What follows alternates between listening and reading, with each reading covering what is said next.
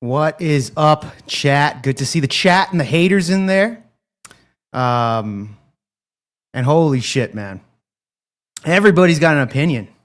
Everybody's got an opinion on this drama-filled fallout between Andrew Wilson, the Crucible, and Sara, the Raging Tomato. Definitely a wild one, you know? If you ask me, am I surprised by it? Kind of, not really. Kind of surprised, but not entirely, really, right? And man, people have shown they're picking sides. It's crazy, man. They're picking sides, man. Speakeasy over there on his end, in the beginning of his stream, he fucking just, like it was fucking personal to him, you know, with a vengeance there. You know, good to see you in the chat, Marilyn. Def Not Test, good to see you. Alwine, good to see you, man. Robert, good to see you as well, bro. Cat, I see you in the chat. Good to see you in the chat as well. Steelman, good to see you. Gas Mask. Glad everybody has made their way over here to VOPod just to kind of get clarity. Because I am going to be going over some of my history with Sara, the Raging Tomato, which is why things from what I've heard all the way to my experiences with Sara. But over there on Speakeasy's end, man, holy shit. That's what I was saying before. It feels like Speakeasy is just going off on a pretty personal level.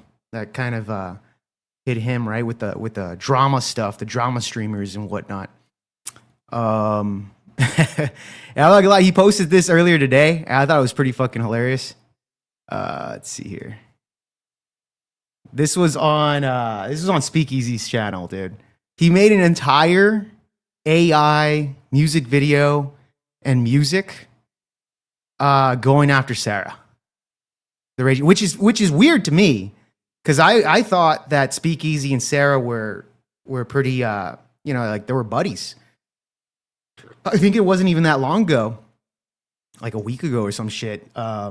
Speakeasy was on with Sara and they were talking. I didn't see the whole thing. I don't think they fought or anything like that, but it seemed like Speakeasy wouldn't have gone full on aggressive attacking Sara in this matter. But we do see that from a couple of content creators that are just like massive, like rabid dogs, ripping this chick apart. And I'm like I said, I got my fucking gripes with Sara from the past and shit like that. We'll go over that. But this is what Speakeasy fucking played today. Yeah, it's me, Sara, the Raging What's up, Tomato. Back to moderate another debate show, but it's my rules, not yours. I say I'm neutral. I swear that I'm fair, but 5 seconds in, I'm already in there, interrupting midpoint, taking the mic, pretending to host, but I'm ready to strike. They think I'm sweet, wear red for the cause, talking like I'm Trent, but it's feminist laws, conservative. I'm not gonna lie, the music's pretty catchy. It's a pretty catchy tune, man. AI undefeated with the catchy tunes.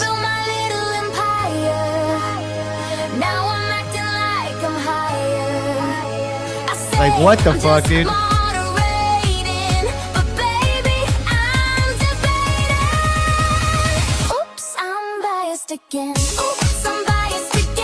That's catchy. Let's be real about it, man. That's pretty catchy. That's fucking catchy, dude. It's funny. I was listening to this song and I'm like, that little chorus sounds like a song from Night at the Roxbury's, and it was just so in my head. I was like, what song is it? And it was fuck. Now I can't remember what the name of the song was. Beautiful Life. It's a beautiful life. Oh, that's the whole entire fucking song.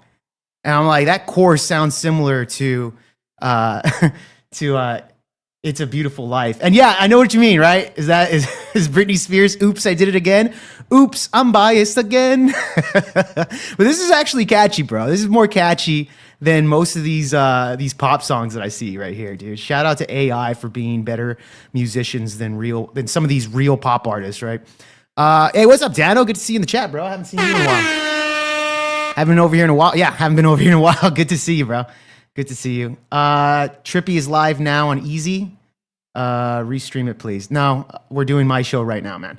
Go ahead and watch them, bro, if Trippy's over there. But what do you call it? Ace of Base. Yeah. Bro, that's fucking... It's not even about being gay, bro. It's like the fucking song sounds like that Night at the Roxbury song. That's what it fucking sounds like to me. I think I'm on point when I say that shit, but yeah, but Speakeasy fucking went off. There was another comment here. Speakeasy has a history of going around to channels doing ultimatums to creators. Like, if you associate with that person, you are not on my team. They are following Andrew because they are betas. You know, the thing is, I know Speakeasy and Glenn Lawrence had a fallout like a year or two back ago. And till this day, I'm fucking friends with both of them. So Speakeasy never came up to me saying, hey, you need to stop being friends with Glenn Lawrence or else we're through, or whatever the case may be. Never did that with me. So I've never seen that on a personal level from Speakeasy. The Mexican perspective on the drama. Yeah, for sure, bro. But yeah, so that's kind of like the kicker here, man. And like I said before, do I like Sara the Raging Tomato? I'm kind of like whatever about, you know, the Raging Tomato here. And I kind of always have been. Now, for those of you guys that don't know, about a year ago or so, this probably when Sara, like, I remember, I think I was around like maybe less than 2,000 subs. I maybe had 1,000 some, and Sara was less than 1,000 maybe. When we first kind of interacted, actually on Cat's channel. I don't know if Cat still has that fucking episode up, but in that particular exchange that I had with Sara, she was still a kind of small-time content creator. I think she had Andrew on once or twice or so. And I think I had Andrew on once or twice as well, somewhere around there. And she was basically essentially telling me that she has a job that she quit. And I think she said it was that she was a bartender or some shit like that. I don't even remember the exact details. But here's the gist of it. Essentially just saying, hey, you know what? My child here, I think she has a little girl. And I think the little girl has autism or some type of illness that worries Sara. And she was saying that she's going to go full time with streaming so that she could take care of her daughter, right? Which is reasonable, sounds perfectly fine, whatever, right?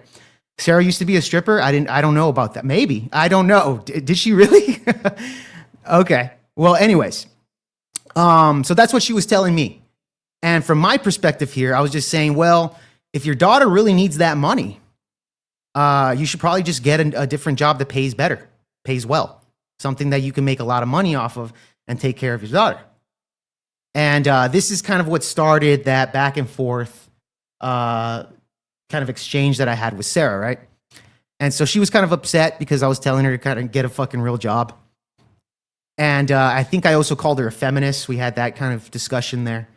And this was back again during Cat's stream. And I have it up on my channel. It's on the members channel. And I had to fucking go to the members only content and kind of look for it. But we're not going to go over that. We're going to go over kind of the aftermath of that exchange that I had with Sara, just so you guys can see my perspective and my history that I've had with Sara for a while. But yeah, and trust you me, bro, I've heard a lot of different things about Sara's past. I don't know if any of it's true or correct or whatever. I don't know what the case is. Single mom, bartender, obsessed with drama. Checks out. Yeah. Yeah. Well, I mean, she does follow some of those tropes, man. I'm not going to lie. I called Sara feminist a couple of weeks ago on Grids. Well, yeah, I mean, dude, like at the end of the day, she is a feminist, man. She is a feminist. Yeah, I liked her since she kicked you. Yeah, it said the $500 combat. Yeah, dude, bro. Oh my, that's what we're gonna be going. Okay, so Grudgehead remembers that shit. Grudgehead remembers that shit, man. I still don't know what this beef is about, so please explain Mexican. Yeah, cats. It's very simple. Sara just was talking shit about a particular individual. Andrew's upset, and now their relationship has been broken. And I'm just telling you a summary because you should already know at least the fucking basics of what we're talking about here. But we're gonna go over all the Andrew Wilson, the Rob Noerr, what Rob had to say, and we're gonna break it down all together here. All right. So we'll see with that stuff. Anyways, so this was the video here. It's on our on the members only on VOPod. Luckily, I actually did the chain live stream with Sara. So you'll see here, and let me put it on this side of the fucking. So this is the exchange. Planet. I mean, we're pushing 8 billion, and we've doubled things since I was born. So in my lifetime, we've added 4 billion people. You know, we're adding about 1 billion every 10 years. We are running out of oil. I think the whole planet might have like 37 years left. So obviously, we're switching to EVs and very fast. And the solar panels are really cheap. I mean, you can build a solar field in Florida or Texas. So is it only Who cares? Who cares? Who cares? Keeping it ever.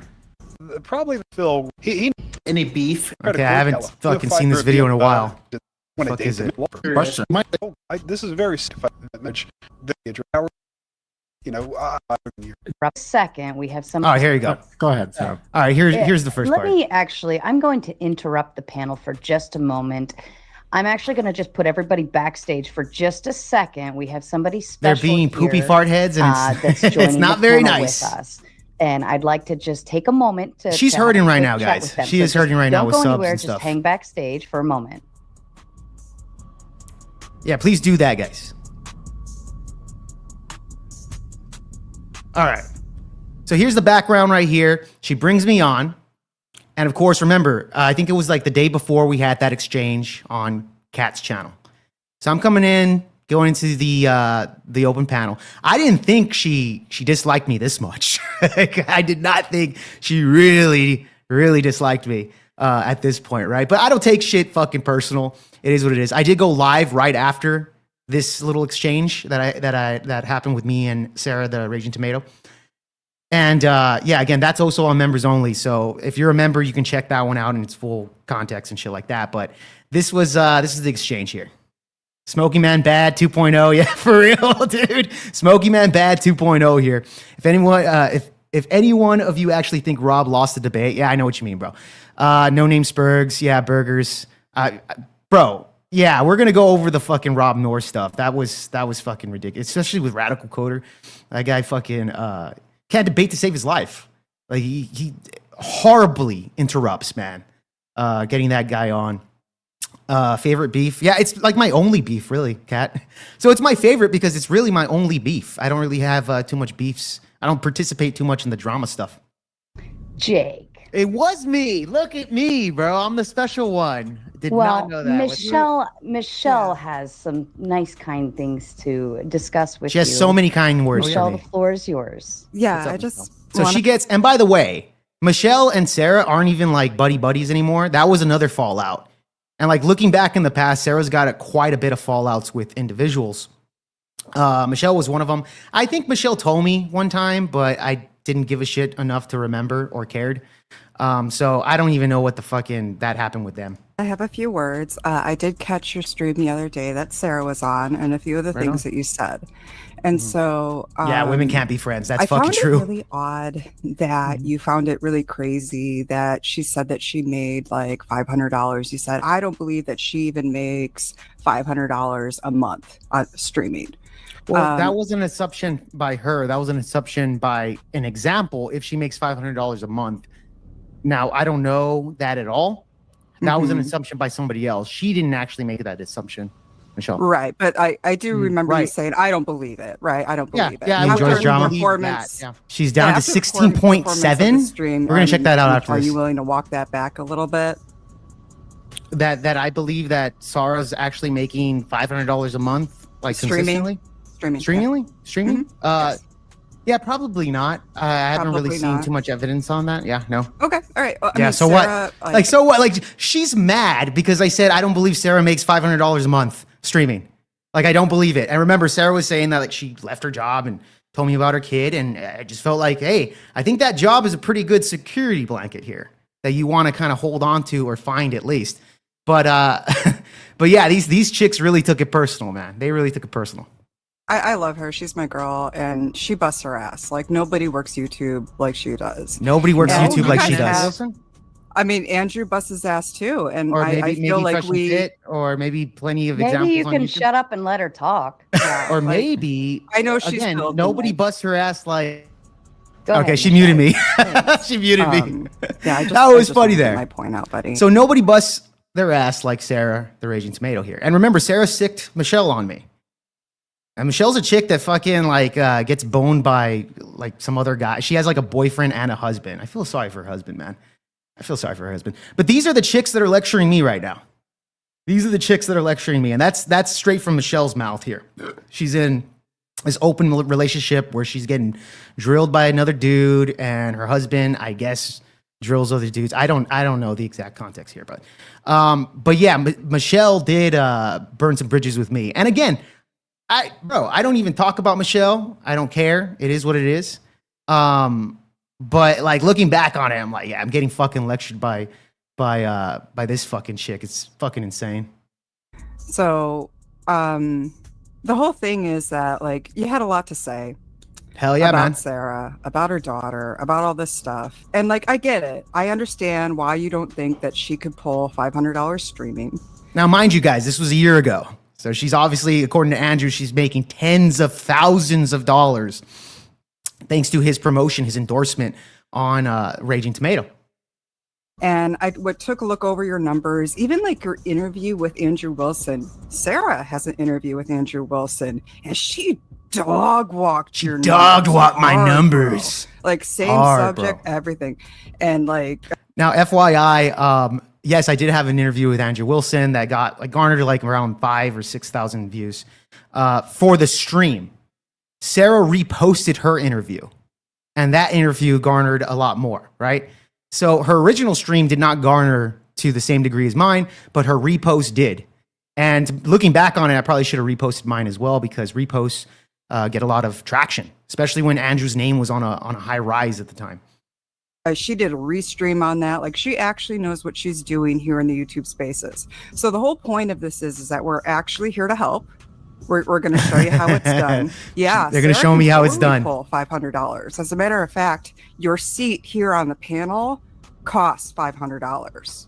So if you can bring the entertainment, you will definitely be able to raise that. If you can't, you I got- can't. I'm sorry to hear that. If you want to go back in your corner and keep talking trash and not learn how to leverage your Again, did I entertainment, claim that I'm making $500 a month? you didn't. I'm No, just saying. I She's did not. saying- Yeah, exactly. She's saying that your So- seat so- on the panel now Your seat on the costs panel It costs $500. $500. Yeah, got you there. Right. Got You you have there. to leverage But your obviously, that's not entertainment. even worth the money there. And I get you, Michelle. Oh, your You- entertainment's not worth it? Yeah, this. not worth Yeah, it? $500 for fucking Sara's panel? No, not at all. Okay, Yeah. cool. Bye. Yeah. Later. Peace out. So there you no, go. They don't want to see you do it. It's all good. So there you guys have it, right? So she kicks me out. Now, by the way, after that whole exchange here, there's a reason why you don't find me on Sarah's open panels. You can find Grid One, you can find Teriak, you can find Speaky, you can find all these people that go to her open panels. But with that kickoff, look, again, I'm just like, all right, whatever. Case closed. It is what it is. But I'm not going to make the effort to come back or anything like that. Sarah, on the other hand, did invite me on to her show to do a debate with Flow State, where I debated Flow State on legalizing all drugs. Flow State's fucking dumbass is like, we gotta legalize all drugs because fucking, I don't know, he's an idiot. But that was kind of the debate at the time with Flow State, right? So that was the only time that I went back on there, which, by the way, it was very obvious that Sarah was biased towards me. So, I mean, but at the same time, I expected it. I expected her to be biased. I went in there knowing, like, okay, Flow State doesn't really like me. I don't think Sarah likes me too much neither. It's kind of expected to go on there and have the mod be bias. I'm on enemy territory. So I'm aware of that. I know that. I'm fine with that. So that was kind of the context there. So I did go back once because I was invited. However, even after being invited, I didn't go back on her open panels, nothing like that. It is what it is. And then we're gonna lead into another thing right here. But on that, hold on really quick. Let's see what you guys are saying. Sarah's top 18 videos are all Andrew. Yeah. Actually, bro, here's the thing, man. I think Andrew went on Sara the Raging Tomato. I think he went on there more than 18 times. So like when you look at the tops or whatever YouTube like gives her, it's like 18 is Andrew, but he's been on there more times than 18. I'm pretty more than certain, bro. More than certain. So yeah, Andrew's garnered a lot of fucking views for Sara, right? And you know, good job of taking advantage on that, man. Andrew is doing. Shut the fuck up, dude. I think it's safe to say that if Rob didn't act like a baby on Tiki Task, none of this would have happened. We're gonna go over the Rob stuff, bro. Rob wasn't acting like a baby or any of that nature, bro. Rob held his own against fucking a mob of people going after him, and that's his business. And like I said, dude, nobody look.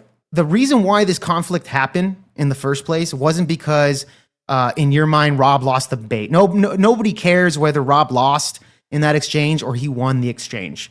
Nobody gives a shit.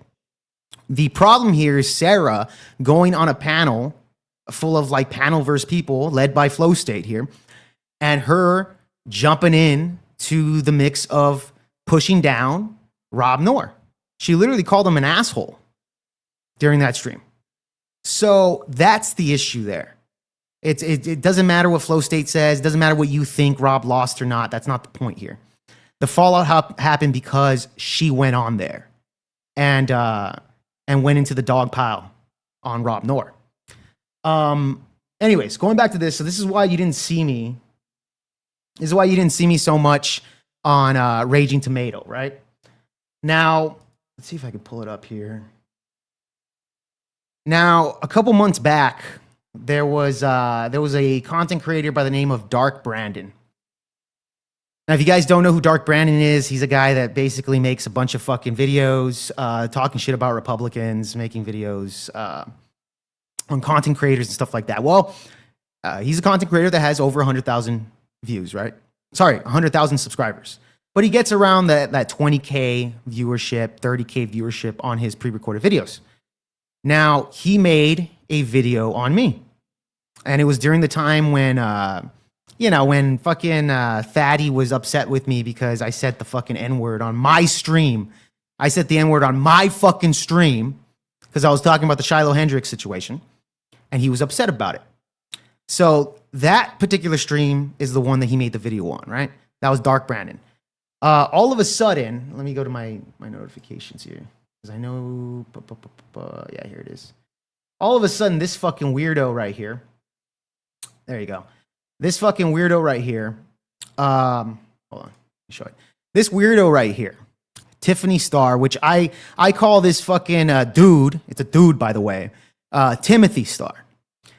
And when I looked at Timothy Star's X account, because this dude fucking tags me, says, saw fascists, Jake Varr, right, tags me, get abolished by Dark Brandon. Check out the vid if you enjoy watching racists fail, right? So she's calling me a racist. She's calling me all this shit. And Timothy over here, I decide to screenshot the post. I post it on mine, and I tell Timothy, like, hey, bro, let's debate on it, right? Of course, he just dodges, he avoids. We have this whole little conflict here. He leaves. Now this whole, exchange happened with Sara, and TippyCast apparently was also feuding with Dark Brandon. Now, they're very similar because TippyCast does a lot of like animations, and he's like a talking Joker. And this guy right here is a talking cheetah and a talking devil. He does like different fucking avatars for him talking, bro.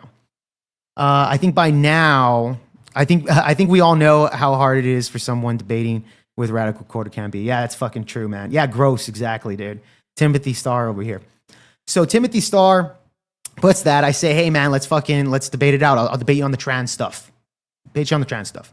Of course, he's like, no, not going to do that. Trippy comments on that same fucking post.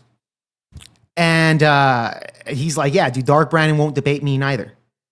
And I tagged Timothy over here. And I said, hey, how about a 2v2? Me and Trippy Cast versus fucking Timothy and Dark Brandon. Totally fine on that. We could do the trans stuff, whatever they want to debate on. I actually don't even care. I actually don't even fucking care. Let's just fucking do it.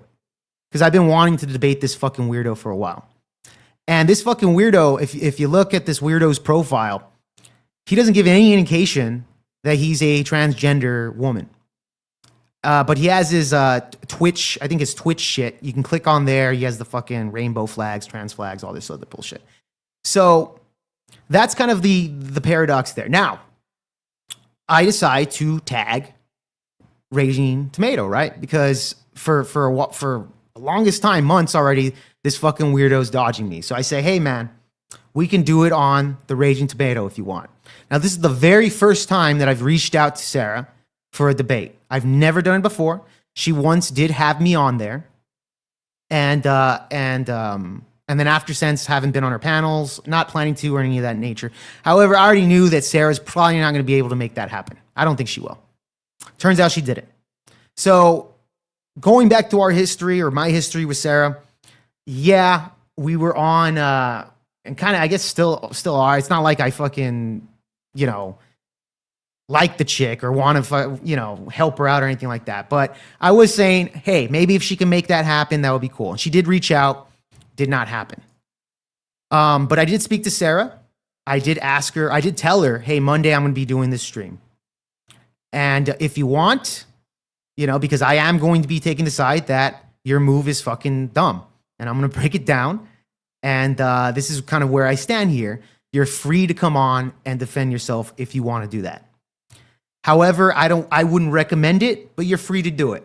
And of course she said, no, not interested, which is fine. Perfectly fine that she would say, I'm absolutely not interested in debating, or not debating, but coming on your show to tell my side of the story, right?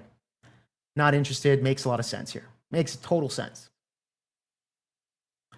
Now, as you guys have been saying in the chat, she did have the 20K subscribers. And by the way, how far is it down by now? Let me check.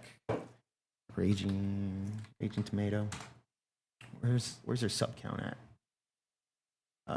Share this. She's at 16.7 thousand subscribers. 16.7 subscribers. And she's, I guess, deleted or made it privatized on all of her videos, except for like the upcoming ones. So she has 2 debates lined up. Teriak's going to be in one. Jim Bob's going to be in the other. And that's all she has. That's all she has at the moment. She deleted all her lives, all of her video. Like nothing's on here other than these 2 right here. Her up and comers. Is it surprising that she would take everything down? Kind of. If I had to guess why she did this, it's probably because she's going to have the mindset of, okay, I'm going to start over and I'm going to be more successful now. And I'm going to beat out, I'm going to prove Andrew and the Crucible crew wrong. I'm thinking this is going to be her mentality, right? Obviously she had the fucking 20K sub party. Did not end up being 20K, but during her live, I think she was at like 18K when she did this stream. And remember, this was like before she went live, so I didn't know if Sara was going to double down on this stuff, but turns out she did. And there were people talking shit or whatever. Hold on, let's read some of this. Interested in 10K. She might have deleted the ones that were talking shit, actually. Are you about to go under 17? Yeah, she did. So last time I checked, she did have an individual where she did have an exchange with him. And she was doubling down, bro. Like she was doubling down on it. And that was a surprise that Sara was doubling down on this shit, man. She was doubling down on this stuff. And I was kind of surprised that she did that. Now, then the 20K stream party happens, which, by the way, was already taken off. Already taken off. Luckily for you guys, I ended up screen grabbing it, sniping it. So this was live at the time when I screen grabbed it and posted it up, right? So we're going to see. This is like the only thing that Sara has came out and said so far. This is the only statement she said about the whole situation, the fallout with Andrew Wilson. Hold on. Fucking. All right. Hold on really quick. Hey, Jake, what was the site that shows people to pull? That's the Social Blade, socialblade.com. That's where you can find it.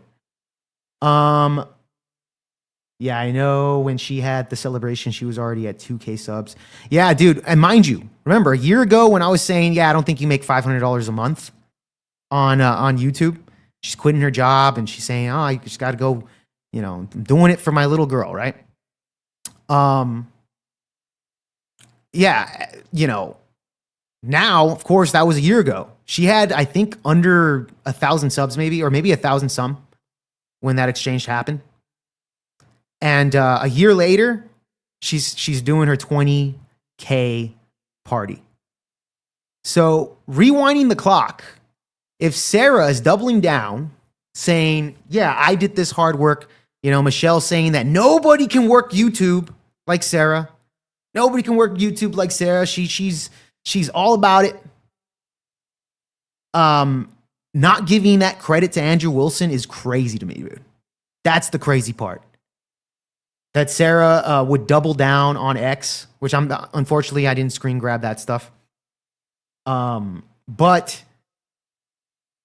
it, you know, it's like what are we doing here? What are we doing here? That yes, a year ago you were at 1,000 something. Now Andrew Wilson, 18 times he's come on your channel, and I'm sure all 18 of those videos are hitting 50,000 views each, at least minimum, maybe 30K minimum. I don't know. Can't check it out now. She took it all off. But that's a lot of viewership, man. It's a lot of viewership. And let's see here. Let's see how much her total. Oh, okay. Yeah, that's right. She deleted it all. So, okay. So it doesn't show, but no, there's no doubt in my mind that she's accumulated probably 2 million or yeah, probably like a million some, maybe 2 million. Total views on that channel. It wasn't because like her moderating skills are so great and everybody goes to her channel because we just love her moderating skills. We just got to go over there to see her moderating skills. I don't think that's the case here. What I do think is her bringing on Andrew Wilson 18, 19, 20, 22 times or so probably helped her garner millions of views. And I'm more than certain she has a million. Sure, she had 1 million before she deleted everything. Because I have 1 million total views on my YouTube. I don't have nearly the same traction as her putting Andrew on her show. So I'm more than certain that yeah, she definitely garnered over 1 million views here. But this is the initial 20K party, which was entitled 20K Yay Drunk Open Panel, whatever. Grab a topic. So this is what she initially had to say here. For those of you who are just here to troll, I will get you in and out very quickly with my one and only statement for you. Because number one, this is not a drama show. Not We a don't, drama show. Thrive off that. And it's kind of true. Is it really a drama show? I mean, I don't know. Goff, go then. Why do you feel the need to announce your departure? You're gonna drag some of us with you. Yeah, I like Speakeasy too, but what you just did is compare gayness. Okay, I guess so, bro. But anyways, yeah. So like what I was saying here, man. This is kind of her take here. We thrive off of debates and fun open panel topics and all of whatever stuff they have going on. Okay, so if you're here for the drama, I'll get you in and out very quickly. Now, it says we're celebrating our 20K. Yay. Hey, you know what? we hit 20K. You can't That's her deny that. justification here. It may have dropped over the last 24 hours, which is perfectly fine. You know why? 16.7. Because we'll just build it right back up. 16.7. A lot Damn. of you seem to deny the fact that I have once seen the bottom. I've once started somewhere. I've once been all the way down at the very, very, very, very bottom. And I've climbed my way out several times, and that's okay. All right? So here is for you drama people so that you can get your moment and then you can leave.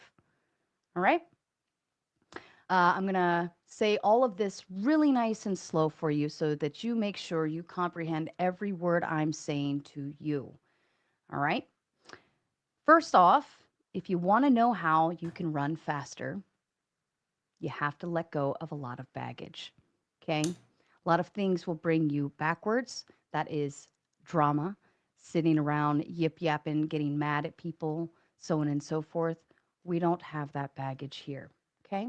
So if any of you don't want any of that, or I'm sorry, if you do want any of that, it's not coming from here. We are a debate platform, and that's what we do. So this is all she said, really. I am We're going to play the nobody's whole thing property. for the context for you guys. None. Nada. I belong to nobody. I'm nobody's property. Neither is my platform or my channel. It is Now remember, she's not addressing any of the things that Andrew said in his video, which we'll go over here, right?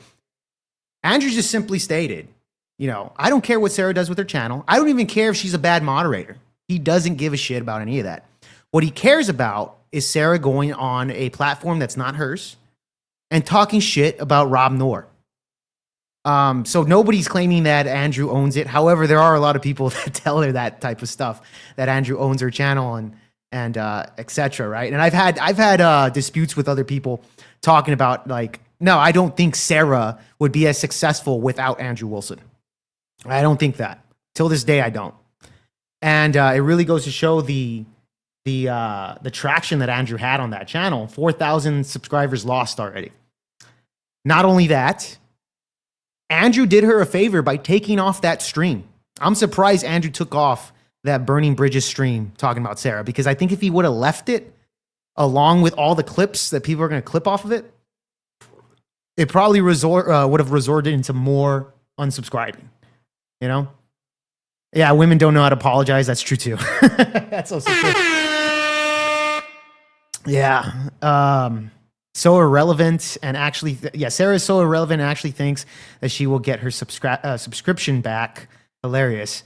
Love, go have another White Claw. Oh man, dude. You know, man, like I said, dude, fucking, it is what it is with Sara. Such a stupid thing to do. Such a dumb thing to do.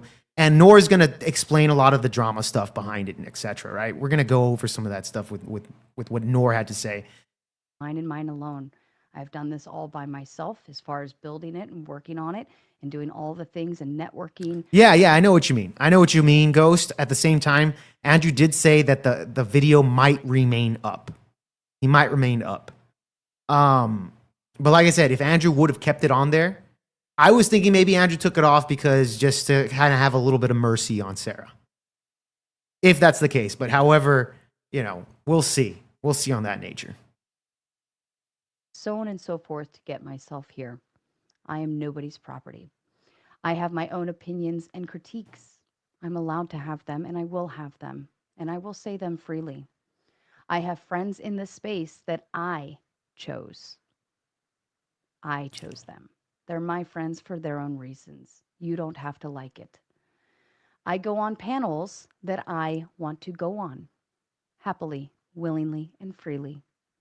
I defend myself, and I defend my friends. My friends. She defended her Not everyone friend. who comes on my panels are my friends. I don't know who she's talking about, my friend. I guess she's defending Flow State, which I do kind of feel like, I guess they're friends or some shit like that, because, like I said, the only time I went on there when she invited me to do a debate, she was biased towards Flow State. Again, I was expecting it, though, so it didn't surprise me. Now I'm hearing, apparently, there's been a lot of biases with other people coming out and complaining that she's biased. Speakeasy made an entire song about it. I don't watch Raging the Tomato that way. It's not like I'm always watching her channel or anything like that. But I do watch all the episodes with Andrew Wilson on there. I do that. I do watch all the Andrew Wilson stuff. So, but I usually watch it live on Wilson's channel. And maybe a few other stuff that she's had. Like again, I don't hold beef, guys. I don't hold beef, you know? I'm sure other people do. It's the drama channel stuff, dramaverse, whatever the fuck you want to call it. But yeah, dude, I mean, it is what it is. It happens. Just the other night, I was on EOD's channel and he kicked me off his fucking panel. Kicked me off. I was like, all right, whatever. You know, he kicked me off. We got into it. He kicked me off. No big deal. I messaged him. I think he messaged me the next day. I messaged him back. I'm like, it's not a big deal, bro. No beef on you. Don't care. Time to move on. But there are some people out there that hold grudges. And Sara does have a history of burning bridges or people that she's worked with in the past that don't necessarily like her now. Andrew Wilson being the biggest one. So we'll see. She's a shitty Rotten Tomato tampon. What the fuck? Like I said, man, like I'm not a guy that hates on people. And Sara, I can tell doesn't like me or didn't like me. I don't know her fucking thoughts. I did invite her here on the show to so she can give her take. Obviously, probably not a good idea for her to do that, especially this early. But I do think that because she hasn't said anything as of late, is because her actions are really hard to defend. And I've been hearing, like, I'm doing this stream on Monday because I want to hear everybody's kind of take and see where this is going with people. And I've heard a couple people attempting to back up Sara, saying, well, Sara doesn't get a paycheck from Andrew every month. She's not hired by the Crucible, so therefore she can say whatever she wants. And guess what? Andrew would agree with that. She can say whatever she wants. She can go on whatever panel. But when you come on here or get on panels and you're dogpiling on my employee who I've invested so much money into, then he's going to say, well, fuck you. You're replaceable. There's a million Saras that grow on trees. This is the way he described it. There's a bunch of Saras that grow on trees like fucking apples. Paraphrasing his quote, but he said something along those lines. And it's true. And it is true. All right? Moderation, fucking 2-hour debate. Most of the time, the moderator's just sitting there and shutting up for most of the time. You know? It's bro, like I'll fucking moderate and fucking have a beer. Fucking enjoying the show. Unless they fucking overtalk each other, or they want a timer or anything like that, or maybe ask a question to move the conversation forward, the debate forward. And these are just basic responsibilities of a moderator. That's not very hard to do. Not that hard to do. Friends, you are not entitled to my loyalty or my friendship just because I invite you to do a debate. I work hard for every stream putting it together, and I deal with a lot of bullshit That was funny. just trying to put them together. I moderate at the best of my ability while still allowing room for the debaters to breathe. That is EOD. Look, EOD's in the chat, man. Good to see you, man. I was just telling the fucking the panel right now, or the panel. I was just telling the chat right now. I'm like, look, I don't hold grudges on anything. Now, we started off this show with a clip where Sara kicked me off her panel because she didn't like what I had to say to her like the night or 2 nights before that. And I never really held a grudge on her. I was just like, whatever, move on. EOD the other day, you kicked me off yours. Didn't care, bro. Just like, move on. Let's move forward. We're men. That's what men do. Men don't go around starting even more conflict on the internet for views and cash or whatever, like Flow State. Flow State's a prime. He's literally a drama channel. And that's straight from Flow State. Straight from Flow State, dude. Flow State has stated this on multiple occasions, you know? Yeah, me and Teriak were getting heated. No, totally understandable, bro. But the point is that Flow State is a drama channel. This is what he feeds off of, right? He feeds off the conflict of personal beef, you know? I feel kind of bad. Don't worry about it, EOD, bro. You don't have to feel bad about anything, bro. I don't give a fuck, dude. All right? Anyways, but that's the point here. I never fucking had a grudge on Sara, nothing like that. Did I have my opinion? Did I think that people were coming to her channel to watch Sara moderate? Of course fucking not. At one point when she made the Gauntlet channel, and I remember this because she was on a live stream talking about how she's going to make I think it was called the Sleepy Time Tomato. I don't remember the name. Sleepy Time with Tomatoes. I don't know what the fuck the name of it. But she was essentially saying, I don't know what I'm going to do with this channel. I think what I'm going to do with it is talk about my thoughts. And I was in the comments and I told her, like, you should do that. You should do that. You should talk about your thoughts because I don't think too many people really give a shit about your thoughts. So maybe if you go on another fucking channel and you talk about your thoughts and you keep this one purely debate, then you could do that. And so, I mean, that was one time that I was in her chat and I said that, right? He's like, oh, yeah, maybe. She ended up turning that channel into The Gauntlet, which is just a secondary channel for more debates. So she didn't really do that. I get it. She's going to stick with whatever makes her the cash. Totally understandable. But most people don't go on there to hear her rant about fucking politics or culture war or any of that nature. I mean, that's just the truth. They come on there to see other people fucking yelling at each other with open panel stuff after she had Andrew Wilson on and fucking Rob Noerr and Jake Rattlesnake and Misfit Patriot and fucking who else? Like so many other fucking people that she got connected to because of Andrew. They see, wow, look at her numbers. Wow, Andrew can trust her. Okay. I feel fine of going on there and supporting and giving her some content because she has a good viewership. You know, she has 200, 300 people watching the debates live, right? But people don't go over there for that. They go over there to see some blood sport, you know? Not necessarily for her thoughts. But I did recommend her. Yeah, you should probably start a channel where you rant, talk about whatever the fuck you want. My end of the bargain, that is where my obligation stops. I came from the panelverse, and the panelverse supported me even when I only had silly You don't like her videos and because of witty Andrew? banter to offer. Yeah, but Andrew Panelverse equals keeps my all of the friend, bigger so channels fuck going. her. They're God. literally Damn, boy. going. Yeah, I'm That's telling you, how man. news I think she spreads messed and up. Spreads fast. She messed up hard, dude. I have a platform that welcomes any and everyone, but that does not mean I owe loyalties to any and everyone just because they come here in the same. She's speaking in generalities here. This is my problem here. She's not actually saying Andrew's name. She's like, I don't owe my loyalty to everyone. Yeah, but Andrew, I think, kind of has earned that. I think there's to a degree that people earn your loyalty. You know what I mean? Like a lot of people can earn your loyalty. I think Andrew earned that loyalty. I think the people surrounding Andrew that he's invested in should follow through because you trust Andrew. Because Andrew's been nothing but kind to you. Has propped you up on every fucking... It's weird how Andrew preps you up so much. So for her to say that, it's just kind of weird. Instead, she's going to back up her friends. Or her friend, whoever that is.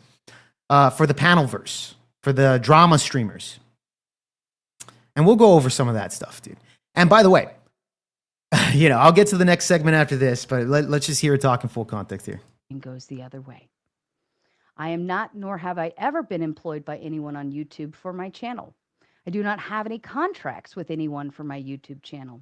I owe nothing to anyone on YouTube except the words, "Thank you for coming on the show Bow to the tonight. king." That was a great debate," along with a lot of my patience. That is all I owe. Yeah, exactly, Thomas, bro. Yeah, loyalty has to be earned. And I think Andrew did way more than enough to earn that loyalty from Sara. This is why, but again, she already has a history of burning bridges with people. She's had this history in the past. She burned the bridge with me, which, by the way, luckily for her, I don't really care that much. I don't really care that much. It's not like I'm behind the scene. I'm not making fucking videos about how I hate Sara for the past year and that Andrew shouldn't be working with. I never said any of that shit. And there were people out there stating this stuff. There were people out there hating on Sara hard to the point where a lot of these haters sent me clips of Sara's past, which we'll go over some of that because I have an opinion on that. And if you think my opinion is going to be, look, she's a whore, so therefore everything she says is fucking invalid. Not going to go that fucking direction, all right? So just FYI. But we'll review it right now. That's how I've always done it. That's how I will continue to do it. We will never turn into an echo chamber because that's a all good point. of your opinions That's a are good point. welcome here. Yeah, Even women if don't I do loyalty. Agree with them. My panelists are welcome to utilize my platform as much as they want so long as they don't disrespect it while they're here or after they leave. This is Mater Nation. We will grow bigger and stronger. Please Look, and I'll tell you this, Palpatine. The reason why this story is so interesting is because it's more than just school drama shit. I think there's a big lesson to be learned here, Palpatine. This is why so many people are talking about it. Or at least this is why I would be talking about it, is that there is a huge lesson here. And we're going over it slowly but surely, but yeah. send wine. We've got some fucking work to do. Now, there it is. Now you can all leave. All right. All right, so that's her fucking take here. You guys can leave, blah, blah, blah. Now, today, somebody on X tagged me in, was it this? Yeah, this is for you guys. So this guy tags me in this video. And some of the clips that are being played in this video, I'm already aware of. Yeah, I've never talked about it on stream. I've never played these videos to the audience and say, look, Sarah's this, Sarah's that. Never done that. But I have been aware of these videos for already over a year, especially after she kicked me, which we reviewed earlier in the stream. So this was a video that was sent to me by Mr. White on X. He says, have you seen this? I just stated the first clip, of course, I was there. And I had a few people send me some of these clips, Sarah saying that she's a whore and saying cringe ass shit. But I've never seen the video exposing that, as a compilation, right? So this is what he sent me. And we're going to open that up here. Interrupt the panel for just a moment. So it starts off with what we already, it starts off with this clip, which you guys had already seen in the beginning of the video. Special here. Those of you guys that didn't see the opening segment, backstage for a moment. It was me. Look at me, bro. I'm the special one. Michelle has some nice, kind things to discuss with you. Michelle, the floor is yours. Very poetic justice. I want to have a few words. I did catch your stream the other day that Sarah was on, and a few of the things that you said. I found it really odd that you found it really crazy that she said that she made like $500. You said, I don't believe that she even makes $500 a month. Are you willing to walk that back a little bit? That I believe that Sara's making $500 a month. Yeah, probably not. I haven't really seen too much evidence on that. Yeah, no. Okay, all right. Well, I mean, Sarah, like, I love her. She's my girl, and she's my girl. Ass. Like, nobody works YouTube like she does. And I feel like or maybe plenty of it. Yeah, bro. Let's calm it down here. I've actually been trying to get Paul Miller on the show, man. I've been trying to get Paul Miller on the show, but I've personally messaged him. I've tagged him on shit. He doesn't get back to me. I get it. A lot of people, I'm sure his DMs are fucking super packed, but you can shut up and let her talk. Yeah. Or maybe I know she's nobody busts her ass like. Go ahead, Michelle. Thanks. I just want to get my point out, buddy. You had a lot to say about Sarah, about all this stuff. And like, I get it. I understand why you don't think that she could pull $500 streaming. And what took a remember look this over was your a year numbers, ago. even like your interview with Andrew Wilson. Sarah has an interview with Andrew Wilson, and she dog walked your numbers hard, bro. Like same subject, everything. And like she did a restream on that. Like she actually knows what she's doing here in the YouTube spaces. We're going to show you how it's done. Yeah, Sarah can totally pull $500. As a matter of fact, your seat here on the panel costs $500. If you want to go back in your corner. That's actually a pretty good point. I predict right now that she will be doing liberal content soon. Perhaps. Because like I said, I've always, and we're gonna go over some of this because I'm glad you bring this up because I am gonna talk about what her personality might or might not be from the interactions that I've had with her, from other people that have spoken to me about it, and then of course this debacle that happened with Andrew Wilson, snake in the grass. Yeah, like I said, I think she's always been a liberal, man. I think she's always been a liberal. At one point I'm thinking, well, she's saying some base stuff, but I still feel like I just don't believe. I still kind of feel she might be this, feminist liberal chick. I don't know. People change, right? People change, but talking trash and not learn how to leverage your entertainment. Did I claim that I'm making $500 a month? You didn't. I'm just saying. I cannot. Yeah, exactly. She's saying that your seat on the panel now your seat on the panel costs $500. Yeah, I got you there. Got you you have to leverage your obviously, entertainment. that's not even worth the money there. Oh, your entertainment's not worth it? You're not working here? $500 for She can't fucking write Sara's Andrew's channel? No, not at all. coattails. Okay, She'll cool, she'll go Yeah, after yeah. whatever Peace out. podcast. Yeah, you're no, if they hosting. don't want to see you do it, it's all good. Oh my god, that's crazy. The question is, Sarah, remember Okay. when you admitted on So this is the interesting part, right? So it gets through with the kick out with me. The guy that made this fucking content, and this was like 9 months ago when he made this, by the way. So he kind of brings up a lot of these old clips of Sarah talking, and we're gonna break it down what I think her kind of personality might or might not be here. Alex's stream that you let guys film you naked on the first encounter? Okay, at that time, we were talking about the first time you would have sex with a person, and whether you would be willing to allow them to take pictures, not film. I don't believe film was being mentioned. Well, ask Sarah, would you let a guy film you naked on the first encounter? Have I ever? Yes. Sarah, That's okay. she busts her ass. Like, nobody works YouTube. Now remember, Sarah's a conservative, right? People like I think she was trying to change her image from her old content when she was going on Alex with Playing with Fire. And we know how Alex is, she was in that fucking red pill, chicks are sluts, men are studs kind of world, which is true. I mean, fucking, men are studs when they bang a bunch of chicks. Chicks are sluts. This is just true. But I think she got consumed a lot by it, which it's gonna lead into a lot of like this kind of feeling like, who is the real Sarah Raging Tomato? I don't fucking know who the real one is, right? Like she does. Well, hey, dumbass, let me elaborate to you. I don't just have sex with a guy on the first time. And by the way, Michelle is also on the panel. Remember, Michelle's in that open relationship with her husband. She has a boyfriend and a husband. I feel sorry for her husband, but yeah, this is the type of people like she would hang out with here, right?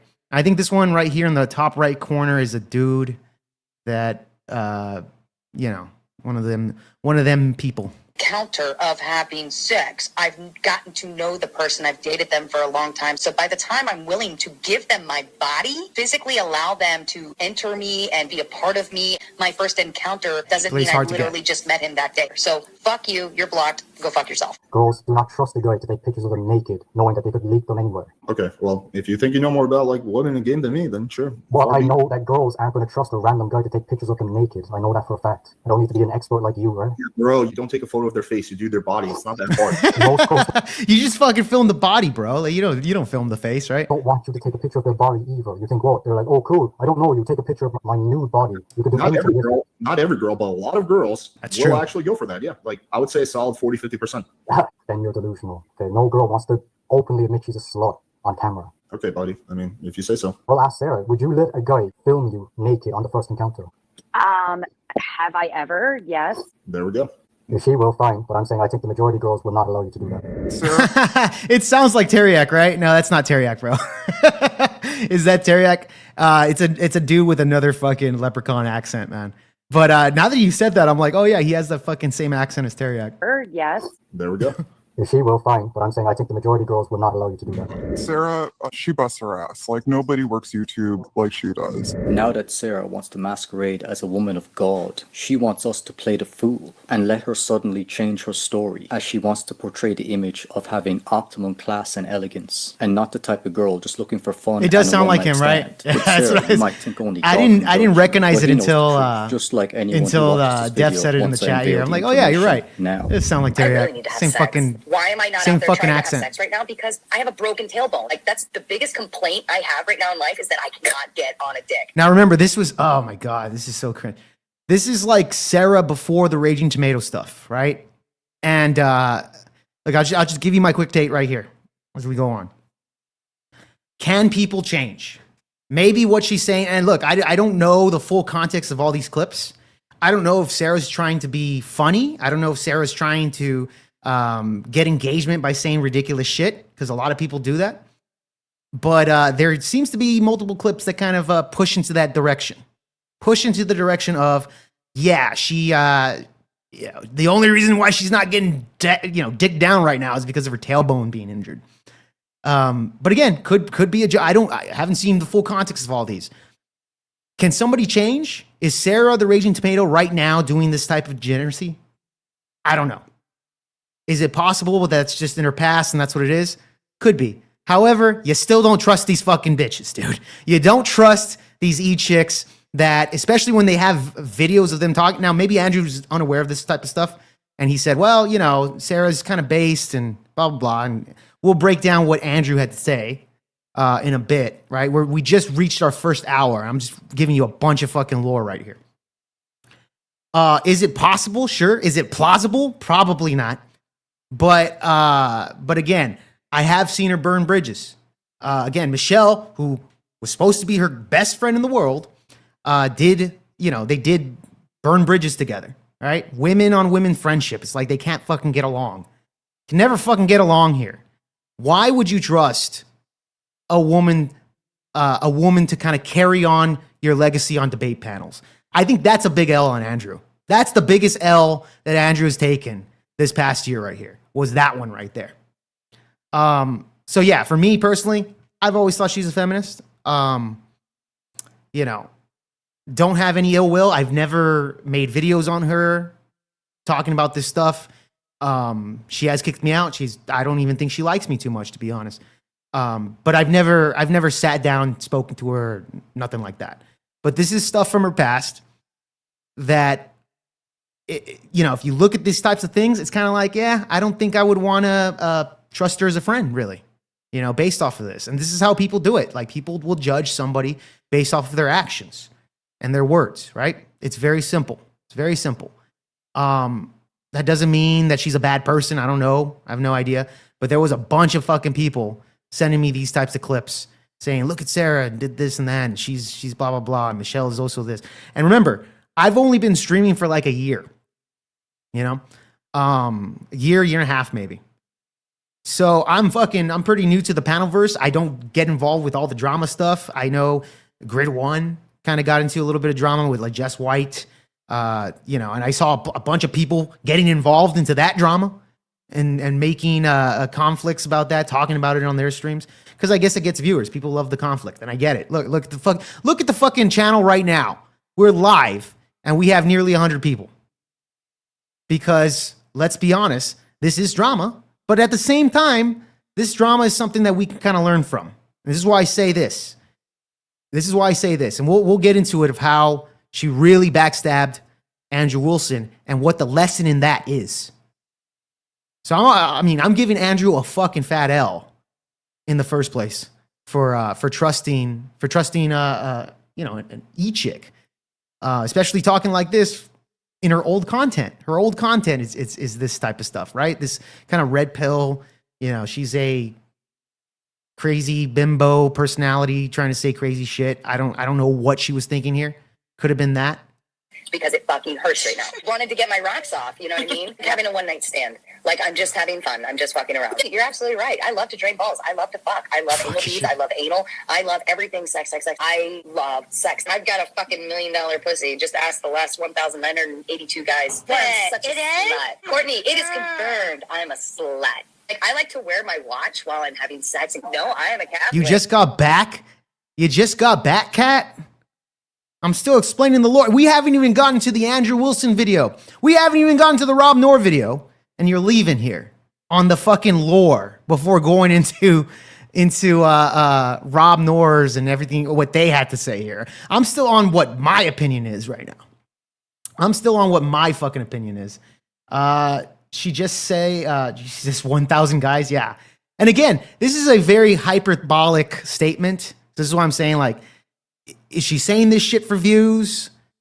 Even if she's not, even if that is true, and she's banged 1,000 dudes, can she change?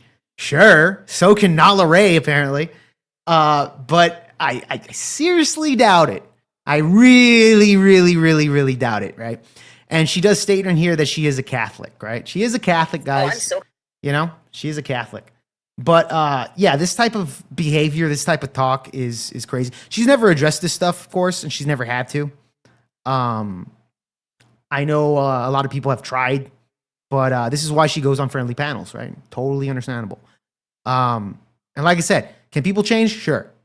But I think her psychosis here might be, and this is why I say I don't know the real raging tomato here. Because I think when she was doing this content, especially being heavily associated with Alex from Playing with Fire, who talks about red pill or dating and having sex, sexual shit. She goes onto there and she's doing like speed dating with Alex from Playing with Fire. I think she's kind of getting into the personality, the character of the blonde bimbo, and that she sucks a lot of dick and she loves anal beads up her ass, all this fucking crazy shit. This is like the persona that she's trying to state here. That could or could not be true. I don't fucking know. Again, I haven't seen the full context of any of these videos.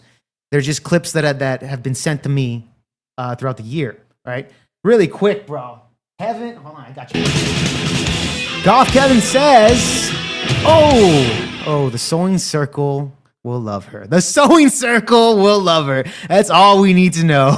Yeah, I mean, bro, that's what I'm saying. I was like, we saw of course, Sarah's not on OnlyFans with the content that Nala Ray did. Nala Ray is just fucking over exaggerated, right? Nala, there was somebody earlier in the chat that said that Sarah used to be a stripper. I don't know anything about that. I have no idea if Sarah did that or not. But if Sarah really truly cared about the money, she probably would have remained being a stripper. And why not? Or join OnlyFans if she's all about the money. But she didn't do that. She didn't do that. So we'll see in the future what Sarah has to hold. But I do think that there's a fire in Sarah's ass right now. I think there's a big fire. I think she's watching these streams. She's seeing what people say about her. And I think she's going to be like, there's a fire in my ass. Now I need to go in there and get 30K subs on my own. Double this shit and prove to you that, Andrew, I don't need Andrew. Which is why, she went and deleted all of the content on her channel. Say, I'm starting from scratch. I'm going to go in here and build it on my own and prove to you fuckers that you're wrong. I think that's the mentality right now that Sarah might be thinking at the moment. But we'll see if she can garner that power of the panelverse, right? Myron Gaines, the Hodge twins, basically. Oh, okay, I'm sorry. I don't even know what the fuck you guys are talking about here. But anyways, all right, let's move on with the video here. Where was it? Where the fuck was the video? Pushed it over here, and now I can't fucking find it. No, there it is. Okay. All right. Slut. I like to wear my watch while I'm having sex. No, I am a Catholic. Oh, I'm so comfortable. Yeah, she's a Catholic. And then you do it this way. And then you do it that way. See, so this is kind of like over-exaggerated stuff. Ball set in my mouth. I want your whole mouth. I was not offended that they called me slutty. Who the fuck cares? I'm the slut of all sluts. Who the fuck cares? Sarah, she busts her ass. Like, nobody works YouTube like she does. Nobody works YouTube like Sarah. Set yourself up for failure. All right. Let's leave it there here. All right. So I think you guys have a good idea of what I guess Sarah's content was before Raging Tomato, When you brought me into the conversation, and I think, it wasn't my fault. Yes, I didn't know that you were a hoe. Okay, so anyways, but yeah, this was sent to me on my X account, so I did reply to Mr. White on there. So this is where the whole thing is, and this shit's like 15 minutes long, but I think a good solid 5 minutes is a good way of kind of putting out exactly what her personality was before, right? And I do believe that I think Sarah could be, to a degree, when she was in that world, she's going to adjust to that. This could be an act. Did she really bang 1,000 guys? I don't know. Maybe she did. Maybe it's not an act. Maybe that's the real Sarah. But then she gets partnered up with Andrew Wilson, and, she's reformed here. Now she's a conservative, non-liberal, totally not feminist, not a feminist. And I remember the first interaction that I had with Sarah, I believe I called her a feminist. I think I called Sarah a feminist. She got very insulted by that. And I did DM Sarah. Like I told you guys in the beginning, I told Sarah, hey, I'm gonna be doing this stream. And no, I'm not on your side here. I think you fucked up really bad. And I'm going to be having my opinion, and you're free to come on here and say your side of the story. You're free to come on here, and I'll give you the platform, right? Probably not a good idea. I even told her, probably not a good idea to come on here, right? You're kind of not really on friendly territory, but I'm going to be as non-biased as possible, just like you were with me with Flow State, right? Non-biased as possible. Still biased, but, I mean, everybody's biased at the end of the day. There's no such thing as as non-biased to that degree, right? So I did invite her. Unfortunately, didn't happen. Fair enough. So so now let's get to the actual crux of what was being said here. Hold on, let's share this tab right here. This is what Rob Noerr and his explanation on the entire drama shit with Sarah. Hey, dude, American Nacho, bro. Good to fucking see you in the chat, bro. Haven't seen you in a while, man. Haven't seen you in a while. It's good. It's good seeing you, bro. Yeah, nepotism. Yeah, I know what you mean. Not one step back, my friend. Not one fucking step back. It's not very nice, Jake. Anyways, yeah. So let's see. This is Rob Noerr here. Now we're finally getting into it.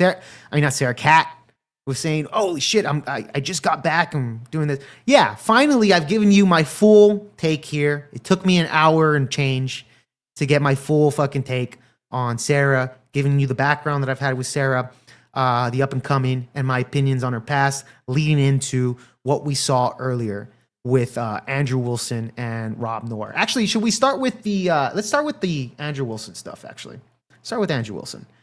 And by the way, I said this already. Andrew did take off the live stream. I think if he would have left it on there, could be even more detrimental to Sarah's channel. Which I remember she was at 20,000 subs or whatever, 16.7, and she still has a good amount of subs. I am curious to see what her live viewership is going to be. And yes, I did snipe out, her live stream of her opening statement about this stuff. I did snipe that out. But when I was in there in the very beginning of the stream, she was around that 350 mark of live viewerships. So everybody wanted to see what she was going to say, what her thoughts are on this. She made that statement, 5-minute statement that I showed you guys, and that was it. But that also tells me that I think Sara knows that she's in the wrong, so she doesn't want to say too much. Which I think it's a bad idea. I think she should explain herself and give out her full thoughts here, instead of saying they're my friends and nobody is, nobody's loyal to my thought, right? But again, she's talking about loyalty. She's literally talking about loyalty in that speech. And I'm thinking, what are we talking about here? Loyal? You're talking about loyalty, Sara? You're talking about loyalty. Andrew Wilson, I would argue, has been the most loyal content creator to you in the past however fucking many years you've been on the internet. Since you've been on the internet, Andrew Wilson has been the most loyal to you. That's what blew my mind. And yeah, she wasn't saying direct shit about Andrew. She wasn't talking shit about Andrew. But at the same time, she went after Rob Noerr and went into a dog pile on Rob Noerr, right? But check this out. Right off the bat, Andrew's going to talk about the text messages that Rob Noerr had with Sara the Raging Tomato.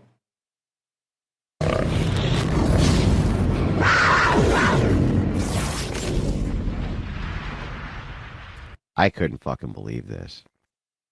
I called Rob and asked him, like, what's going on here? Is this an actual problem? Of course, Rob, just don't even worry about it, man. You've got a lot of shit on your plate.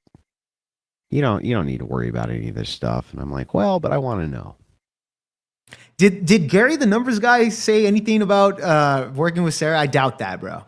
Numbers guy, idiot, is gonna go, see, Andrew, I told you so. I remember I covered that debate. I don't remember exactly what he said about like Andrew's future or whatever, but let me know what exactly he said if you remember, bro. This was the message that Sara sent to Rob. Couldn't fucking believe it when he sent this to me. She said, there's a secret weapon to panels, Rob. You can't show any of your cards at all. This is Sara the Tomato talking to one of the most experienced blood sport debaters on the internet to date. Rob Noerr has taken on everybody from JF Gary Epi. He took on JF Gary Epi on ethno-nationalism, which is Yes, please, guys, like the video, subscribe to the channel if you're not already subscribed, and consider sending a super chat. Because if you do, you're going to get one of these. You're going to get some nice Metallica right here from me. Or you might get some Ozzy Osbourne. Which one's the Ozzy? Fucking. You might get some Ozzy from me. Maybe you'll get a clip. Maybe you'll get a fucking clip from the stash here. Depending on how good your super chat is. Depending on how good it is, I might give you some of this stuff. All right, let's move on here. So Andrew is reviewing text messages that Rob and Sara exchanged together, right? Essentially, Sara telling Rob or giving Rob advice about how to handle open panels. And this is all going to make sense once we get to the Rob Noerr video, which Rob will explain a lot of this kind of background on here. But this is what I heard this shit and I was like, what the we have Sara giving advice to Rob on how to handle things. And Rob was pretty nice about it because Rob had his theory on why Sara, might or might not be giving him this advice for, right? Why is she doing this? So he was a lot nicer here. like the hardest position to fucking defend against a guy like JF. Whether you agree Rob with him has or been not, on the panel since he had a good 2018. showing in that debate. This guy Nice. has taken on Destiny 5, 6 different fucking times and beat him handily with 8, 9, 10-hour fucking debates. He's been on some of the most brutal panels in the Twitch content world, which are actually large panels you've ever seen. Sarah's going to give him some advice, though. By that, I mean if someone's annoying you, interrupting. Did he hit 200,000 subs already? Did he? Didn't see that. The Raging Patriot, thank you so much, has just become a brand new member. Project VOPod, really appreciate that, Raging Patriot. Now, guys, by the way, when you're a member of Project VOPod, you will be able to see the clip the exchange that I had with Sara, the Raging Tomato, as well as the stream that I did right after that. And my exact thoughts a year ago when Sara did that to me. You can also see the full exchange that I had with Sara of why she didn't like me in the first place. I have that up there on the members only as well. If you guys want to rewind the drama between Sara and myself, right? So that is up there. But you got to be a member. You're poking at things that raise your temperature. You can't let it bother you. The other panelists subconsciously will see those trigger points and zero in on it. They do it to you every time you're on. You're an easy target. You're an easy target, Rob. This is crazy, dude. Rob, you're an easy target. You're showing your cards, Rob. This is a guy that's debated Destiny for 5 hours. He had a 5-hour fucking exchange with Destiny. He has a lot of experience dealing with people. Yeah. Sara did it to herself. Yeah, bro, it's fucking, it's insane, man. It's insane. That's what I'm saying, dude. You know, that's why I told you guys this. I'm not surprised by it. I'm not that surprised. Just looking at her past on some of the other conflicts that she has with Michelle or even Glenn Lawrence. Glenn Lawrence was another one that they burned tides with as well. So she kind of has a history there. And then you look back at her content before the Raging Tomato persona. It is kind of crazy. It is kind of weird, as you saw there, right? As she's saying stuff like that she loves anal sex and just this fucking crazy shit. Just this crazy ass shit. That should have been a fucking red flag for Andrew. But I'm more than certain Andrew's never seen that content before. More than certain Andrew's totally unaware of it. So maybe that's why he was just like, yeah, I'm just going to put my cards in and build up this chick. So that could be the case. But yeah, she did show her hand here and where her loyalty lies. And like I said, I've always called her a liberal. Call Flow State a fucking liberal. All these fucking dudes on her panel are a bunch of fucking retard liberals, dude. Bunch of retard liberals. I'm not missing out on going on her channel and being like, oh, look at me, I'm a debater. Come subscribe to my channel. Because they're all a bunch of libtards in the fucking chat anyways. They're not even going to like my content. Like, most of these fuckers that watch the show are not even going to like my content, bro. They're not even really going to like it. Unless Andrew Wilson's there and I'm on there, and if I can get a word or two, maybe they'll be like, oh, yeah, Jake's pretty cool. Jake's pretty cool. I'll go subscribe to his shit. You know? We finally now live a culture. Oh, live a culture of consequences. Yeah. Yeah, for reals, bro. She didn't know the power. She didn't know the power of the panelverse, right? Unaware.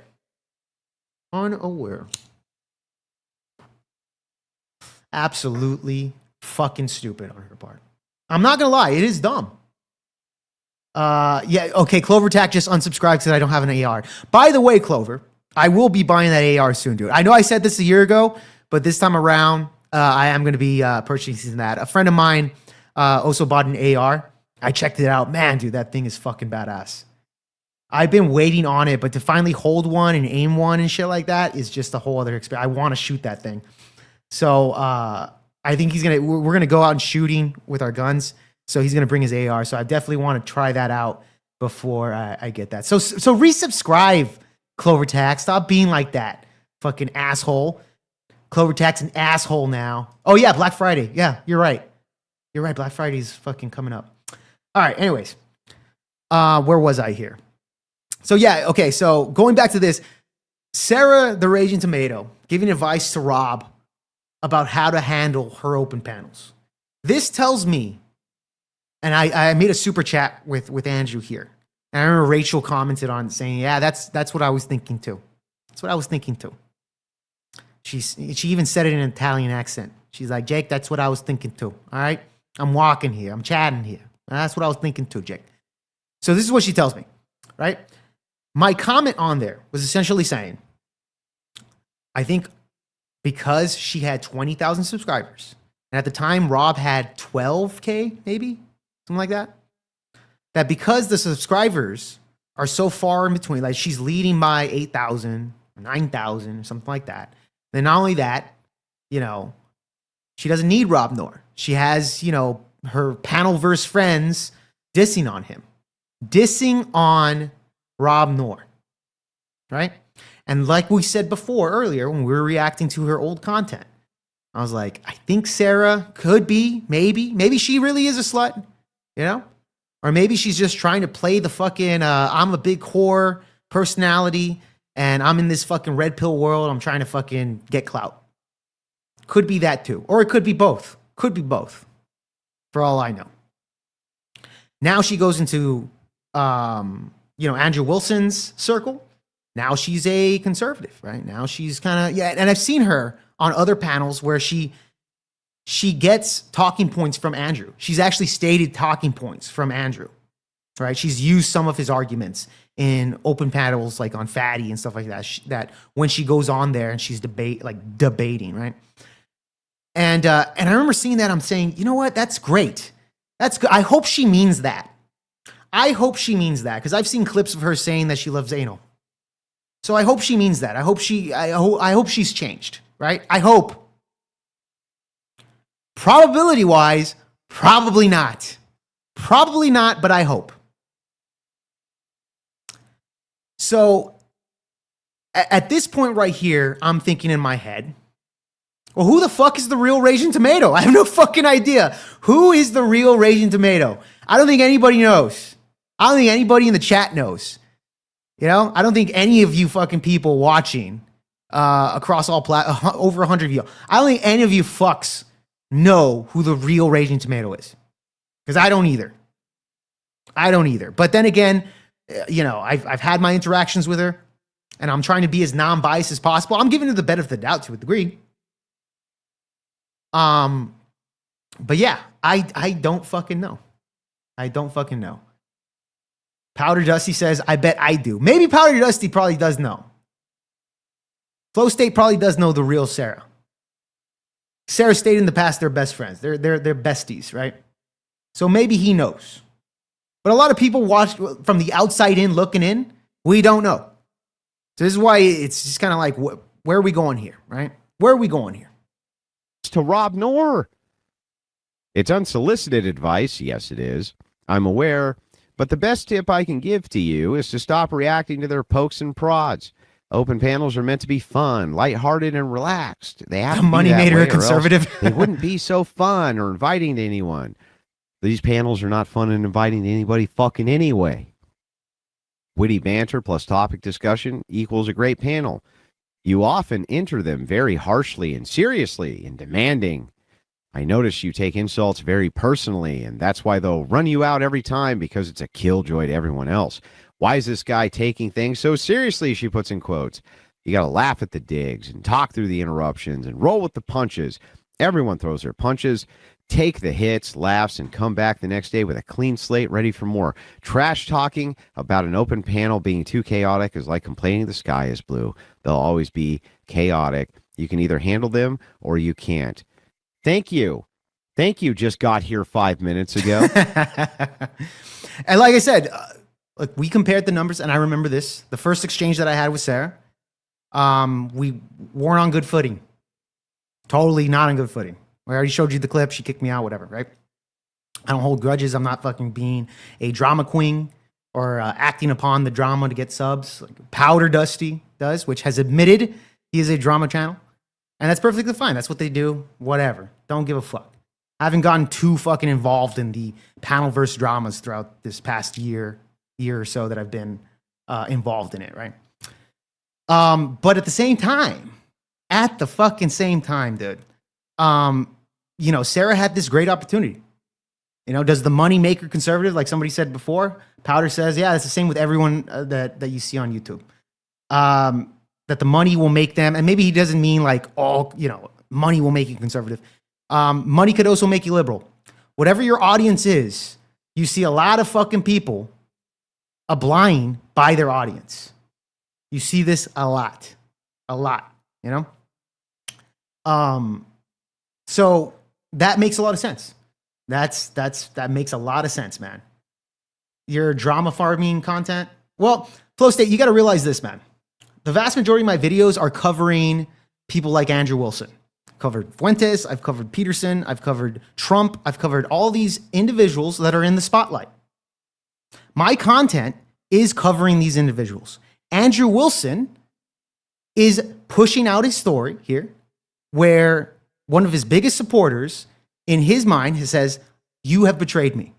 That is something to look at. So I am covering this particular story here because it involves Andrew Wilson. If it was Sara, fucking somebody not liking Sarah, you know how many people don't like Sara and that have cut ties with Sara? When Sara fucking cut ties with Glenn Lawrence or with Michelle, did I cover that shit? No, I didn't cover any of that fucking bullshit. I'm covering this because of people, because of Andrew Wilson, because of Rob Noerr, because they are notable names. And I've done this multiple times on my channel, bro. Multiple times, bro. There's nothing wrong with covering drama. Look, in your defense, bro, go ahead and do it. That's perfectly fine, Flow State. Go ahead and cover it. I'm not dissing on that, but I don't do drama content. I don't do it. Have I dabbled in it at times? Sure, but that's not my thing. And it's never been my thing. Thank you for the advice. Just got here 5 fucking seconds ago. Thank you for the advice. Has only been able to book large debaters for 5 fucking minutes. Thank you so much. What would Rob ever do without your unsolicited advice? The guy who's been on some of the largest shows on fucking planet Earth. What would he ever do without your unsolicited advice? So yeah, this is what I'm talking about, right? So you rather devote Andrew Cuck than be a devoted Andrew Cuck than cover drama. Okay. A devoted Andrew Cuck. And this is the thing with Flow State. This is what he does. This is exactly what everyone's pissing on Flow State for, is that he will go, and by the way, I saw Speakeasy's stream, and he explained this as well. He will follow you so that he can start drama. This is what he does. He relies on other people for content because he's not actually talented himself where he could sit down and speak to a fucking audience or speak to people or give his actual opinions here. He needs to fucking bring in these fucking losers and have these conversations and diss on others. That's all he fucking does. That's his shit, dude. You know? So he's doing the same thing here. It is what it is. Don't give a shit, bro. You know? But anyways, he's covering you. I haven't even talked about you, bro. Till now. This has just got any fucking debater worth their salt to go on your fucking channel who has a following 5 fucking minutes ago. Thanks. Thanks for the help. You fucking idiot. Just goes to show, yeah, exactly. Fucking ridiculous. Fucking ridiculous. Okay. I was going to be very defensive. That would be reflective of my insecurity, which This I is such think a long is... ass that he would take it. That's a okay. Point well taken. I think that it's nonsensical. I gotta go. Thanks, man. All right. All right, modern man. What do you got, real quick? Still trolling Rob. The powdered drama? Yeah, Hey, for real, man. bro. I do have a serious question for you, in all authenticity. Do you have any suggestions as All laughing at him, still trolling him. far as dealing with protesting people? In the Yeah, real that's a great suggestion. What I would suggest, the first thing is Let's fast forward a bit. Get into Andrew's But take. again, as far as replaceability goes, you don't replace Rob. Where are you going to find? You tell me. Where am I going to find another Rob? Dusty found a fun cope button to push in the Crucible side of the panel verse. I got you, bro. I got that fucking cope. Here's one for Flow State right here. That's Flow State for you, man. Cope button. Jumping around. Look at me. Look at me. I was in there. Look at me. Y'all are covering me because I was in that little panel there. You're covering me. You're not covering Andrew Wilson. You're not covering Sarah. You're not covering. You're covering Flow State. This is the cope right here. Fucking Flow State's dude right out there. That's hilarious. That is fucking hilarious, dude. The cope is real, man. Might want to calm down with the calm down with the Jaceberg stuff. Yeah. YouTube doesn't like the word, guys. So if you're gonna call him those words, just call him a juice or some shit, all right? Call him juice or whatever the fuck you want to call him, but try to leave those words out as much as possible. Yeah, fucking Noerr. have the posture like you're frequently bent over. So usually a good step is to not put off that vibe, which you're giving many, many, many vibes of that off right now. Number two, try to be someone that's not so vapid and stupid that you need to go in the back to try to come up with a bad joke like put a Pillsbury Doughboy on. Still trolling him. So she's got lessons for Rob. Think if she gave advice to anybody else who was losing their minds in the panel verse. Yeah.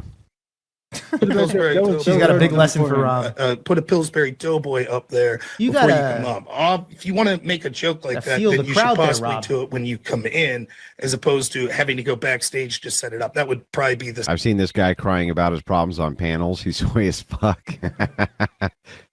Doesn't surprise me. Second thing. Number three, try to be someone that anyone gives a shit about. My guess is that you don't have to worry about any protesters because you're nobody. No one gives a great. Dude. Oh, who says? Well, this yes, is? I Well, would mean, assume. Andrew, are you drunk? Not yet, but I'm trying to get there. I don't believe you. why, Anything is it- else? Is it because there's the? Okay, here you go. I knew that I fucked up when I said that. Came. I don't know. All right, here's Honestly, Sarah with things this we've shit, lost bro. in Was it Here we go. initially a debate that you It's all guys good, were bro. both It's all good. in? Just use the juice word or something. No big deal. I don't know. I don't but think I was. yeah, I'm He glad might Raging have been. Patriot pointed that out for me. Because the first debate he ever did was with Furby, and then he came back for I think a Mod Monday. I think it might have been that one. I don't think it was the Furby thing. It would have definitely been. You know what? It might have been it would have definitely been a political Son of a debate. bitch. All right, hold on. Let's fast forward Do here. people like to debate? All right, here you go. This is where Andrew Yeah, might be going is off George here. Floyd worse for society than Destiny? Whose topic idea was that? That's wild. It was Marte and Balderson. Destiny You want to hear him cope more? As Bill You Hicks sound timed them out. loaded? Well, I guess you don't get loaded and do shit like this, do you? Game, and he asked me to carry him there basically one time, and then he realized he sucked balls. And you're new guy. Where did you come from, new? Let me fast forward it a little bit. Very dude. No. Given sort we're very. Given sort we're. Here we go. We'll rewind it just a Other second. mods don't hate you like, yeah, I get you, bro. What a combination. I don't know. The thing is, I see Destiny as the guy who's in my emails asking me to carry him through video games, and then I see George Floyd as like this late old, like, why aren't we talking about George Simmons, dude? What happened to George Simmons? What the fuck? The arguments were actually interesting to, That's true, John. Uh, it might have been. God damn it! Hold on. Eldest morning. Man. I was thinking. This is where Andrew starts talking From about the panel There verse it is. view, you might think that I'm slightly overreacting. I understand. But just remember that I'm allowed to slightly overreact, and there's nothing you can do about it. Remember that I'm allowed to do whatever I want, just like you guys are. So go fuck yourself. You may think that I'm pearl clutching. I'm fine with that. My pearls to clutch. Oh, it's my time up again. Ready for the Look, rest I of my want Made it halfway what I would like through. to do, Rob, is what I would like to do is I'd like to have you and Ryan have an argument. Oh, But what can I say? Ryan's unassailable. between you two. No, he I'll has put so you much on to the phone. say. I wouldn't want to step on his time. No, please, I'll please. put you guys both on screen. Nah, With no Noah. need. All right, I so wouldn't this wanna is step on where- Ryan's time. If it's my time to talk, let me know. Otherwise, I just want to sit here and listen to Ryan. He's absolutely amazing. So if it's my turn to speak, let me know. Otherwise, So you're going to passive aggressive. No, why you fuckers don't understand? Like, you don't have any leverage with me. Do you get that? You don't have any leverage. Trolls assemble. Dude is lucky other mods don't You mind have to seeing have his leverage. comment. Yeah. You don't have Should none. be deported. You can be upset he's spaghetti, but you ain't got no Trolls leverage, assemble, son. guys. But But we're gonna see this on every fucking panel I'm here, guys, happy with to these make it up people, to you man. and Nova Star to come on and talk to you Why guys. is she I'll bring it to the there? channel, everyone that's watching, no problem. But for now, everyone needs to be educated in the fantastic Ryan. He clearly has so much to say. So Yeah, I'll sit Ryan, in the back bro. for- That was one of the big Bastard for $100. the big things Yeah, with Ryan Ryan. Clutch. It's my turn to speak again. But go ahead. All right. Just so you know. Why not just Yeah, leave so, at this once again, point? I guess I'll respond once again. Rob, as you can all tell. Subscribers, that means anything. It Okay, doesn't. here's what he's talking about here, guys. This chick has. I can't even tell. So Andrew makes a good point here about the subscriber base. Calm down, brother. No, There, fuck he you. tried- Give her a warning. They Just knife you shitty as once, debater. they'll knife you again. What is this chick doing on this fucking panel trashing Rob fucking Noerr with a bunch of these fucking dolts? This chick has, I can't even tell you the opportunity she has in front of her. Why is she on a fucking panel trashing Rob Noerr? It's fucking insane. That's insane. Fuck you, my brother in Christ. Fuck you, my brother. I love you, bro. I'm sorry, I'm too dumb. Oh my God. Why? And Sarah, I don't know who too, these guys are. Why do you guys think Trippy is not stupid enough to understand there's the grift avenue, and then there's the avenue of going for the headshot of, bro, you're being a bitch. How many subs does Rob have? Not stupid. Yeah, it was barely a How many subs debate. does Rob have? It was barely a fucking debate. Key and mistake. You thought that your subscription level. Many people make this. I was gonna say, bro, unfortunate decision. that name literally sounds like trailer trash, like a trailer trash white guy. This is why I think that's like more appropriate name than flow state. I don't even know what the fuck flow state means. I guess it's something that had to do with like with yoga or some shit. But this kind of suits him, the powder dusty. It sounds like a fucking redneck, fucking white dude with a wife beater on. Ryan kept talking over Rob. Yeah, he did. Dude, this debate was pretty bad, and Rob just decided, all right, I'm just gonna clock out, and it is what it is. And they ended up sending trolls his way, which is where we want to get to. It's this part. It's very Glenn Becky. It's very fucking He's Rush a Limbaugh. Wilsonian. Hey, Flo, remember Rush? Hey, Chuck, I know you remember Rush Limbaugh with your unk ass. Remember Rush? A question for me. All right, fuck this. Let's just get back to Rob Noerr's take, man. Rob Noerr's going to say much of his take on what had happened. So it is very interesting what Rob Noerr had to say on this. I think This was actually the best, bro. The Dragon Ball Z reference is fucking great, especially because DBZ is kind of like a theme on VOPod. So that was great that they used Dragon Ball Z to kind of refer the power of the panel verse. And yeah, dude, bro, fucking the Crucible went Super Saiyan on the Raging Tomato, man. I mean, like I said, she lost 4,000 subs, I believe, the last time we were looking at. And like I said before, I think Sarah is going to have a fire up her ass about this shit. I think Sarah, like I was explaining before, is going to go harder on the content and try to build that back up and say, look, I might have got 18,000 subscribers this past year because of Andrew. Maybe she does truly deep down inside know that, but she's going to try to double up those numbers in the next year. I think that's what's her goal is going to be from here on out. So this time in 2026, I think her goal is to get that fucking number on her own. And through whatever connections she has left through Andrew Wilson. But Andrew does mention in that video, he mentions that he was going to pay her out a lot of fucking money for DebateCon. A lot of fucking money for DebateCon that she was going to make.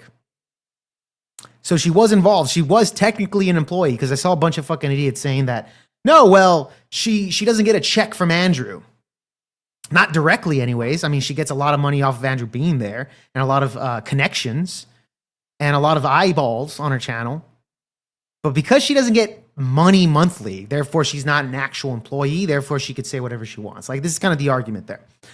But the reality is, for DebateCon, which Andrew did state in that video, I don't know why these fucking retards that were,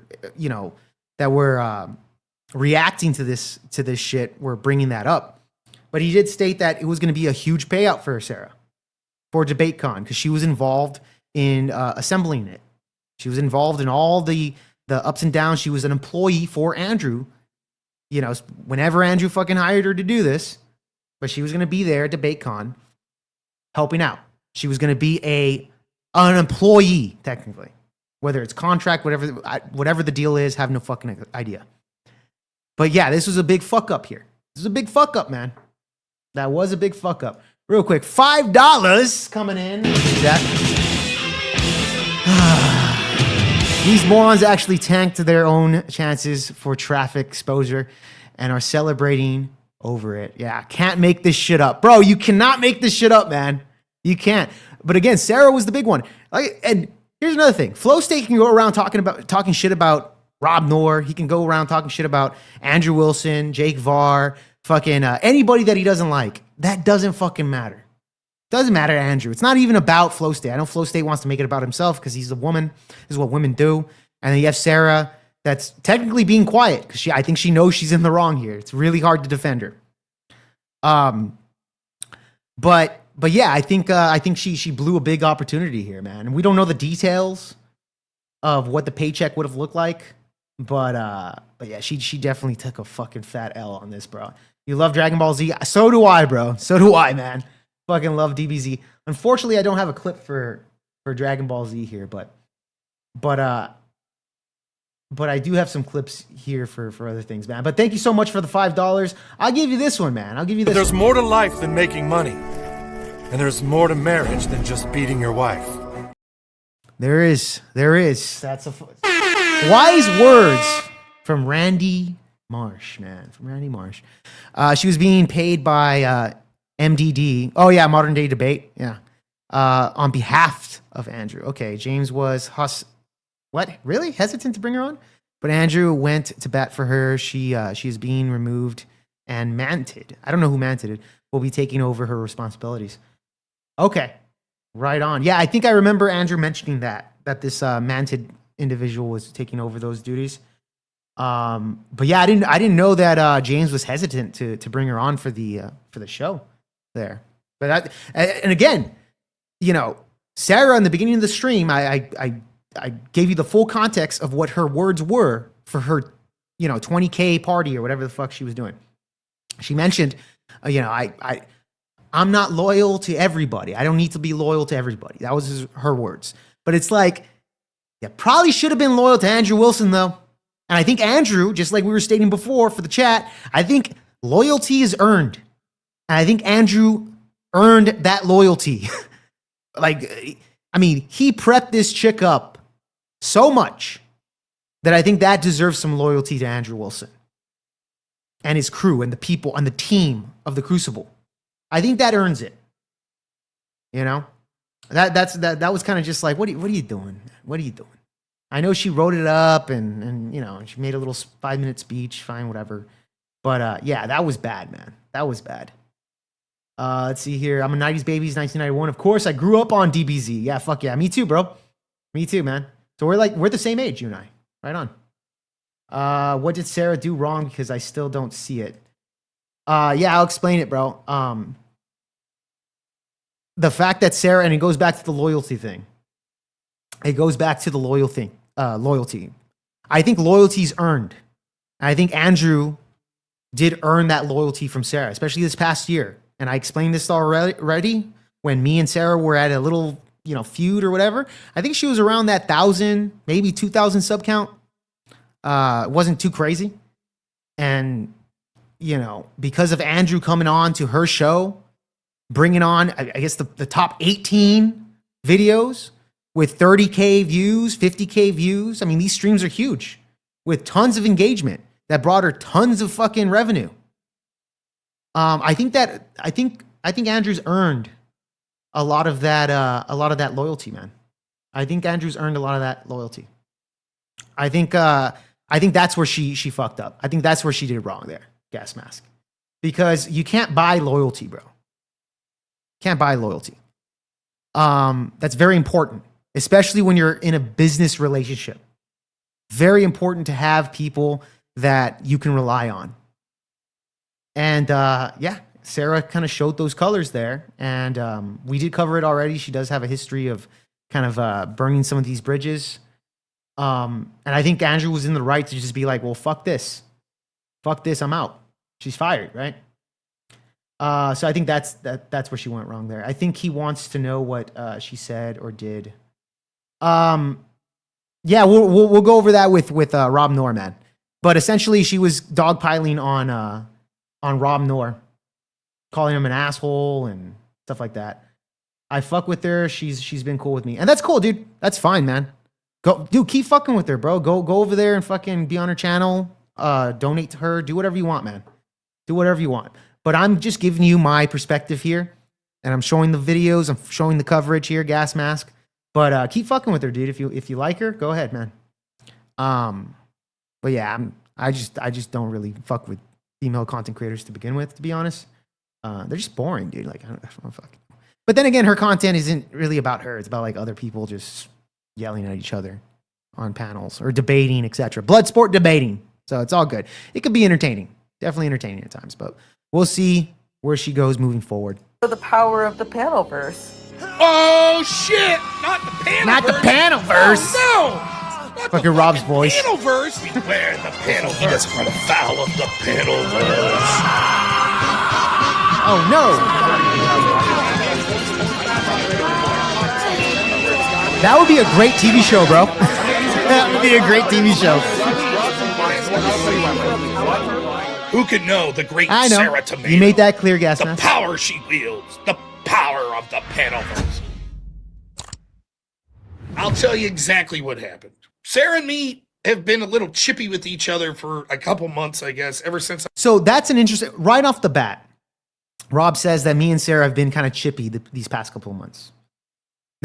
So obviously there's already some type of tension between Sara and Rob, which Andrew Wilson already sent out those text messages, right? Like he read them out loud for everybody to hear, where Sara was giving this advice to Rob Noerr of how to handle panels and that you expose yourself and that they're going to jump on you, Rob, and you need to do it a little bit better and X, Y, Z, right? So she's giving advice to Rob Noerr, who's taken on Destiny for 5 fucking hours on an insurrection debate. Yeah, Rob Noerr is a fucking S-tier debater. Like, he is a top-tier debater. This is what makes him so popular, is because people see him taking on these fucking lefties and destroying them.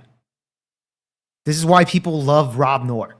So he must be doing something fucking right if he's garnering so much support purely based on his debate skills. And then if you watch his show, he can rant like a motherfucker. Guy can rant for fucking 3 fucking hours. So definitely there's a lot of talent there. But off the bat, he tells you, yeah, it's been kind of chippy this past couple of months. Been kind of chippy. You know, wonder why. I debated this RTP guy. She wanted me to apologize because I brought up his kids. I didn't bring up his kids in a ridiculous connotation whatsoever. He was insulting me both before the stream and during the stream about how I clearly couldn't get a woman and wouldn't be married, and implying that like I'm unattractive or some bullshit like that. I asked if he was married. He said he used to be, but he big manned me that he sleeps with a bunch of women. So I said, do you have kids? Now I asked that question for a reason, not to insult his kids. Oh my gosh, parents have thought. Because it's ridiculous as it is, I never thought it was a big man. Oh man, you sleep with a bunch of chicks. Cool. Yeah, that's ridiculous. But it goes that's from not being Rob like, Noerr. whatever, this is stupid, to, yeah, it's actually really fucking tragic. If you have a family, That's bad. That's really bad. That's it. That's all I said. You have kids, then I wouldn't be bragging about having shitload of women. Why don't you settle down and find him a mother? Then I said something, I don't even know if people could hear it, but he claimed that he was going to titty fuck me. And I was like, talk like that in front of your kids? Or something like that. That's it. This is after he was going after me for That's my fucking wife. gay, dude. What the fuck is this? Who is this guy? I've never seen who this guy is. I didn't even know what the debate they're talking about there. Where this dude, I guess in the past, this is the kind of the tension leading up. I think this led to the text messages of her trying to tell Rob, like, hey, you need to kind of play the game. You need to kind of play this raging tomato game with me. Because the chat doesn't like you too much, or the people on here don't like you too much. I think that's where it leads there, right? And you have a dude saying that he wants to titty fuck a guy. I think Sara should probably like message him, be like, hey man, that's kind of weird. Maybe you don't say that. Maybe, Rob kind of going after you could have been justified. And again, this is fucking insane. Like, you have a guy saying he wants to titty fuck Rob. What the fuck are we talking about here? What are we talking about here, man? You know, some D-gent that apparently has sex with a lot of girls and titty fucks men. These are the people that Sara value for her show to come on. Now, Rob explains, like, yeah, I mean, it's easy to get right-wingers on the show, but it's not very easy to get lefties. And that is true. It's true, because I've established debates. I've put together debates, and it is hard to get lefties. It's very difficult, man, because these people don't want to fucking come in. They don't want to actually debate their ideas. And right-wingers, I have a fucking whole roster of right-wingers that I could be like, hey, you want to come in and do a debate? They'll be like, yeah, I'll do it there. I'll do it. Yeah, let's do it. What's the topic? Boom, boom, boom. Let's go. It's fucking easy getting right-wingers. It's fucking easy. Left-wingers, not so much, man. Not so much. So I think that's the kind of the correlation where Sara's like, well, it's hard to get lefties, so I kind of got to play the game. But her fucking chat's filled with lefties. A lot of these fucking panelverse people that come in here, especially if there's a hard right-winger, like myself or Rob Noerr, they all fucking dogpile on these people. They all dogpile on the right-winger, you know? So, you know, if Rob's, what he's saying is like, yeah, it's hard to get lefties, so maybe that's why. I mean, there's a whole bunch of fucking lefties that appear on her open panel, so I don't know if she has a small rapport of left-wingers, so. But I didn't care. I wasn't walking away there like, ooh, I was just like, you gave me shit, I gave you shit. No I have no idea, guys. By the way, that's the theme that you'll see, I think Sara misinterprets with me. Nonetheless, Sara asked me said I should apologize to him afterwards. I assume something happened, like RTP Price said, I don't want to come back because things got personal. And then she asked me to apologize. I said, no. I never told people that Sara asked me to apologize. What I did was said that people suggested that I apologize. And I was wondering to my audience, did they think I went over the line? And most of my audience said no. But a couple said, yeah, you still shouldn't have said kids. I was like, well, I'm not going to apologize. And I told Sara that. And I was like, no hard feelings. If you can't have me back on the show, no problem. Totally get it. Not going to apologize. So right off the bat, Rob even says, hey, I'm not going to apologize. Maybe she kind of took it a little salty because, you know, I think Sara's kind of had a bit of a monopoly when it comes to debate panels and debates in general, because everybody and their fucking mother here in the panelverse, they're all doing open panels. They're all doing fucking chaos shit. They're all doing this, right? And they probably don't get nearly the same views as Sara does. She has a pretty good monopoly on it. So people like Rob Noerr are really good tools to bring a lot more entertainment value to these things. He's a very good debater, and it's a no-brainer. Rob will be happy to come on this stuff. But there's a lot of people, these no-face streamers, what I like to call them, they're no-face streamers. There's a whole bunch of these guys that will start their own panels and bring in people to it's the same show over and over again. It's the same everybody's doing the same content in the panelverse. Everyone's doing the same exact content. You know, you fucking bring up a subject, whatever fucking subject, who gives a shit, and you have all these fucking retards arguing over it. That's the content. That's the fucking content. And I think bringing in people like Andrew Wilson brings a much more higher value to that type of content. Bringing in people like Rob Noerr, Jake Rattlesnake, that have appeared on Raging Tomato, I think that's good for business. It's very good for business Unless you're relying on these no-face debaters, these no-face content creators, or as Andrew calls them, no content creators, right? Because they don't make content. They rely on other people for their content, right? And, dating back to that, that's what Sara does. Perfectly fine, but she's the best at it. She is the best at it. Is it because she worked hard and she's just better than everybody else at doing this shit? Probably not. Has to do with Andrew Wilson.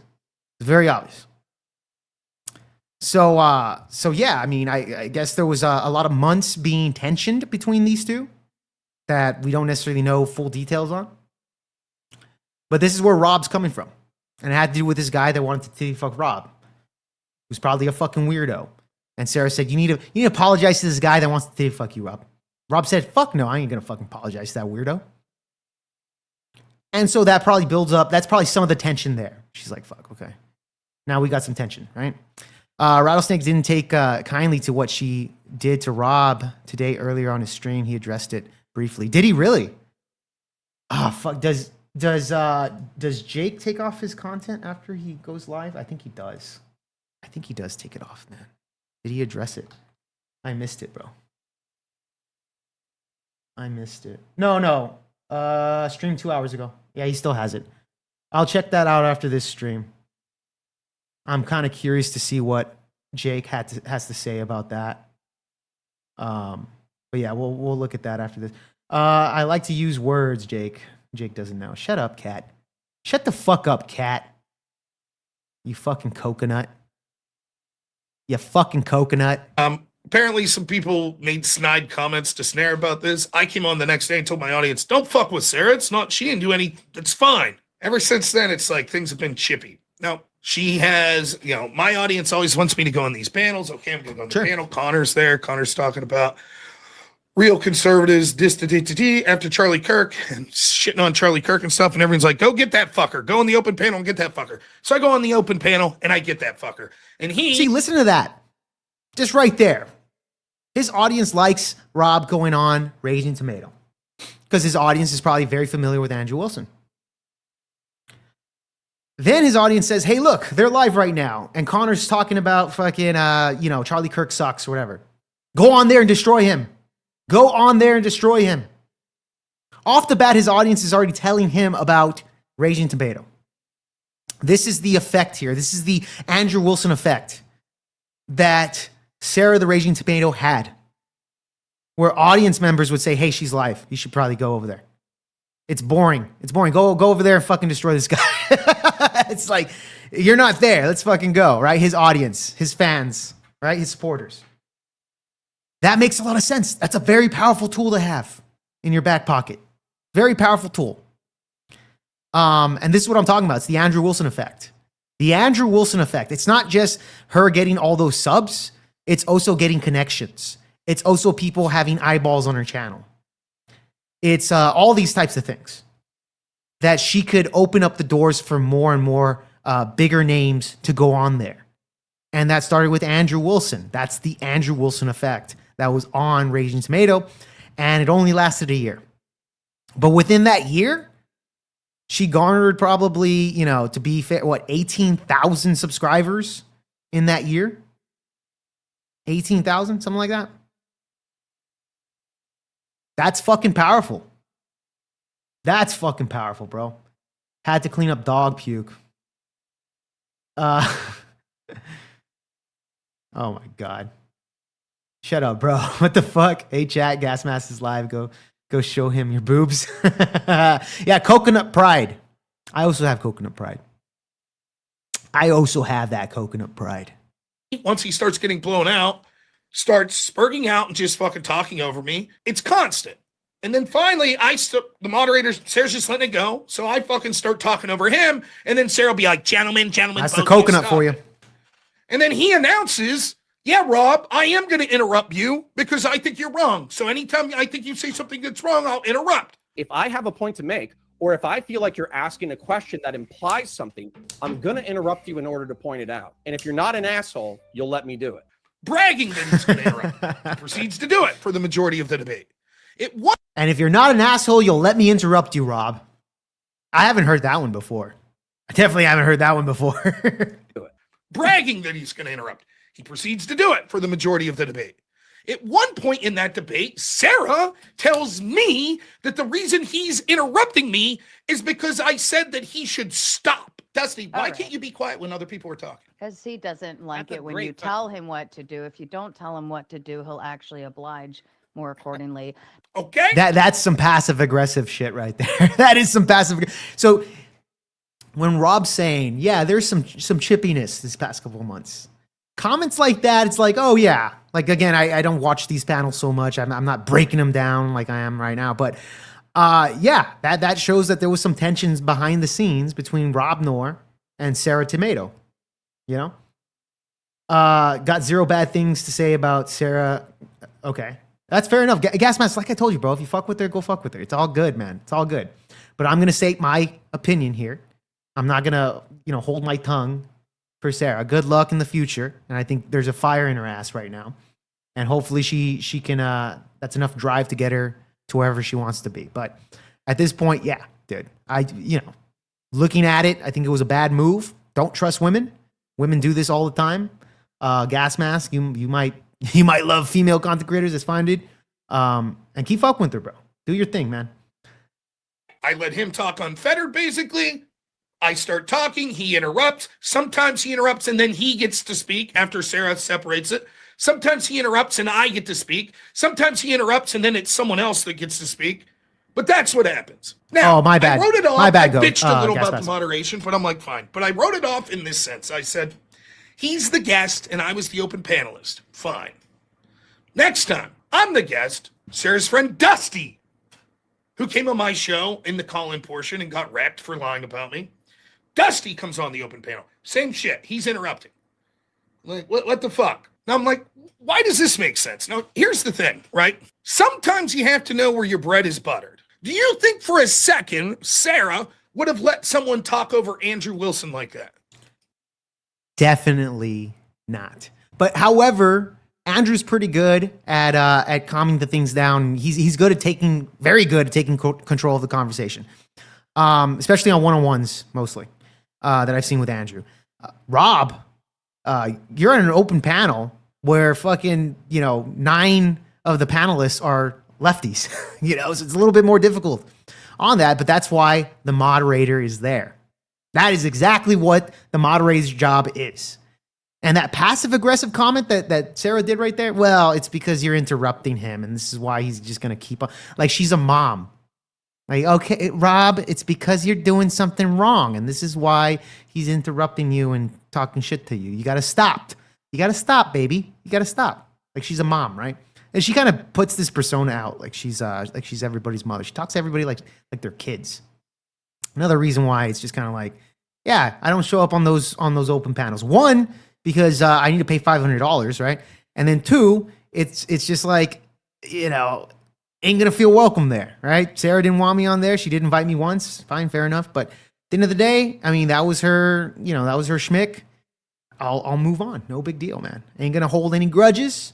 But didn't make videos on her, not making any drama channels on her right here. This is a subject at hand. So this is why we're talking about it now. But I can definitely relate on this. Like I said, I'm not surprised that there was a lot of tension with Rob Noerr and Sara, because, I mean, there could be a lot of ego involved in that as well. You think for a second, when she knows the majority of the financial donations I get are probably members of the Crucible, you think for a second? Of course not. We all know it. She ain't gonna leave Connor talk over him like that and brag about it.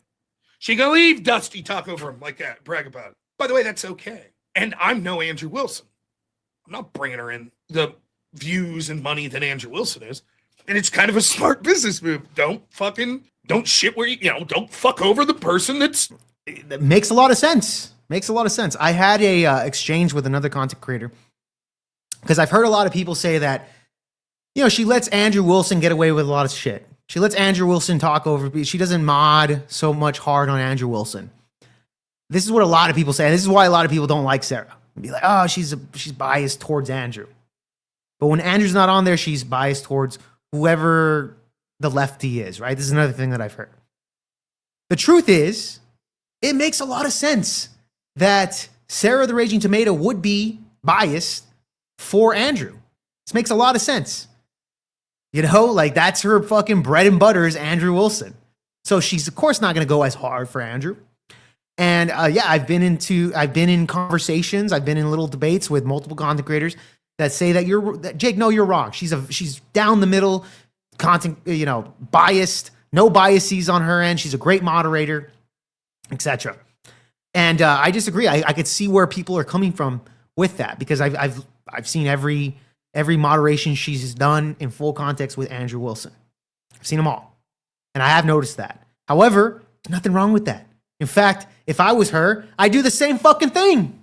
I do the same fucking thing. Yes, of course, he's my bread and butter. He's paying my fucking bills. Of course, I'm going to be somewhat biased towards Andrew Wilson. Makes a lot of sense. Makes total sense. The problem is that when you want to pull CNN off, right? When CNN is reporting the news, Donald Trump bad, Orange Man bad, and then sit there and say, no, we're down the middle. That's where people are going to look at that and be like, you're full of shit. You're full of shit. So it makes sense. Makes sense to me. Yeah, of course. She's going to be a bit towards the biases of Andrew. She didn't give that same luxury to Rob Noerr. Because as Rob explained, there was some tensions there. There were some tensions there. Helping your channel out the most. I totally get it. I get that. And I'm not Andrew. Perfectly fine. But at some point, and I mentioned this morning, I'm fucking better than these stupid ass losers. I don't need them. I don't need to go on and talk to these fucking no-name losers. That makes a lot of sense. That makes a lot of sense. And I think a part of it is also, like I said, well, Rob Noerr's take, which I think I disagree with, to be honest. Like, I don't know the full extent, but she likes to be biased towards the lefties that are on panels because maybe they're harder to bring on. Maybe they're harder to bring on. It might be some type of way because lefties are good for business too. These fucking retards she brings on are very good for business. And there's a whole lot of them that go on there. Very good for business, my friend. Very good for business. But yeah, her biases could be about the money. Chasing the money, right? Could be the case. But that's what I said before already in this stream. Who the fuck is the real Sarah Tomato? Who the fuck is the real Sarah Tomato? I don't know. Is the real one saying that she loves anal sex? Is the real one going on panels like Fatty where there's other liberals and her saying, talking about fucking family values? Is the real Sarah Tomato the one that fucking kicked me off and saying, shut the fuck up and muting me and then kicks me out? Because she didn't like what our conversation, the night or two before? So there's a lot of shit that I've been seeing, man. Sarah is being a 304. God. Like I said, I don't know the real fucking Raging Tomato, man. I have no idea. I don't know what the persona is. But it could be her biases land in money. Well, you give me money, I'll be whatever the fuck you want. I'll be whatever the fuck you want. Is that the real Sarah? But I've wrecked in debates over and over again. I don't need it. And if the game's going to be, oh, we know, we'll just keep interrupting Rob. And Sarah will just sit there and let it go. And then when I'm like, what the fuck is this? Are they going to shut up or whatever? Sarah's going to be like, Rob, you asking them to not interrupt's why they're interrupting. I don't need it. Now, am I wishing Sarah any ill? No. After it happens enough, I'm like, you know what? Hey, my name's Rob Noerr. Channel's Normal America. Thanks for having me. I'm out. Oh, the trolls. Rob, rage, quit, blah, blah, blah. It's not worth my fucking time. I could think of 1,000 things that are more productive that I could be doing or more entertaining. That is true. I don't respect them either. Some nobody fucking shout over me while I can't get a word in edgewise. That's it. Done. Don't give a fuck. In that same panel, Dusty's buddy, Brick, I think was his name. I was like, we're going back and forth. I'm like, can you answer this? He's like, no, I refuse. And I'm like, well, then fuck it. Either he goes or I go because what's the fucking sense of being here? If I'm the panelist and the people that are arguing with me are like, nope, we refuse to engage. I don't. Well, then what's the point? I'm like, if it came out that way, I didn't mean it as an ultimatum. I meant, why the fuck am I here?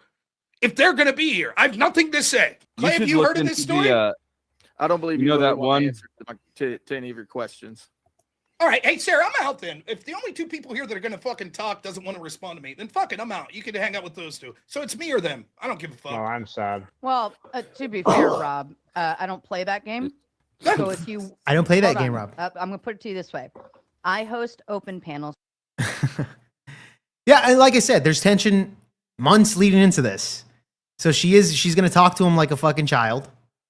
Talk to him like a child. Remember, content she was making prior before, she was probably watching a lot of Fresh and Fit, seeing how Myron kind of puts a lot of these crazy bitches in line. Crazy liberal feminists in line. So it could be that vibe that she's trying to kind of push out, right? While she's eating her pizza, whatever the fuck that is. The real Sara is the one who has a PFP, and has thirst traps.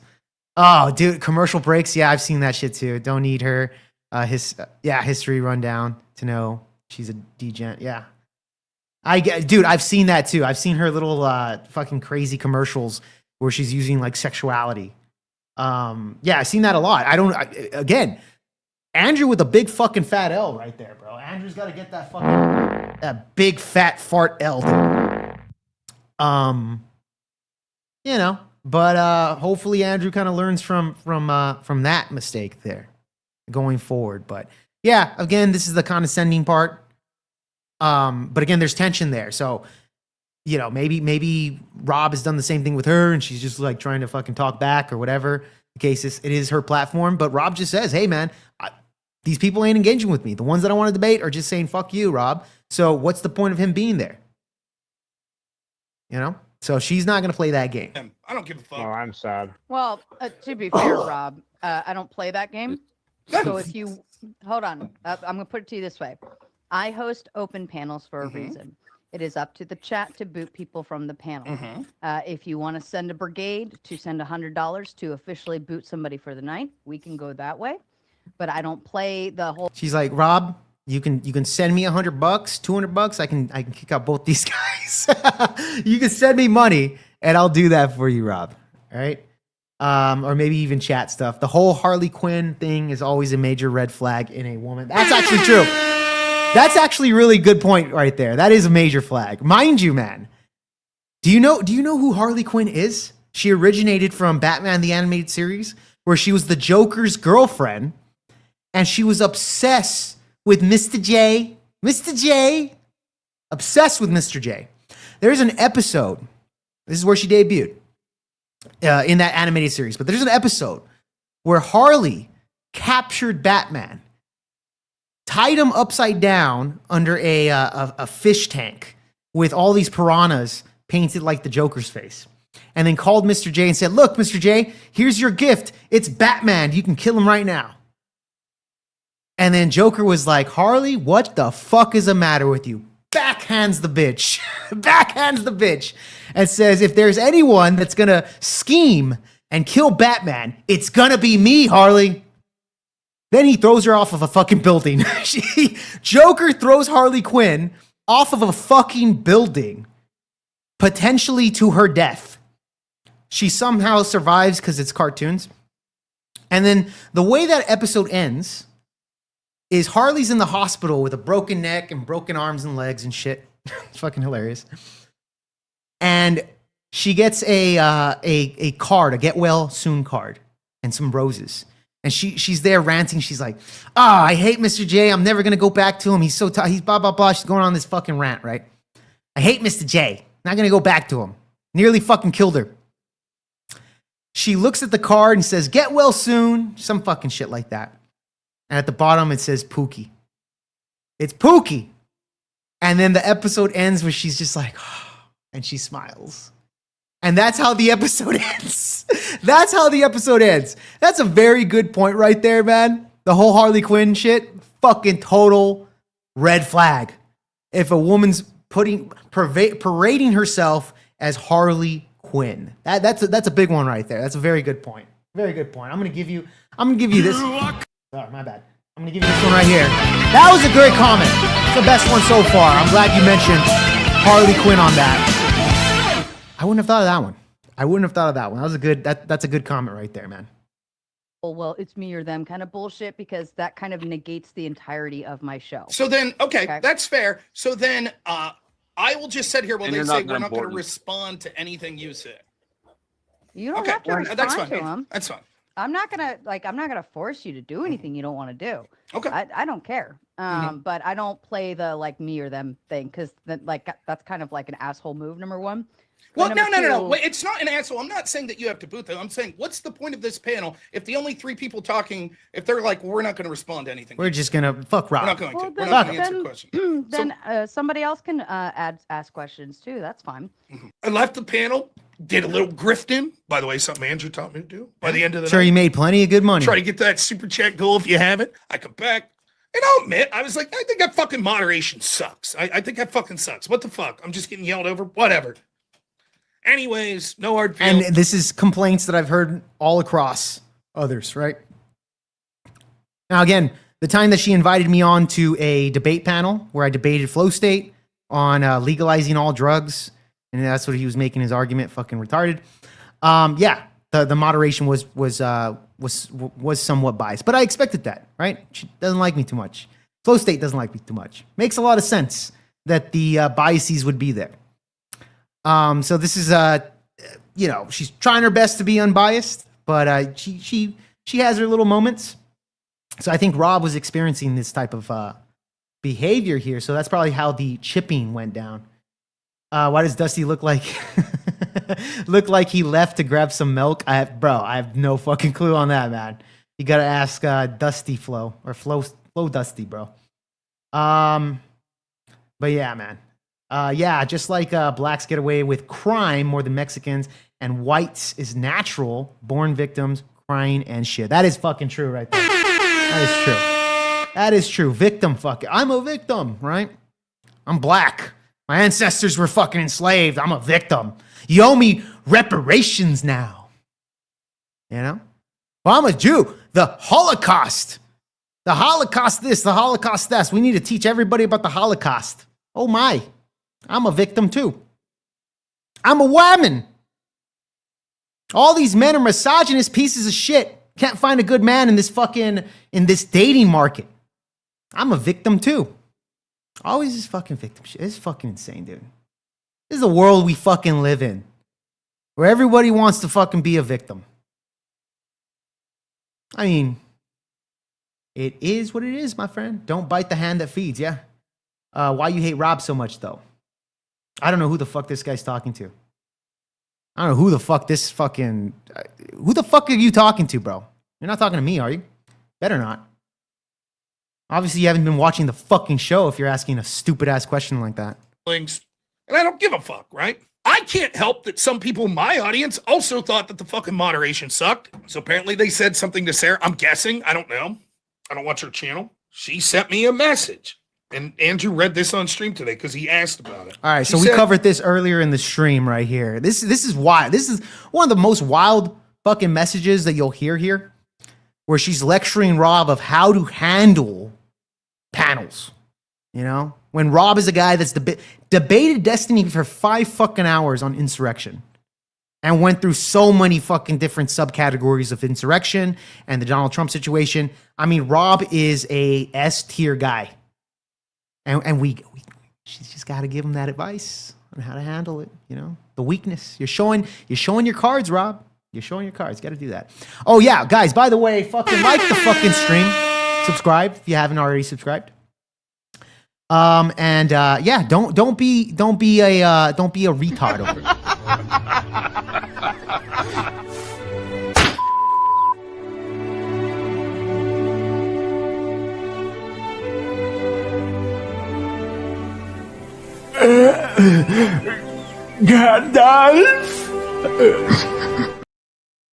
Don't be that guy. All right? Like the fucking stream.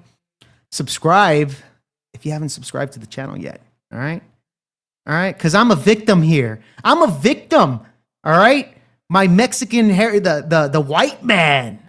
The white man. Those damn, the conquistadors came into my Mayan brothers and Aztec brothers and destroyed them, took them out because they were doing human sacrifice. What the fuck? They were doing human sacrifice on their own people? And the conquistadors decided to just fucking wipe them all out and repopulate the area? What a fucking victim I am. How dare I? Now I have fucking conquistador blood in me because of that. The evil white man.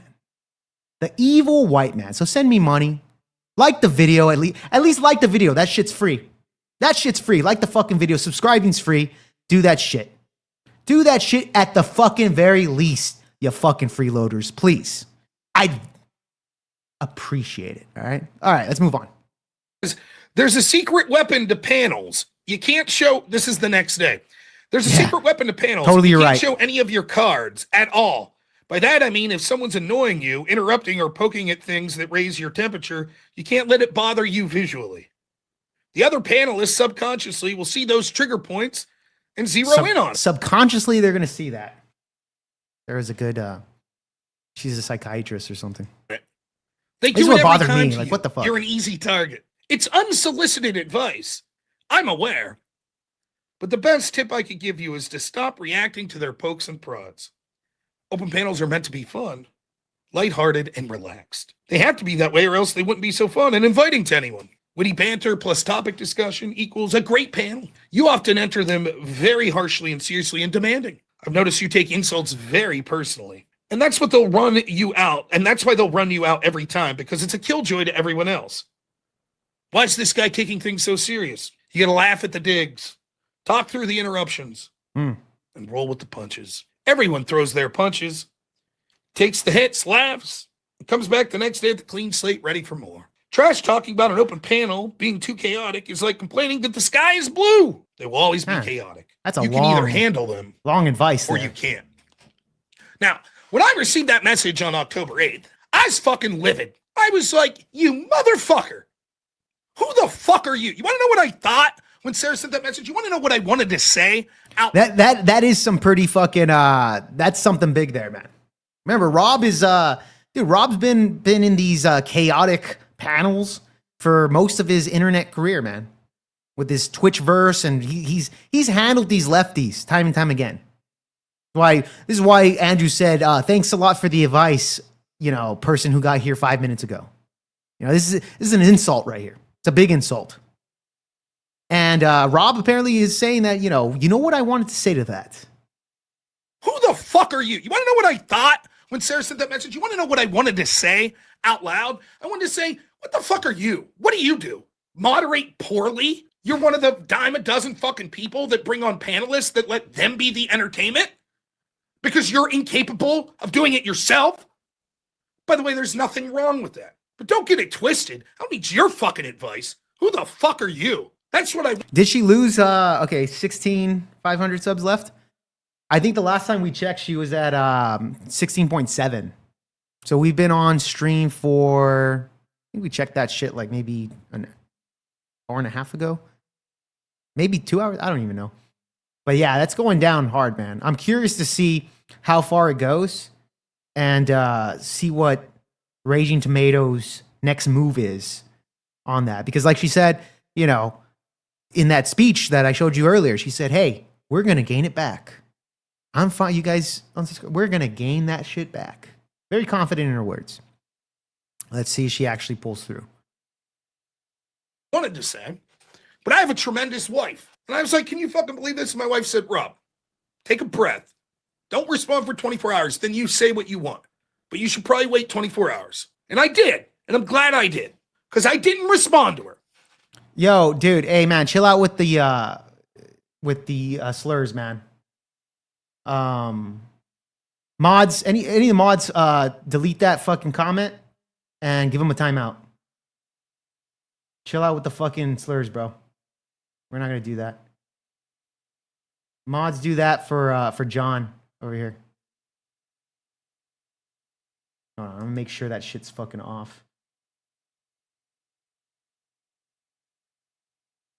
Give him a timeout.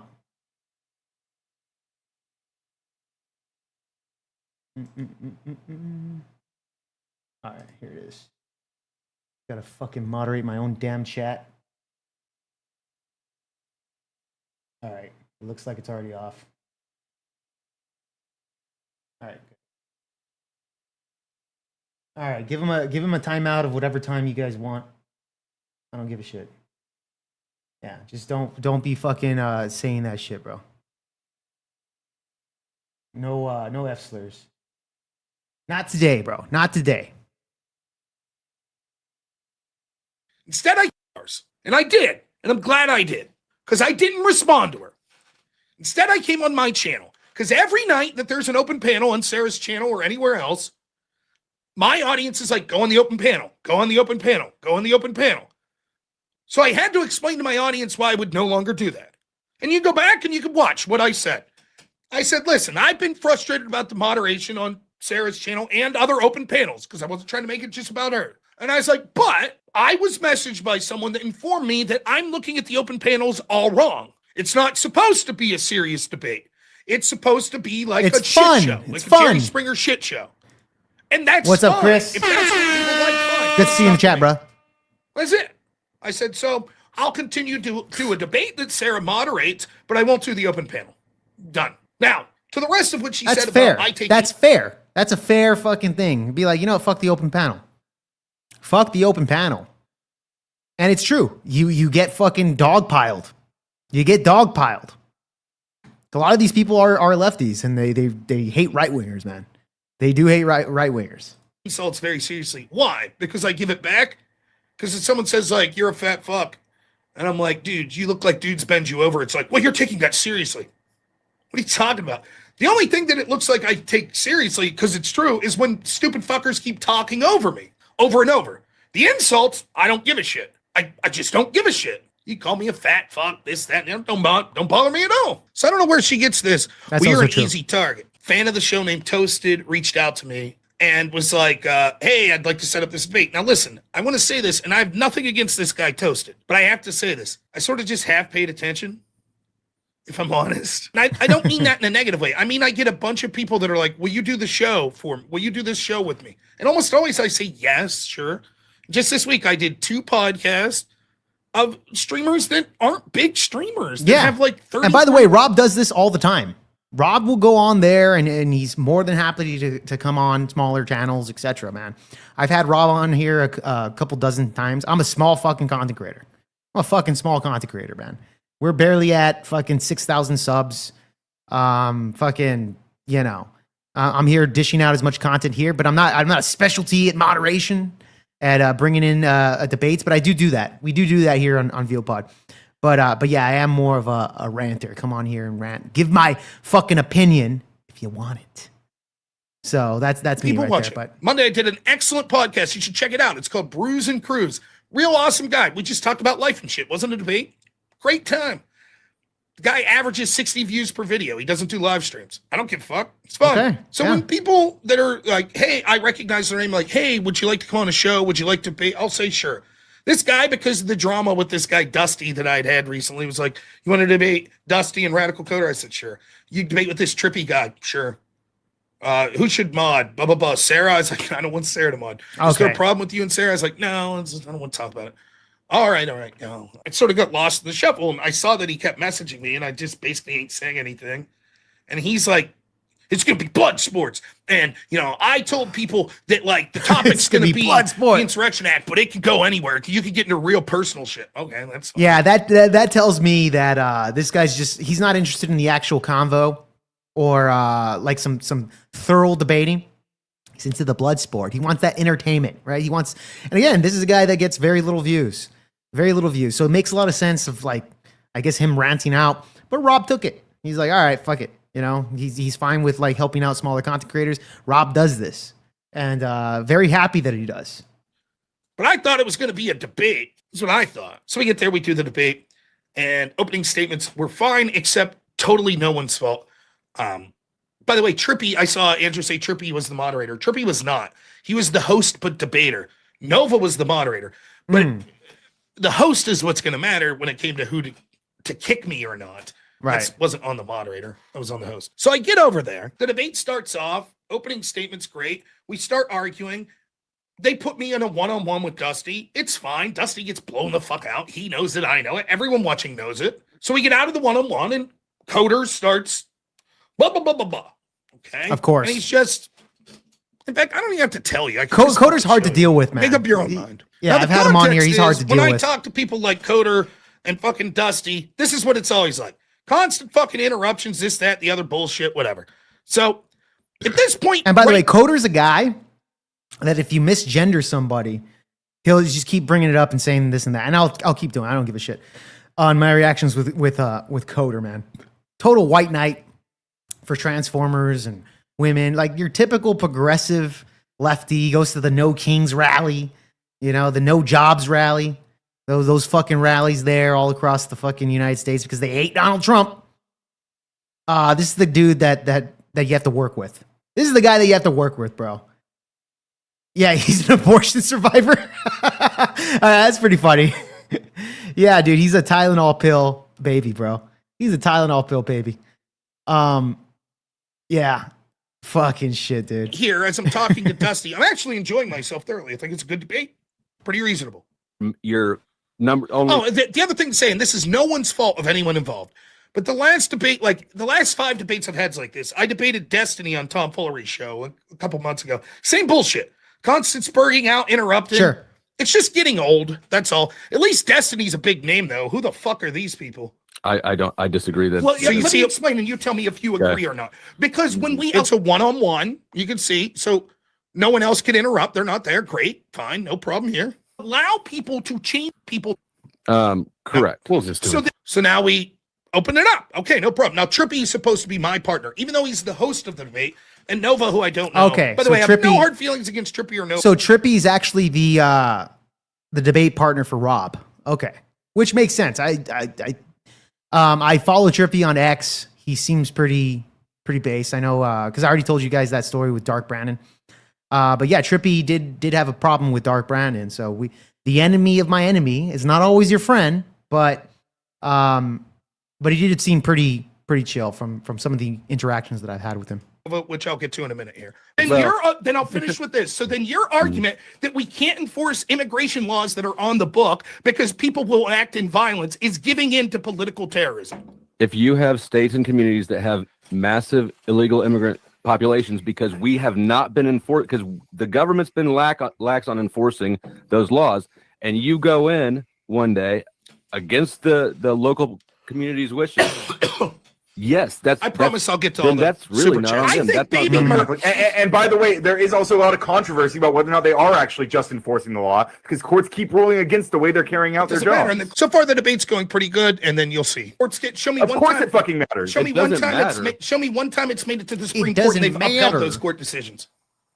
I mean, these are still a lot of things are pending because it's happening in real time. Right. In Like real I said, time, what we have is what we have in real time is ICE is carrying out what they're trying to do. They are arresting people. They're successfully doing it. The DHS is bragging about it. They are successfully doing their job, and police are arresting people. They're charging people. The courts are ruling. The system is working as it should, and you're demanding that we invoke the Insurrection Act despite all that. Okay. Why? One. What we see in real time is the courts are Guys being following. activist and ruling decisions that they absolutely 100%. And a lot of these cities are like high crime areas, super high crime areas. You don't like the rulings. You don't like the rulings. So you call them activists. This is where the shit You're shows crazy. I happens. understand the need to spurg out, right? Bro, you've been talking for the past like 10 minutes. I haven't even got to be up here. So what?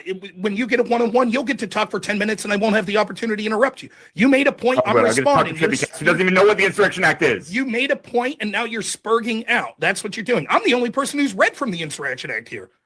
You're the one. Go back to the rice fields, bro. Go back to the rice For the field. first time, but I've been studying. You're the one that made the claim that the only time the feds can enforce the laws through posse comitatus and the Did Insurrection not say that. I Act. said the military. I said the military. Fucking rube. Anyways, the point that I'm trying to What do you make mean, is Rube? these- Wait. Do you deny that even if I said the feds, you acknowledged that as soon as the debate started, I clarified, even if I had misspoken earlier, right? So you acknowledge that? nonetheless, I think He does not acknowledge clarification. Which I don't think that I misspoke. By the way. I'm pretty sure I said the military. I think you actually misheard, but that's fine. Okay. And by the way, Trippy barely gets involved in this type of exchange here. I didn't hear him too much when I was going through a lot of the reactions here, but Trippy didn't have too much to say. Powder Dusty, of course, has a lot to say. Ryan cannot shut the fuck up for 2 seconds for somebody to answer his questions. So this is what Rob is dealing with. In this perspective, it becomes a 2v1.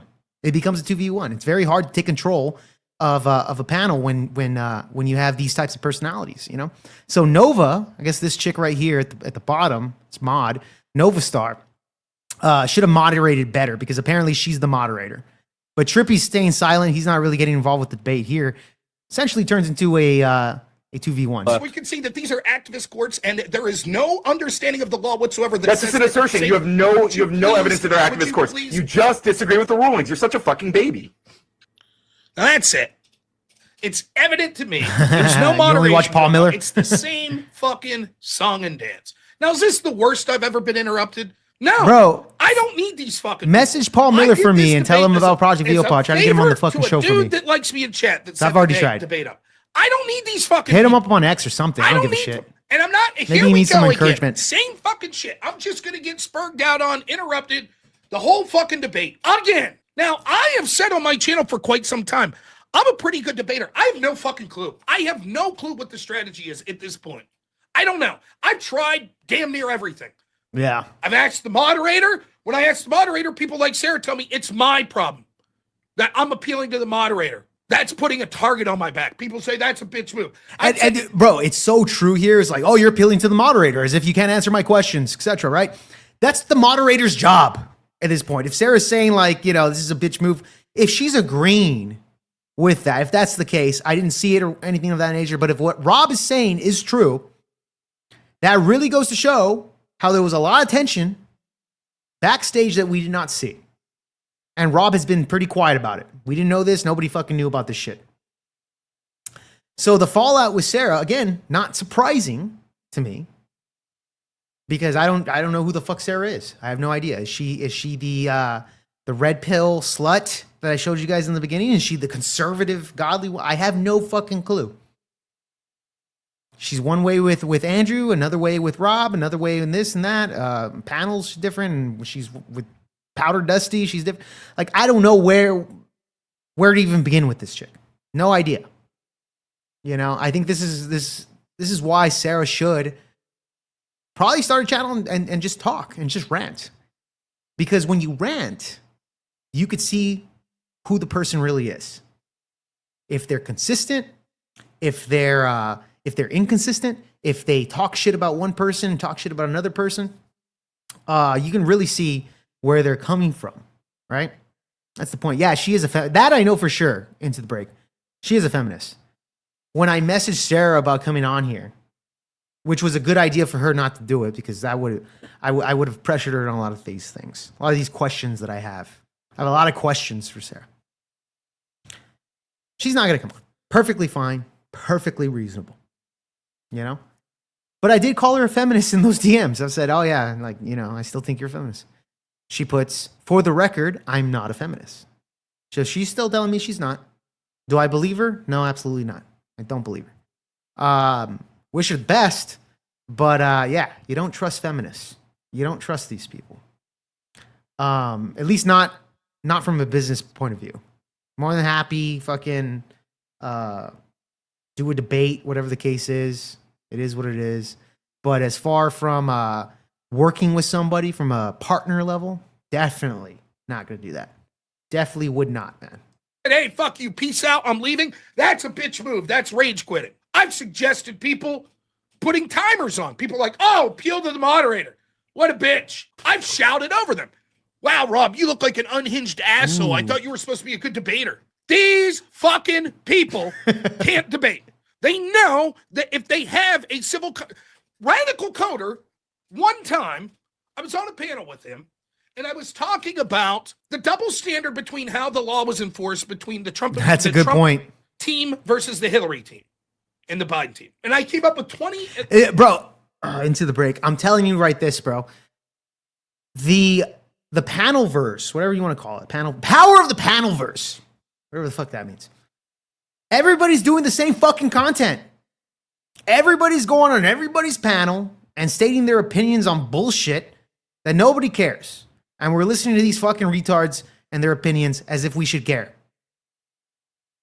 But the kicker for this shit is that maybe somebody's going to piss off another person, and that's going to start some drama. It creates drama on world views, on world fucking views, where we're supposed to be debating worldviews. And it always turns personal. It's always this fucking no-face fucking streamer that makes a video about a face streamer or some other no-face streamer. And it creates that conflict. This is what fucking people in the panelverse, the people in these spots thrive on. They thrive on this shit, man. And I'll go on these panels every so often. I don't live online, guys. I don't live online where I'm fucking always going on everybody's panel and like I give a shit about everybody's fucking opinion on things. Because I honestly, I don't. I honestly don't give a shit about everybody's opinion. Most of these opinions are fucking garbage. And I laugh at them. I fucking laugh at these opinions. They're so fucking stupid. There's a lot of them, bro. There's a lot of them with this panelverse fucking panelists with no face people starting up streams. And it's the same fucking people in the chat. You know, and they'll back up this guy, and then later the chatters will back up another guy. It's so inconsistent. I don't know what the fuck anybody's fucking beliefs are. They just change on a dime sometimes. Oh, I'm a right winger. Oh, I'm this and that. I've heard panelists, faceless people saying, I'm more right wing than Andrew Wilson. And then they're acting like and their takes are just fucking retarded. They're fucking retarded, dude. This is what I've had to deal with. And trust me, I've listened to a lot of these fucking panelverse fucking bullshit, right? When I'm at work, I have a lot of time to work and listen and see what's going on. Some people send me this stuff and I check it out. I always check out. Anybody sends me these things, I always check it out. I always do. And I have some great fucking people that are in my chat, that are my mods, that will personally message me and show me stuff that they would think, they would believe like I'm interested in, right? And I'll have conversations with them about it. But it's true. Like these panel verses are fucking AIDS sometimes, man. Most of them are just AIDS. They're gay. They're fucking gay. The only way you get AIDS is you're a fucking gay guy. That's how you get it. Or listening to fucking drama streamers. It's insane, dude. Fucking insane. Like, I don't know, an hour, a half hour before the show, I came up with a list of 20 examples off the top of my head. He claimed I was spreading disinformation. So here was the deal I gave him. Now, this is the worst debate advice I could ever give someone. I gave him the entirety of my notes. I said, here you go. And I gave him a month to prepare. 1 fucking month. Without changing the notes. I said, there you go, buddy. You prepare. You have 1 month. Thank you. And I want you to go through these notes without my ability to change it. And I want you to show me where the disinformation is. And he got absolutely fucking wrecked. He got wrecked. He had a month with my exact notes. That was the topic. You think I'm afraid to debate that fucking guy? He knows. He knows what would happen. So he adapts the tactic. The same thing when I debated Destiny last time. I'm just going to shout over you the whole time. And now you yeah. This is the tactic, right? Same bullshit. Same bullshit every time. Am I part of the panelverse? Yeah, most people would consider me part of the panelverse, but yeah, I don't live online like that so much, man. Usually do a lot of my old streams. I don't even open up the panel that often, to be honest. If I get an invite for fucking... Am I in the panelverse? I don't know. There's a lot of reasons you can tell to me, take dude. Debates. And the last debate course I did for the Crucible, I talked about. This was the lesson I get. It sounds so fucking dumb. The precursor to I appreciate knowing, that, bro. Right? What to do in a debate, like how to be a good 6K debater, is and still asking growing, baby. yourself, why am I debating? Now that sounds dumb, and I almost felt cheapish, like the debate course people or the debate club people are probably like, what? This is dumb. But it's actually one of the most important pieces of advice I can give someone. Let's say that you're debating because you want to make money. You want your channel to grow and make money. Okay? Let's say you're debating because you want to come across as a real likable guy. Let's say you're debating because it's just I think I do. And you want to learn. Or maybe you're debating because you're trying to convince an audience to vote for a particular candidate. I give one example that you guys might know from Andrew. Andrew debated this Mormon guy. Now, Rob Noerr makes a very good point here. I was doing a bunch of Trump versus Harris debates before the election. One of my big goals there, even though as small as the channel that I am, I'm a fucking speck on Andrew Wilson's ass. I'm a speck on Steven Crowder's ass. Whatever the fuck you want to call it. Because there's tiers to this. There's tiers to this, and I totally understand that. My big goal was to get Donald Trump reelected. That was my big goal. During that time when I was doing a lot of these fucking these debates and stuff like that, right? Everybody has a goal in mind. Totally understandable, and I think a lot of people need to realize that. I think a lot of these panelverse people, their goal is to be memorable or entertaining. When most of them aren't. Most of them really aren't. You're a dime a dozen. I'm a dime a dozen, guys. I'm not sitting here saying that I'm fucking epic or anything like that, but at least I show my fucking face. At least I have some branding. At least I've accumulated over 1 million views on my YouTube channel with just what, 300 videos, 350 videos, some shit like that I have on my channel. Very little amount. I see people that have thousands of videos and they're barely cracking 1,000 subs. Their viewer count is fucking garbage. I think there is an entertainment factor to that. I think there does come with talent to that. And I've always been in the entertainment industry. Not the industry, but you know. When I was in school, I played sports. Played sports in front of an audience, and I loved the audience. I was a fucking running back, and I loved scoring touchdowns. I love scoring touchdowns, and I love gloating about it. I love throwing the football in the defense's face and saying, fuck you. After high school, you know, I went to school for music. I was a musician for a long time. Loved it. I loved entertaining people. Now, I'm fucking doing YouTube. I think I'm pretty good, or at least decent, of an entertainer. But a lot of these guys, man, I'm not even gonna lie, they're fucking boring. A lot of them are fucking boring, dude. A lot of them are boring. I'm not saying all of them are, but a lot of them are. But it does take that. It does take some type of talent, at least to build up something. It does take some type of talent to build up something. He's a very pleasant man. Andrew crushed him.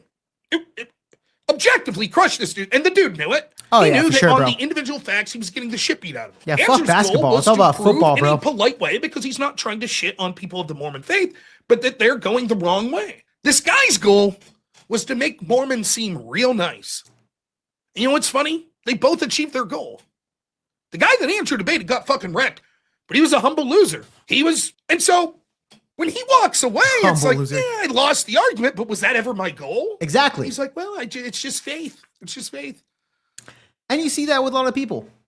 You know, hey, they lose a debate. It's all good. It's all good. You need to kind of know your goals when you're dealing with like debates or YouTube channels, etc. And I even told you guys this. Look, yes, I went hard with the Trump debates and stuff like that, panels, etc. Because a lot of my goal was to get Donald Trump reelected. As small of a fucking speck, like I said, on Andrew Wilson's ass. But this is the main goal. That was my main goal during that time when I'm entering debates. You know, I do want to destroy these lefties. This is why I admire Rob. He's very good at destroying lefties. Andrew Wilson's very good at destroying lefties. So we got to look at what the goal is. And going back to Sara, I don't know what her goal is when it comes to her channel. Is it to make money? Maybe. Is it to support her children? Could be. And you can do that in other ways. So there's plenty of ways to do this.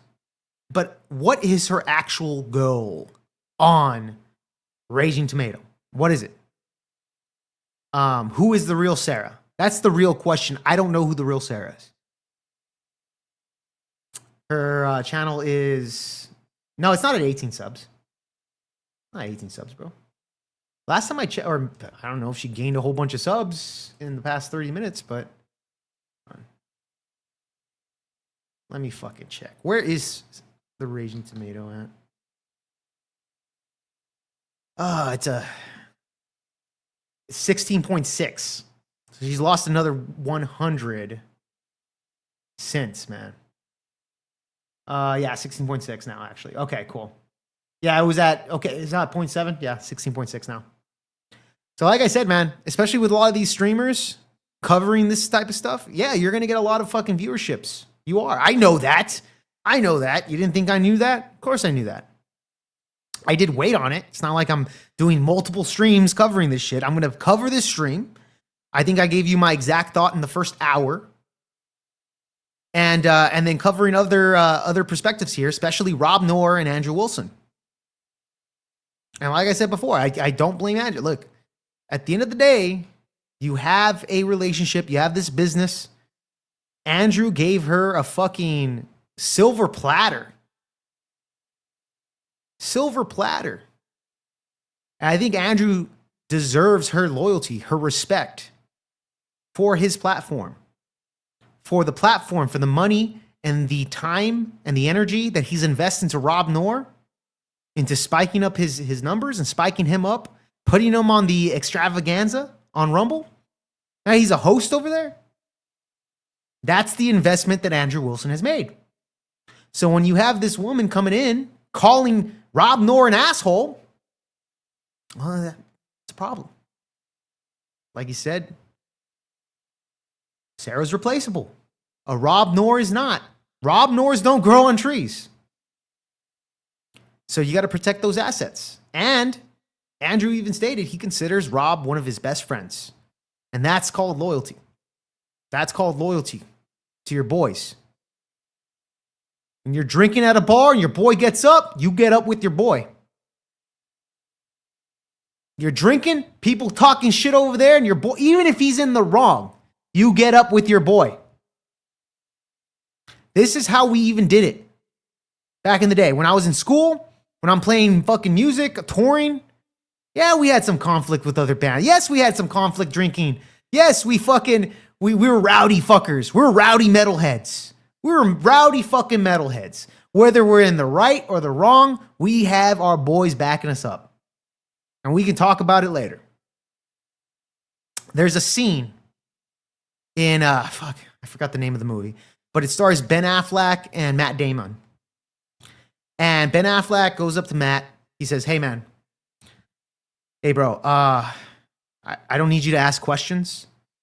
I just need you to get your gun. We're going to get your gun, do this, do that. We're going to go and fuck up some people. And then Matt just replies, oh, okay, what car are we taking? What car are we taking? That's it. Oh, you don't need to tell me. What car are we taking, bro? Let's go. Let's fucking go. Let's fucking go. This is the loyalty that when somebody earns your loyalty and your trust, you trust them. Whatever fucking issues that you have with that individual, you go behind the scenes and talk to them. You go behind the scenes and talk to them. Oh man, dude. I mean, this is basic bro code, man. Basic bro code. But he should have pulled should have pulled an Axl Rose on Ryan and just bailed and thrown your microphone at the screen. That would be funny. That would be funny. Tomato last night was at 19.9. Now she's at 16.6.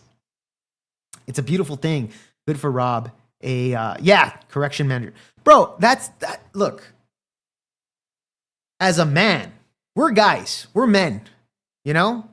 Women, for some reason, the best loyalty you'll get out of a woman is if you're sticking your dick in them. If you're sticking your dick in them, you might get the best loyalty out of that chick. The best loyalty you'll get is if you're sticking your dick in them. Now, I don't know if this is true, but apparently, back in the day, there was some types of rumors. I have no idea if that's true or not. That Base Oracle, which at the time, he's not even on the internet anymore. That's how much of a fucking loser he was sticking it to Sarah. Andrew brought that up, right? She didn't call out Andrew or nothing. Andrew said, you're fucking the moderator.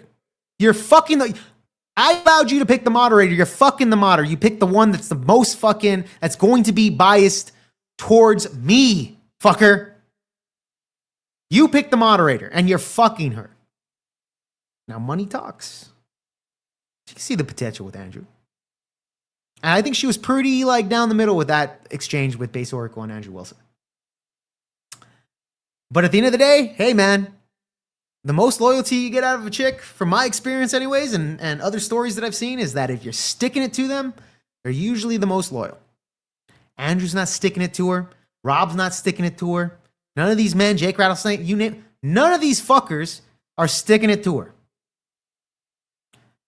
So where does her loyalty stand? I have no idea. Flow State? Is Flow State sticking it to her? I'm going to stand by my friends. These people here that have stuck by me. I don't know how they earned her loyalty. When you have Andrew Wilson that built her up. I think her loyalty would have landed there, or should have. Logically should have. So yeah, didn't double down on X. And I think this is why Sarah's kind of like in the background. She's not necessarily saying so much of her opinions, saying so much of her takes, seeing her side. But we'll see. I think eventually she's gonna have to address it some way or another. In some way or another, Sarah does have to address this. I mean, maybe she'll just ignore it until everybody forgets. I have no idea. But we'll see how Sarah moves forward with that. All right. But what's y'all's opinion here, man? Now they are shitting on Andrew. Yeah. She thinks Slow State is witty. That's what I'm saying. Who's sticking it to her? I mean, is it Flow State? I think Flo is on an open relationship with his wife. I don't know if his wife is banging other dudes, but I have no idea. I think I heard that somewhere. Could be that. I have no idea. But nevertheless, Flow State did come on here and say that he knew Sarah. He knows Sarah. I don't know Sarah. Nobody here knows Sarah, but he knows Sarah. So I don't know if he's sticking it to her. I don't fucking know. My theory is Sarah wanted some of that Wilson meat and learned she would never get it. And is jaded. She was aiming for that Wilson meat. Sorry. Ain't gonna happen. I think the 10K offer, if the money, she was making is real, would be worth it. Yeah, that's true. Yeah, like Andrew did state that she's making tens of thousands, sometimes 10,000 or more a month off of the Andrew Wilson effect that I said earlier, guys. The Andrew Wilson effect. Like, yes, she has other people. Are there people that like Flow State that have shown up on her channel more so than Andrew Wilson? Sure. But there's no such thing as a Flow State effect. There's no such thing as a Grid 1 effect or a Teriak effect or anybody that she puts on her panels or shows. There's no effect to that. But there is a huge Andrew Wilson effect. What does that effect come with? It comes with massive views. It comes with massive super chats. It comes with recognition. It comes with endorsement of the Crucible. It comes with open door opportunities for other content creators that are bigger than her, that have a platform, that have an audience to come onto her show.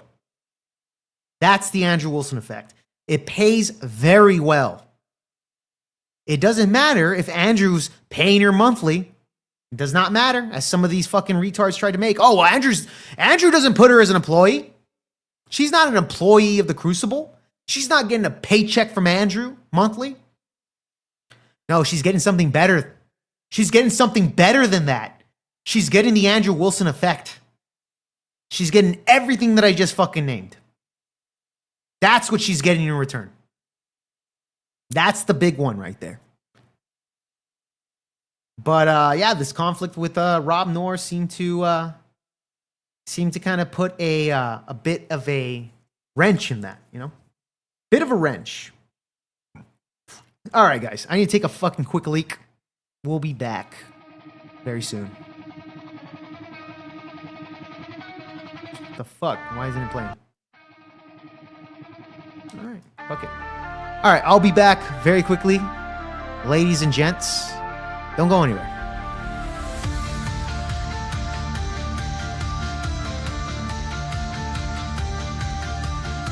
Grid on the mic, storm coming down the line. Jake Varr spitting fire in the dying light. Culture clash in a midnight fight. Truth or lies, who's got the spark to ignite?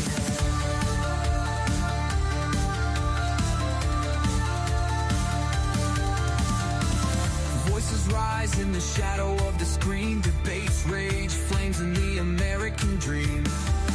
Left and right clashing like stormy seas. Reality's burning, what's it gonna be? Contract VO pod tearing through the night. Battle cries echo in the dim spotlight. Words like bullets in the endless fight. Searching for truth in the dark twilight.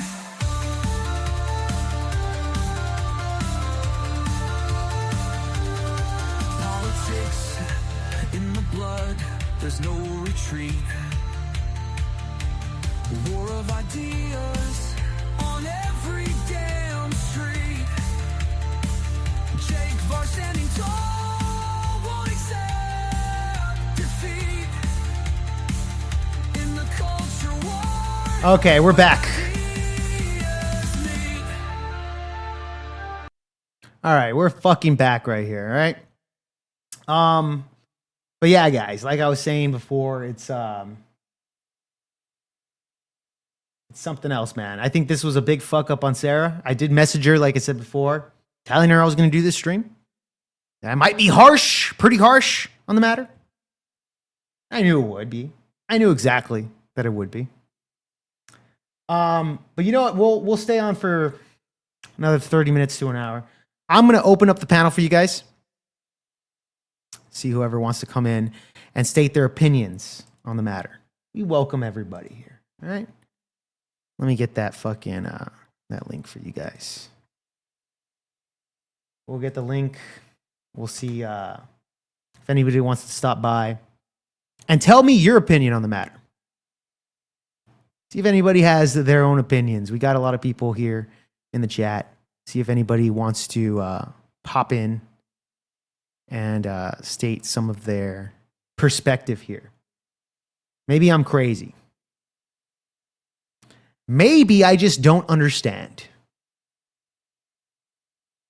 But I think I got a pretty good perspective on things. Anything that somebody disagrees with me, come on in. Or maybe you agree, come on in as well. Have a convo about the situation at hand. This is a lot of fucking wild shit, you guys. All right, let's see here. Jim Bob will go. Will go on to laugh at the panel verse for content. Nothing has changed. Actually, it's funny because I think Jim Bob. Let's see here. Or Raging Tomato. Raging Tomato. I think Raging Tomato is gonna have Jim Bob on. Yeah, she is. 10:25. A few days.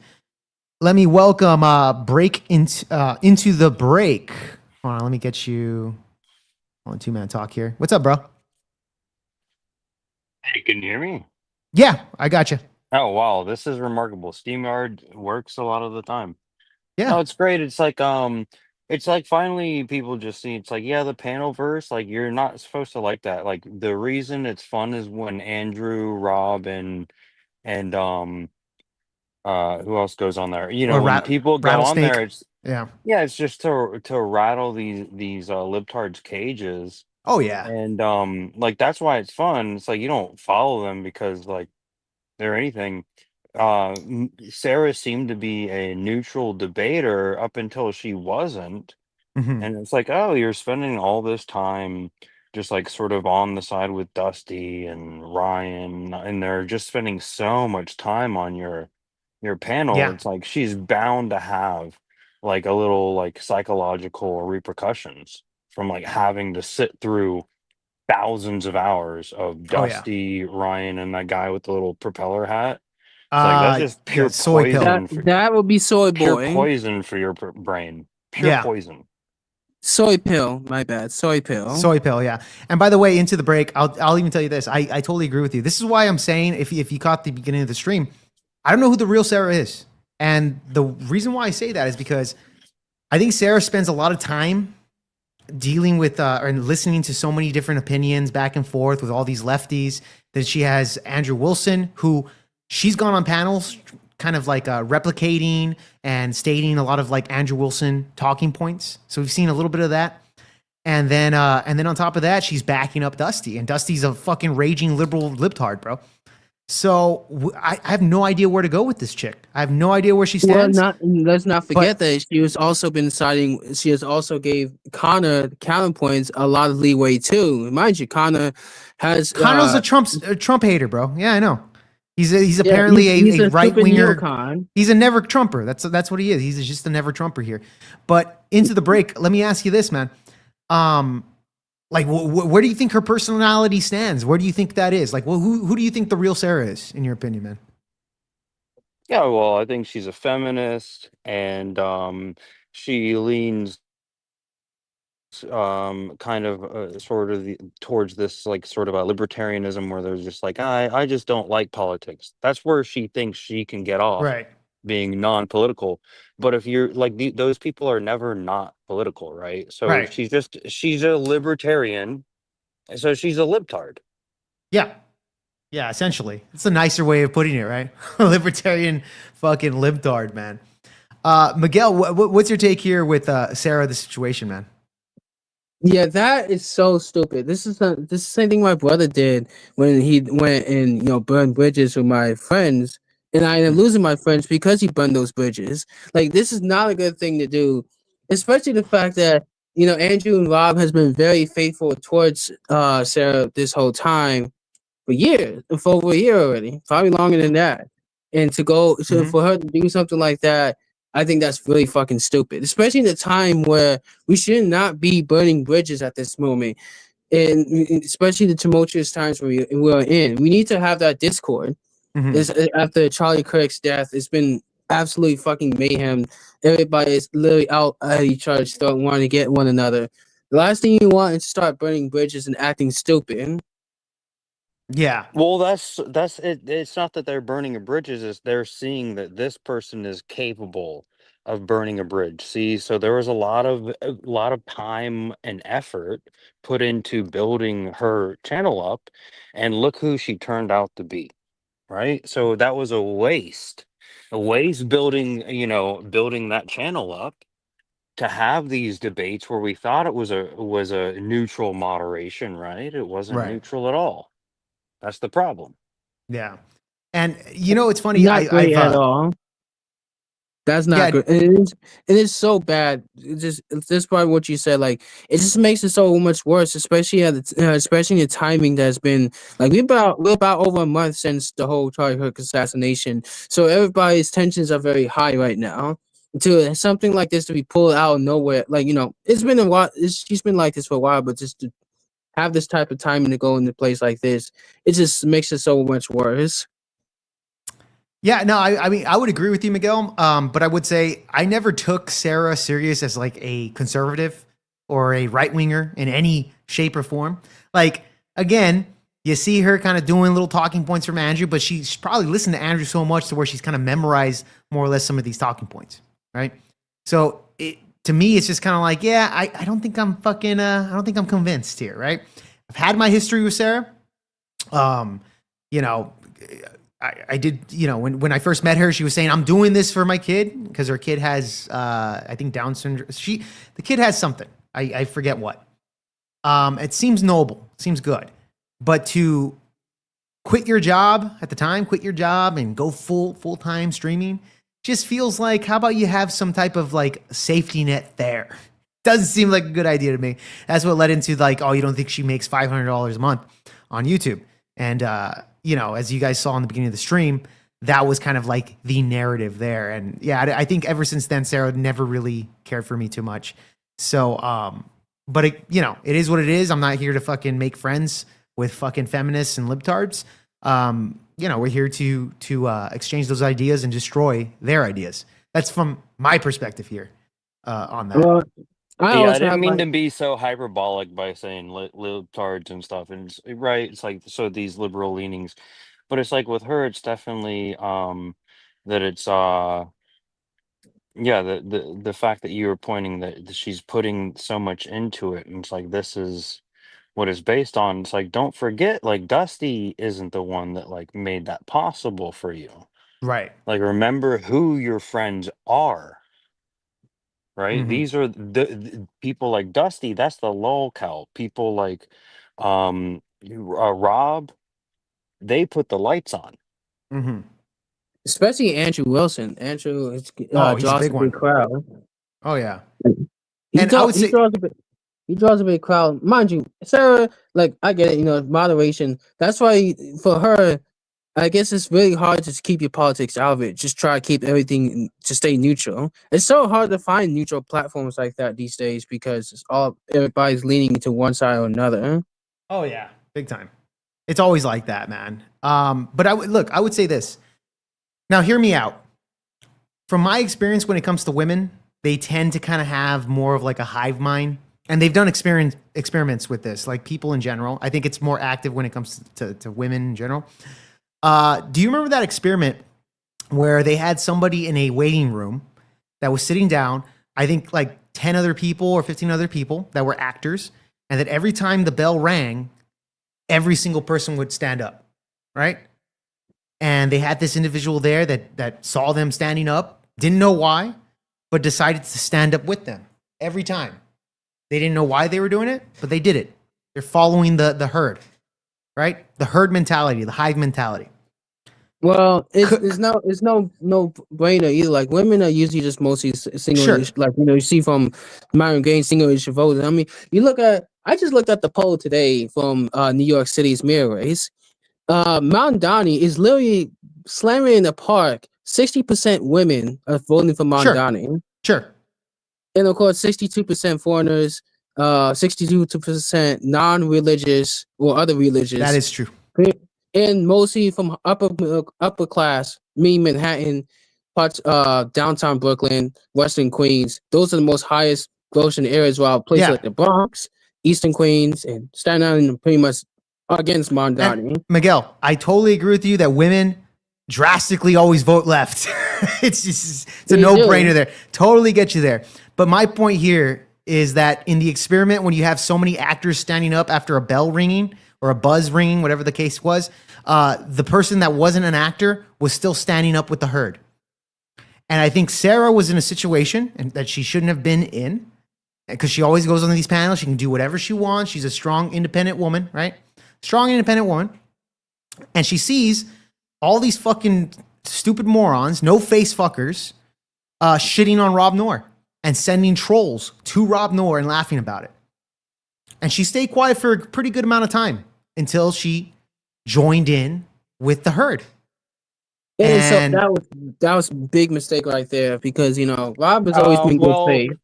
No, that was actually the crux of the real problem, is that Rob didn't coddle her, and Sara Tomato wants to be the mommy. She's the mommy. She's like the daycare lady that takes care of all these little kids. She talks to them like they're kids, right? Like, yeah, is it she just takes me? care- yeah, that's how it is. And it's you know like how Rob when people, is. Rob is not like so this she Hold on, wanted Miguel. to put Rob Hold on, Miguel. on a level, like, because when Andrew comes on, then she moves aside for Andrew, right?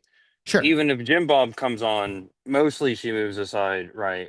But for Andrew, that's like daddy for her, right? Oh, yeah. That's daddy. That's daddy. principal. That's the Yeah. principal. She's the teacher. And Right. but with Rob, she wasn't like, Rob is hired on. He's vice principal now. Mm-hmm. And she she didn't was respect like, that? struggling. Have you seen the vice principal show? Yeah, and she didn't respect that. He didn't respect her as what she thinks she is of the Panelverse, as mommy Mm-hmm. for all these little errant, like, libtard kids that have delusional thoughts all the time. Mm-hmm. Right? She's the mommy trying to wrangle them in, and she thinks Rob is somehow one of them. But she's like, no, he's hired on. He's your superior now, actually, lady. And she Yeah. didn't get it, and she didn't want to get it. And I that's can the see that problem. perspective. I can see that perspective. Like, the analogy makes a lot of sense to me. That makes a lot of sense to me. That makes a lot of sense too. But then again, this is Rob we're talking about. He's not gonna be one of those kids. He doesn't have time to be childish or anything like that. Huh? Mm-hmm. No, I agree. I agree. And that's what I'm saying. It's just kind of like, I think also the herd mind was there. She was there. She called him an asshole. That was the crazy part there, is that she was willing to kind of dog on him, call him an asshole. He didn't know the power of the Panelverse. Is why they're sending in all these trolls. It's wild to me, dude. It's just like, Sara had a great fucking opportunity, a great job in the future for DebateCon. That according to Andrew Wilson, she's going to get paid very, very handsomely for that role that is replaceable, that they can get anybody for it. Like, you don't need any fucking special skills, but he gave that to Sara. And she fumbled the bag. She fumbled the bag. She fumbled the bag, dude. Yeah, she thought she could troll a little bit. She wanted to troll with Yeah. the libtards, and it's like, no, you liberals, you don't get to do that no more. Mm-hmm. Only we get to do that. Yeah, especially after the Charlie Kirk assassination, when we saw all these liberals, these libtards over here on TikTok dancing for his death. And it's just kind of like, yeah, I think we have less patience now for this type of bullshit. I think that's another Yeah. big component there is that Andrew gave this chick a lot of fucking opportunities, a lot of money going her way. He's not going to take it anymore when you see all these fucking libtards, especially here on these panels that have these leftist views. You're not going to take that shit. They're fucking nobodies. They're faceless. Why are you going to appeal to these people that shit on Rob Noerr, shit on one of Andrew Wilson's best friends? That's totally reasonable to me. The truth is, maybe like 5 years ago, she probably would have gotten away with this because libtards pretty much had control. They pretty much had their boots on their necks. Now these days, they're losing power. So now they're crashing out. Now they're pretty much losing their sanity. Like whatever mask that was left on them is pretty much fucking gone. And now they're pretty much gone all in, being the worst versions of what humanity actually is. What I think is remarkable is that these libtards feel so emboldened that they don't have to mask up. Like, see, I'm not going to show my face. I'm sure and you I'm have not a saying good anything reason. radical. You're I'm not a saying content anything creator, radical, right? But these liberals Mhm. are able to feel emboldened to show their faces, to say the most heinous of things, and to like shoot down ideas in the Right. marketplace of ideas, to have these discussions. I like to have those discussions. I'm not showing my face. I don't want the flack. They don't feel the need to do that. That is very disconcerting, and that should concern people. Yeah. See, the thing is, the leftist doctrine is a very flawed doctrine because the problem with progressivism, there's no stopping point. So, like, they continue, like, there has to find a new way of progressing. So, even like they have the heroes of the past as now becoming villains of the present and might be in the future. I mean, shit. Doesn't it state that in the Martin Luther Bible, Miguel? King. Huh? Doesn't it state that in the Bible that the good will be perceived as evil and the evil will be perceived as good? Yeah, subversion. Yeah, pretty much subversion of what we think in terms of morality. It's complete. Like I say, it's progressivism subverts morality because they need to find cause to progress too. And the problem is that they keep there's no stopping point. There's nothing to stop their progressing. Like it's like usually there's like the way they think about progression is like it always has to go up. There's never a downward point or a plateau. It has to go up. That means even if it's going to the point that they are going to insanity, then so fucking be it. You see right now, like how far they're going in terms of progression, like with the whole LGBT movement, open borders, allowing multiculturalism, and pretty much now we're going to sound like Martin Luther King is probably going to be a villain of the future in the next few years because he wasn't for gay people, and he was a registered independent. He wasn't a Democrat. His but dad he was a also black, Republican. so yeah, exactly. He was also black, so he has that. And by the way, I'm not too sure if he was registered Republican or anything like that, but I do know that his family independent. His Okay. dad. Martin Luther King's dad was registered Republican. He was registered independent. Okay. But I do know his family now are Democrats from my knowledge here. There's still some of his, or at least his family immediate family, or the ones that spoke. Anyways, they don't like Donald Trump. But look, I have my opinions on Martin Luther King Jr. This guy was a covert Marxist. That's a whole other fucking thing there on that. But yeah, Martin Luther King is something else. Blacks fucking worship him like he's the best thing in the fucking world, and that they were freed by Jim Crow. But that ended up being one of the worst fucking decisions because you look at the stats, they're worse off now than they were back in the fucking 1960s. Well, even though, like, let's just say this, like, there's a problem with the Civil Rights Act. It was filibustered for quite a while, a long time. Until they added more provisions to the Civil Rights Act, because for clean, like right now with the government shutdown, the reason why it shut down because you need 60 votes in the Senate, so you need to have 7 Democrats to vote along with the 53 Republicans to keep the government open, and this is exactly what happened in the Civil Rights Act.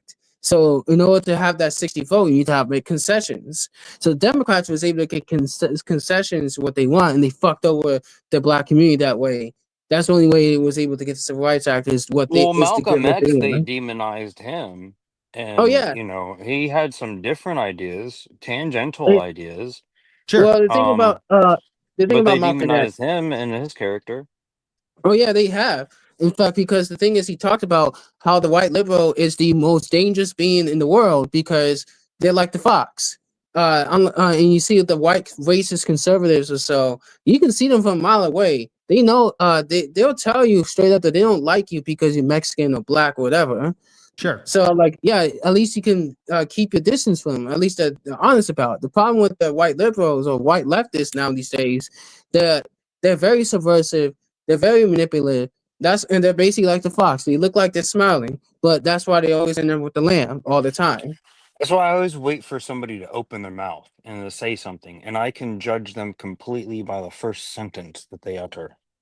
Mm-hmm. And you can see how much they did. Like any marginalized communities, you can think of, they have pretty much used them as weapons and cannon fodder for their cause, and they don't give a fuck. Do you really think the white leftists really give a fuck about LGBT? No. Do you think they give a fuck about blacks? No. Do you think they give a fuck about Jews? No. I mean, shit, they want Jews dead now these days. So they don't give a fuck about any marginalized community. They only use them as a way for their own cause. They're basically the real racists in this story. Are they the Illuminati? Fuck. That's a whole other thing. You might as well fucking be, because they're basically they don't give a fuck about the Bible. This like phantom term, the Illuminati. I think this is what we're talking about: big government oversight, big bloated government oversight that just like creates propaganda. Oh wait, hold on really quick, guys. Their people subservient to the government. It's a perpetual cycle that they need.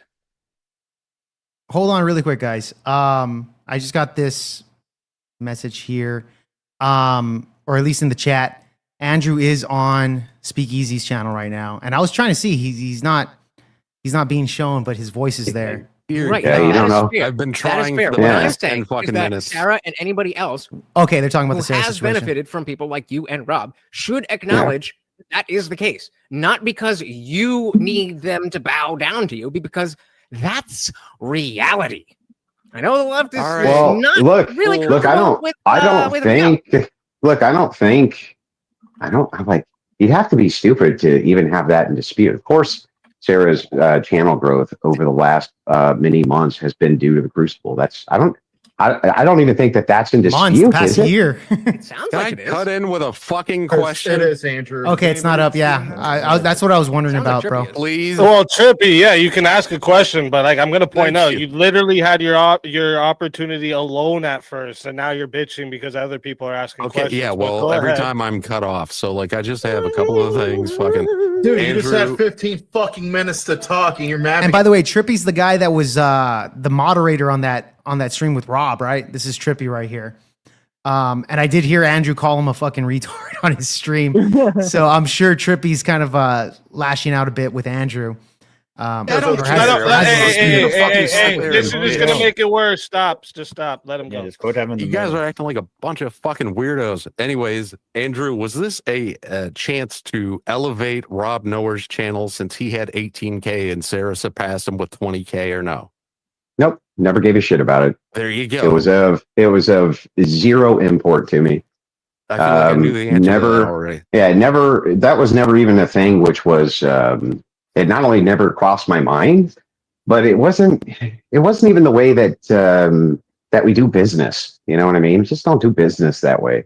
And you have to remember, from my perspective, right? 12,000 subs or 20,000 subs is not a big difference. To the 18, you know, yeah, it's not a big difference. You know, like I'm just being like outside looking in. Rob's got power dummy. Sarah surpassed him in a shorter time frame than he's been streaming. Maybe not my perspective, but just the general outside looking in. Different communities. Well, yeah, I'm sure. I think she's had me on her channel more than Rob's had me on his. And I don't care.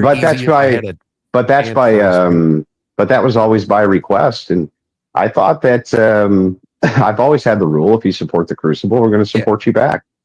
And we always did. We always did. You know, I'd always say, hey, you know, subscribe over here, send in your hard-earned cash. You know, we were platformed on this channel for this debate. It was great. And I appreciate it, and people have obviously appreciated it too because they rewarded that channel handsomely. Big time. But Andrew's if that was literally given me if that half was of the his extent, super chats one night because I was his debate partner. Like he Yeah, literally did Andrew's- that for me for no. He didn't need to do that, right? So like this, he goes I out of always his way look. to help. Look, I almost always do that. If I'm on a team debate, right now, I don't like to even say that. What's up, bro? You just got out of work? No. I haven't. Hear me? Yeah, we can hear you. So really quick, just to catch you up. Andrew Wilson is on Speakeasy's panel right now, talking more about the situation. We're hitting 3.5 hours. We might as well just go all out and see this. I don't want to talk about this again. This is why we're doing a bigger stream here. And we'll see what Andrew has to say. Yeah. I'll be here for a few minutes, and then I don't know. I might go to the store and get more if I'm in 15 minutes or so. No, right on, man. Because I don't want there to be expectations, right? But usually, if I'm on a team debate and there's somebody there who, they have a very small audience or something like that, and they assisted in helping me perform in that debate on my team, I usually do split the super chats with them. I've got a question for my own personal questions. Hey, by the way, have any of you fuckers ever split any super chats with anybody? Never. I have. I don't even pay OJ. I'm just like, I don't pay you. Give me it up and I'll split it with somebody. I don't pay you shit. I get all the super chats. You know what? We're gonna have to negotiate this now. Yeah, no negotiate. I'm keeping it all, motherfucker. Nah, you gotta go fuck yourself now. Okay. See, ungrateful piece of shit right here. Well, fuck All right. you. All right, let's go on. Do 50-50 with my Well, I stream split partner more. back in the day. Yeah. Andrew. Well, no, that's your stream partner. No. Yeah. I'm saying like I'll get thrown on a team debate with a guy I don't even know. Oh. Yeah, that's A guy I literally don't even know, and if I think he did a good job in Indian assisting Jesus. me, Yeah. all right, I'm like, well, you're 50%, responsible yet. for the help of the content, and sometimes those guys will walk away with his fucking $2,500 night. Shit. Not there yet. Maybe That's pretty maybe, damn good. If our modern day debates is better, I would be there. Eventually. Ever. I'd love to be your partner, part of the Andrew. original like IBS on the internet, the Internet Blood Sports, Andrew. Well, I was just after them. Oh. The original internet blood sport debating was you could argue started in 2016, but I'd argue it peaked in 2017, 2018, and then basically died off the next year in 2019. And it was because of an interlacing of interpersonal drama that they couldn't surpass because they had won the entire internet. I mean, Warski Live was one of the biggest shows in the world, and it was great, but they couldn't get past the interpersonal conflict. And Tonka Saw and all that shit. Because I had heard your guy, Mr. What was his Mr. E, right now? Yeah. He was talking about blood sports, and I was like, maybe Andrew was there. Now, well, I've debated with all those original Bloodsport guys, but Warski, Andy Warski, who I know pretty well, he invented internet blood sports. That was an invention of his. He coined it, and See, Andrew knows like lore that none of us would ever fucking know. It was dude. always designed to die because you guys it was seen always that set with the video, expectation that Jake people would come in Rattlesnake with interpersonal ranking all like the right wing content creators. I didn't know about Jared Taylor. Until Andrew mentioned him. Yeah, Andrew's really opened up the gates here on a lot of like, especially the Bloodsport debate sphere.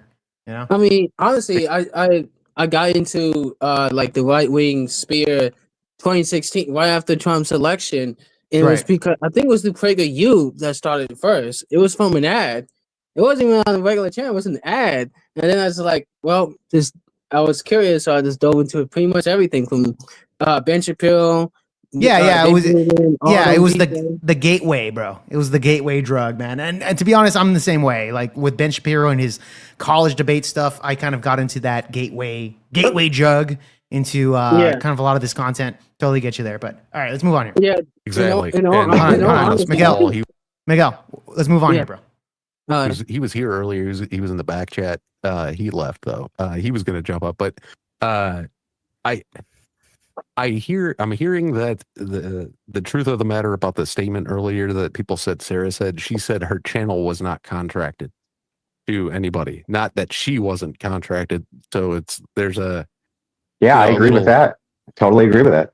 Well, there you go. Well, she had a better deal. Like she had a better deal than a contract. I'm not sure how that negates my position. Yeah, though. she had a better deal than a contract. It would just reinforce it. The thing is like, look from my perspective, this whole thing would have gone completely past my notice, except, there was, from my perspective, there was a person who was somewhere that they weren't supposed to be doing shit they weren't supposed to do.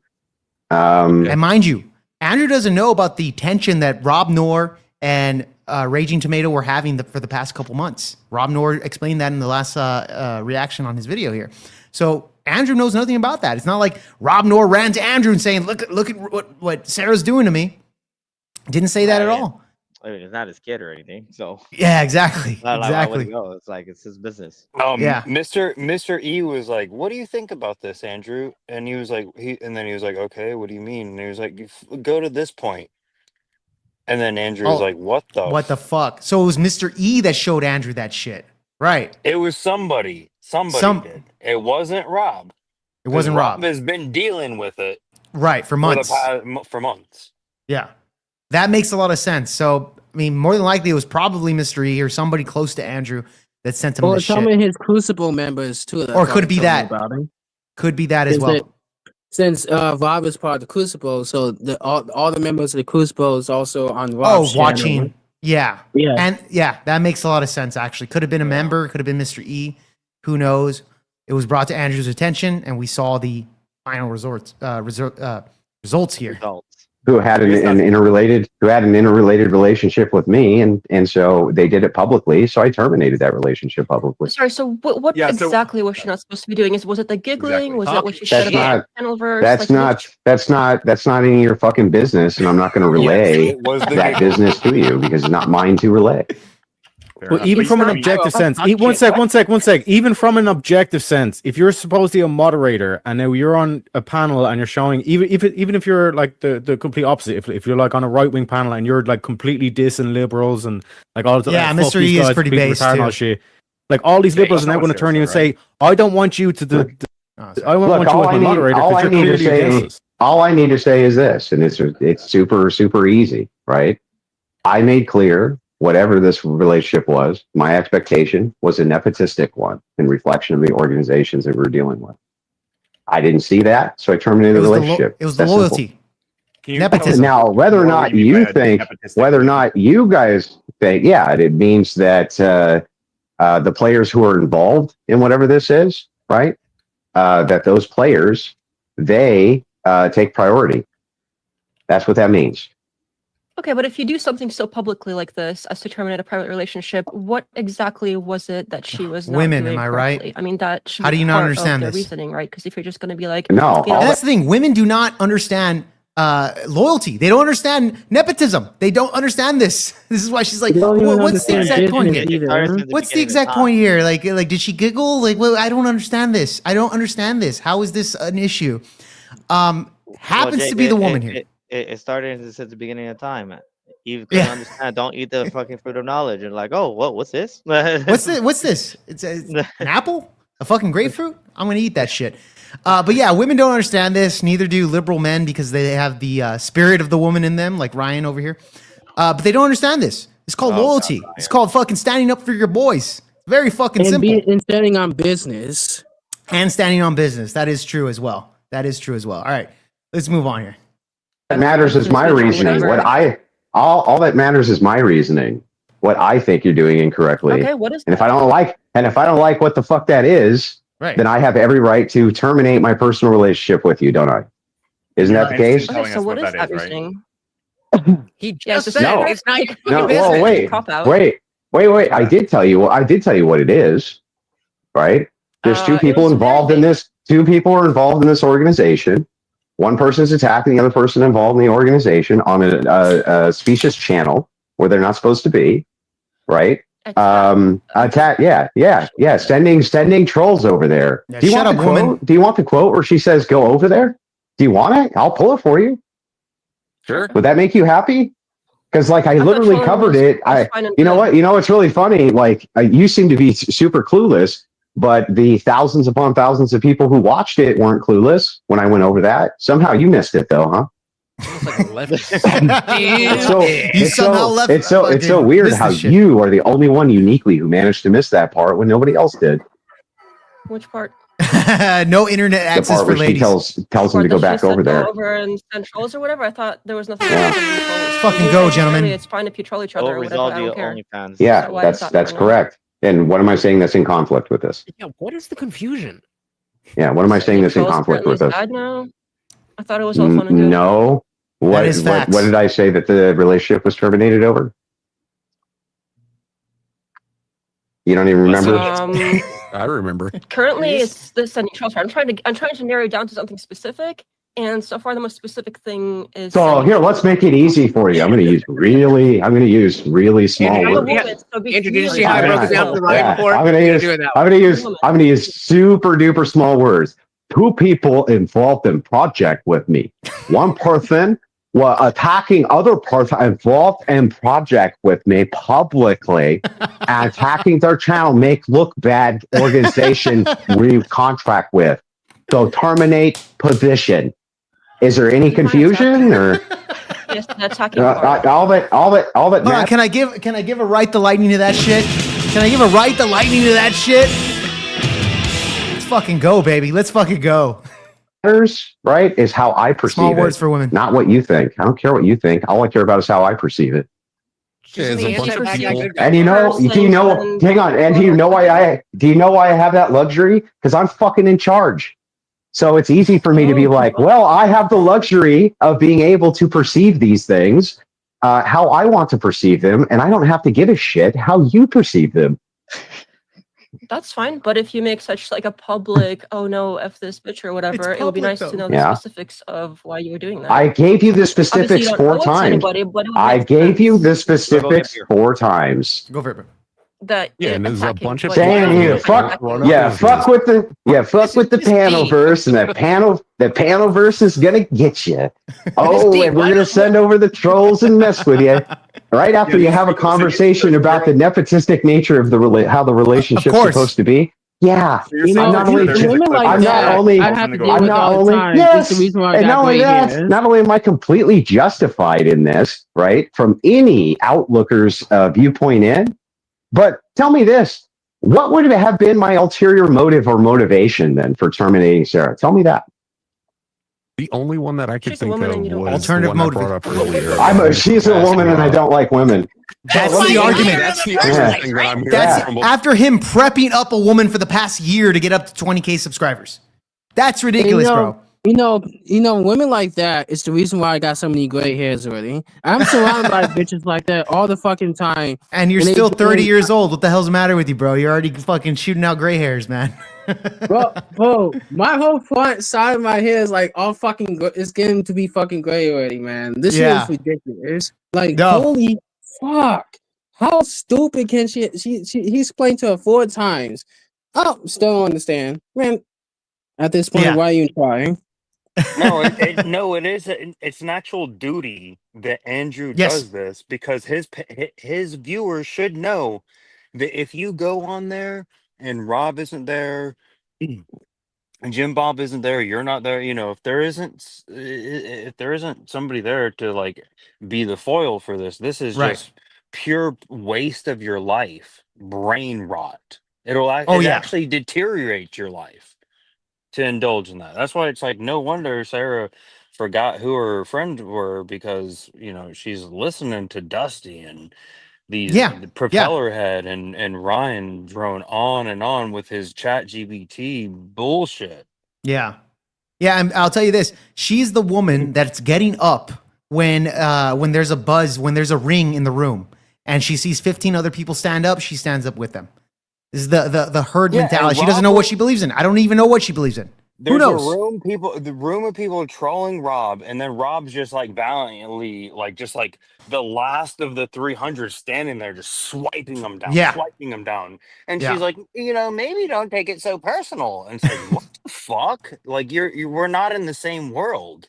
We're not in the same multiverse, the panelverse. Yeah, the This panel verse. Well, two bullshit. different fucking realities And, at this and point. using the putting verse at the end of a word is so cringe. Like if it's That not that the was universe, popularized by comic books, right? The multiverse, the fucking Marvel verse, so etc. cringe. So cringe. And dude, this was popularized by fucking Marvel comics. Really quick, answer the question. Lady says, only reason we watched the Raging Tampon. That's kind of funny. I've seen a lot of them. The aging potato. Like the jokes are crazy on this. Was for Andrew and Rob and guys like Jake Varr and Jake Rattlesnake. I agree with that. Thank you for including my small name in that, bro. All right, let's move on here. So why? People, by the way. Yeah. So help me out here. Why did I work with her the first 18 times? Why would you have boosted her the first time? Exactly. Yeah. Why did I work with her the first 18 times? Right. I mean, wait, what? You don't need her anymore. Wait, hang on. What? What? Maybe you don't need her anymore, but you needed her for whatever reason back then. I never needed any of you for anything ever. Give me a break. What the hell would I ever need any of you for ever? Can you not? Honestly, Can you not? what would I? understand What, this? hang on, I just want to know. Now I want to know. What could I ever possibly need any of you for? Nothing. You're amazing. Well, not me. I'm not part of that. Miss But... D. No, no. Shut None up, of you. Indian Jesus. Damn. None of you. You don't None of fucks you. with somebody because you don't fucks with somebody. You just have a vibe. They did something that you didn't like. That's a foreign concept to you. Yeah, I don't he want is to hang giving out him with an this opportunity. person because they did a thing that I don't like. That's a foreign Which is concept exactly to you. what Speakeasy was saying earlier. No, that was to Miss About not wanting to D. hang out I with don't me know. I don't know because any names. I did something he didn't like, so Easy doesn't want to hang out with me. That's fine. Correct, I'm not going to yes. hold that against him and tell him that he has to hang out with me. Well, yeah, Then what's again, what's the conversation then? I'm totally fine with him.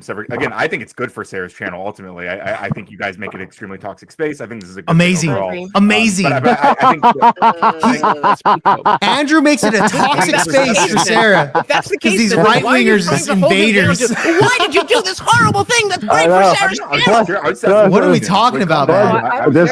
It's so toxic with the 20K Just subs. so you know, right? You It's not even think 2K, that it's the 4K. toxicity of that panel space is going to be reduced because Crucible people aren't there.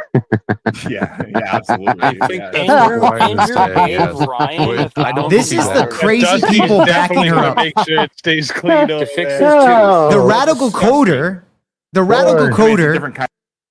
coder, the fucking lunatic leftist is saying this is good for her channel. These lefties right here backing her up to try to fucking scratch the bottom of the barrel. 20K subs? It just made it toxic. She should be like me, where I get no views and I could just speak my fucking mind in a fucking echo chamber. That's crazy to me, dude.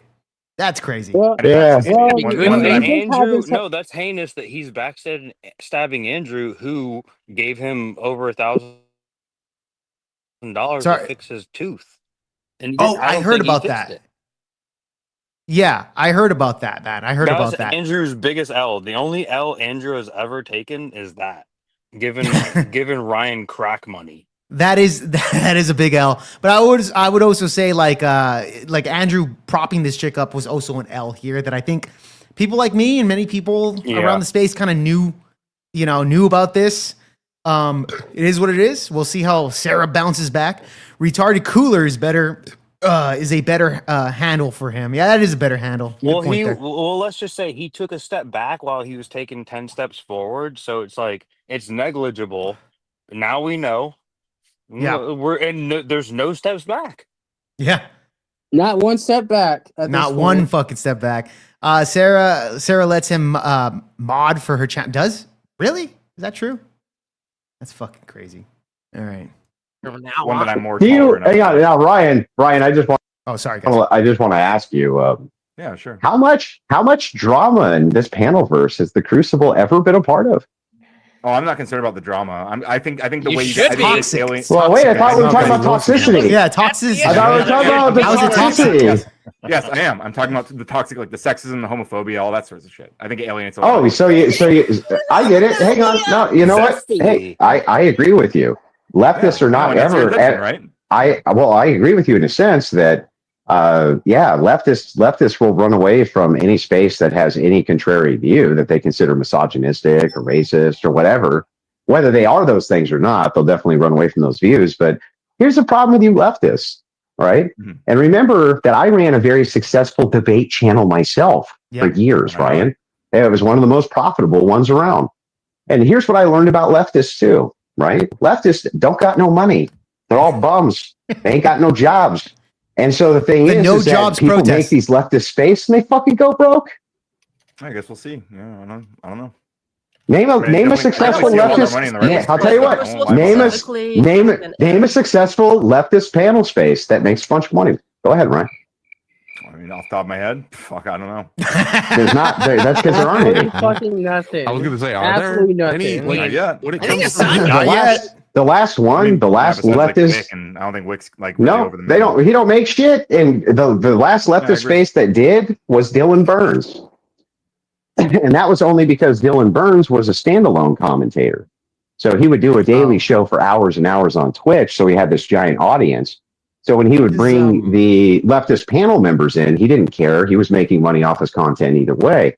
But for people who just try to have panel spaces for leftists, oh, it's a fucking nightmare. It is. Leftists are purity testing each other all the time. They're a pain in the ass to deal with. They tell you to deplatform everybody who comes on panels. Like they just can't even be reasoned with or dealt with. Cannibals of each other. They cannibalize each other. Yeah, they eat their own tail, bro.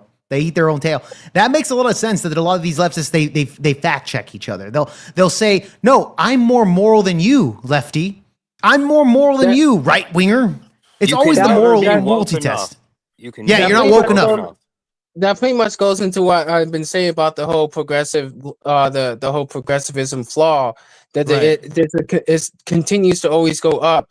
So it's always a purity test game that you play all the time, and it's no matter how much you try to be moral, it's just not good enough. It's never good enough. I mean, shit. Look up J.K. Rowling for example. That bitch is still NIMBY. I don't like her for shit. Yeah. That's the funny thing is that the moment that she spoke against the trans community, the leftists fucking started eating her. They started eating her, and she's an idiot. She's a lunatic idiot that wrote Harry Potter. Okay, that all these fucking femboys and women with pink hair and blue hair read.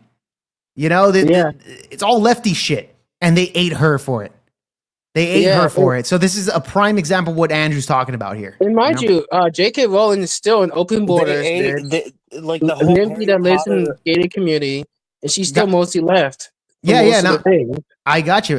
Into the break. Go ahead. I'll give you the last word to you, and we'll get back to sorry. Yeah, the whole Harry Potter delusion and like make believe land is like really what stepped all these like millennials over the edge, and then now here we are, and then we're talking about gender in the same way. It's like this is a problem. Yeah, it's completely fucking insanity. This is what I mean. Yeah, I was just talking to the irony of like they're like they hate the thing that created them. That is a good point. All right, let's move on here, guys. Any panel space with only leftists or only right wingers is stupid. But it's like the I choice agree. isn't between leftists and right wing. Nope, it is. It's only between right wingers. It's not just you. You don't represent all of the right wing. So I agree. I agree. You're actually a very, very tiny minority. Totally agree with you that I don't represent hardly any of the right wing. I totally agree with that. Right. You said, but you fuckers, all of you fuckers combined represent a lot less of the left wing than I do the right wing. Just want to point that out. No, I don't think so. I think so. Oh, I think so. I think actually, as we just saw this past weekend during the 7 million who attended the largest peaceful protest in American history, I think you guys are actually. Wait, you're not referring to the MSNBC video that was from 2017? Yeah. Oh my Nope. God! What So, was the anyway, average over the weekend. I don't care. I'm just pointing out. Under 50 years old, brother. Look, I'm just pointing out to you, Ryan. From my experience, anyway. Now, maybe I'm wrong, right? But this whole panel space that you guys do. Now, remember, if you're referring to a panel cool verse and just saying that's anybody who runs panels, then there's like tens and tens of thousands. But if you're referring to the panel verse as this limited association between a few of your guys' channels, then the toxicity is the only thing that keeps you guys going. Nothing else does. 100%. I mean, I guess we'll see. I don't know. I like when I came on. I came on here to finish my debate with Rob, right, about the Insurrection Act, and I think it went handily. So, Right, how many debates certainly earned Rob a few thousand subscribers. Ryan, how often do you host a genuine question? Because I don't know. How often do you host debates or panels on your own channel? I've actually recently started, and they've been pretty successful. I mean, I've made quite a bit of money off it, actually.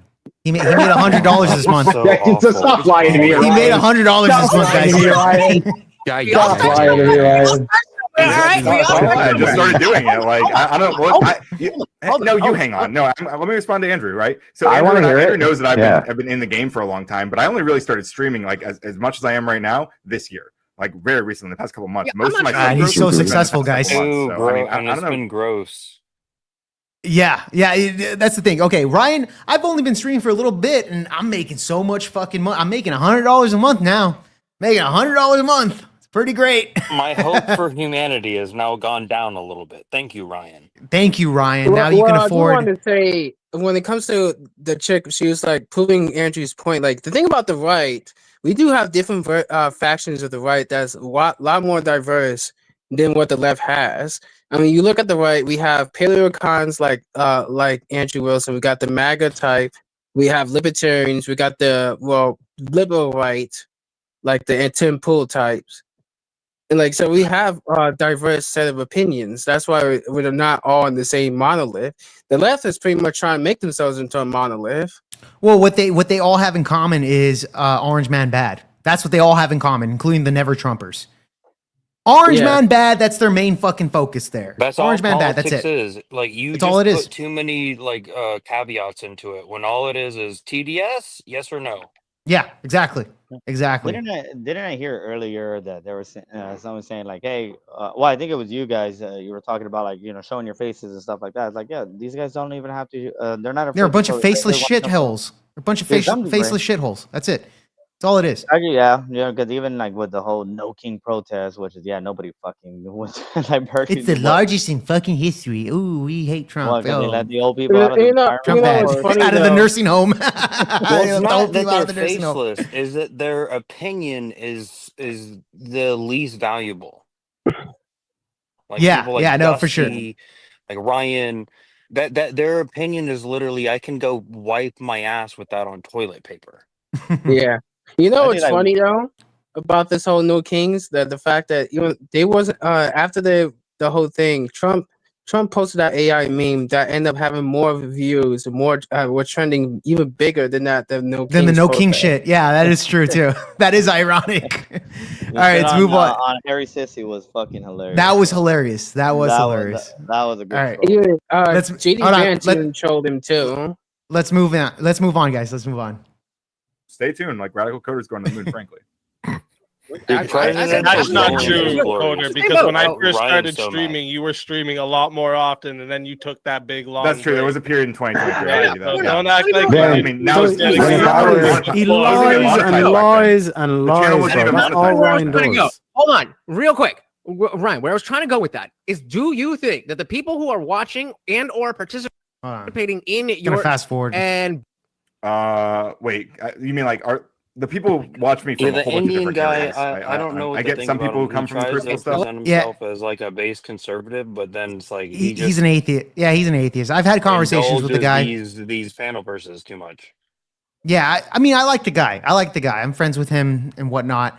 But yeah, he's a fun character. He is a fun character. I'll give you that, man. I like Indian Jesus. I don't dislike him. That's why I said he just indulges like this brain rot a little too much. He takes like Ryan too serious. You know what I mean? It's like no, Ryan maybe so. is literally like you should laugh at him and then talk over him. Like don't talk like over him when he's speaking. More like intelligent than him, which is pretty easy to do. And if you can't do that, then you can't do that. For sure.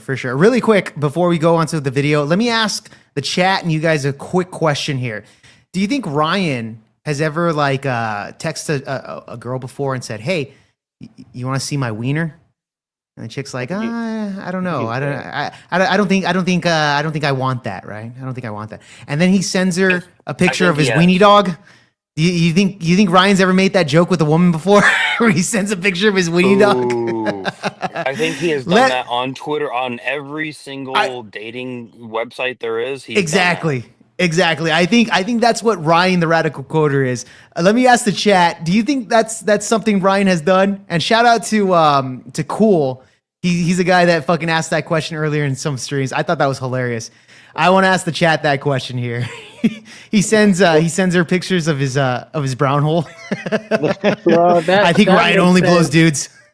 That only makes sense because a lot of these left-wing dudes are pretty fucking creepy as fuck. So Yeah. it makes sense. Yeah, for sure. That's true. All right, let's move on here. I was just wondering. Tell me, chat, if you guys believe that. Like, he looks like a dude that would do that. Wait, Andrew, I want to ask you why are you running from Pisco? Why don't you debate Pisco? Well, you go next, and as soon as I'm done, I just have one more question.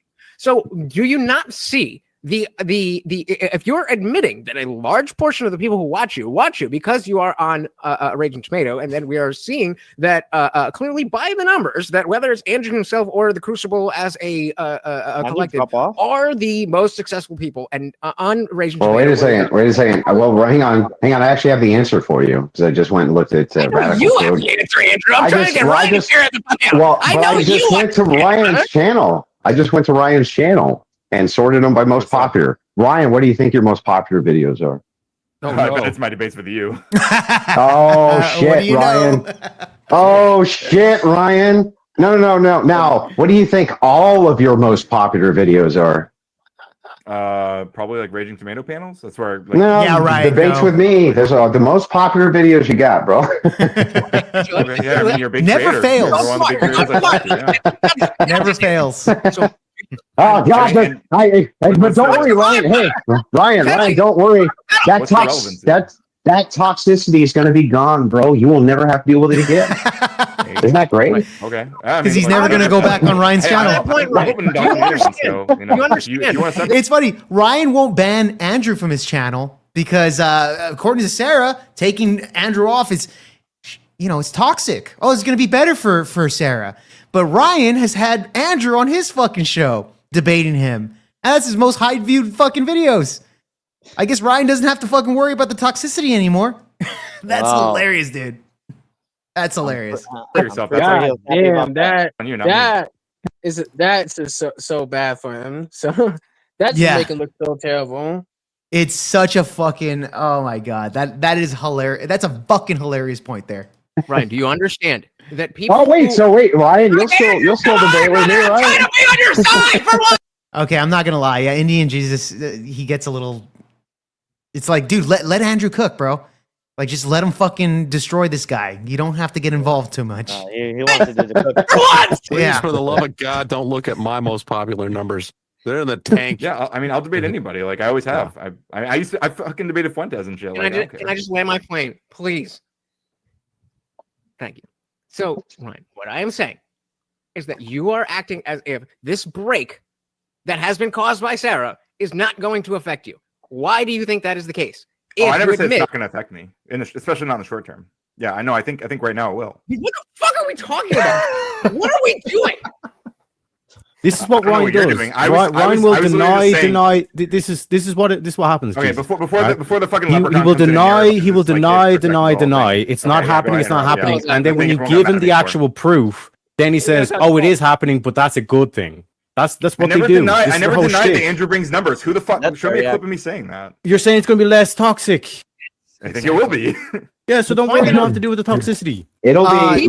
No Obsessions, really quick. You can go to Speakeasy's channel. That's where you can find it without our commentary. If you want to watch it the full without stopping, stuff like that, go to Speakeasy. Speakeasy, it's right there on the fucking corner right here. Speakeasy, bro. It's right there. It's spelled out for you. So just type that in on YouTube and you can go that way. All right, man? Listen, I'm just going to let you know. I think the Crucible people alienate people with less radical politics. Getting money out of politics by this you know what? don't care about that. Your stupid asses said that same shit to fucking Politically Provoked, and the opposite happened. That's why they ended up having to steer. That's why they ended up having to steer. No, they didn't at first. You're wrong. Right? At first, they were trying to do nothing but appease leftists. That's all that they were trying to do was appease leftists. What can I say? I had to point it out to implementing their stupid Discord rules. They were stupid question. Implementing their all sorts of different stupid policies that they just absolutely fucking demanded. and they were working with them hand in hand at first, and it was only became a Nazi that's hang on, that's true, but that happened later. So let me give you the course of events.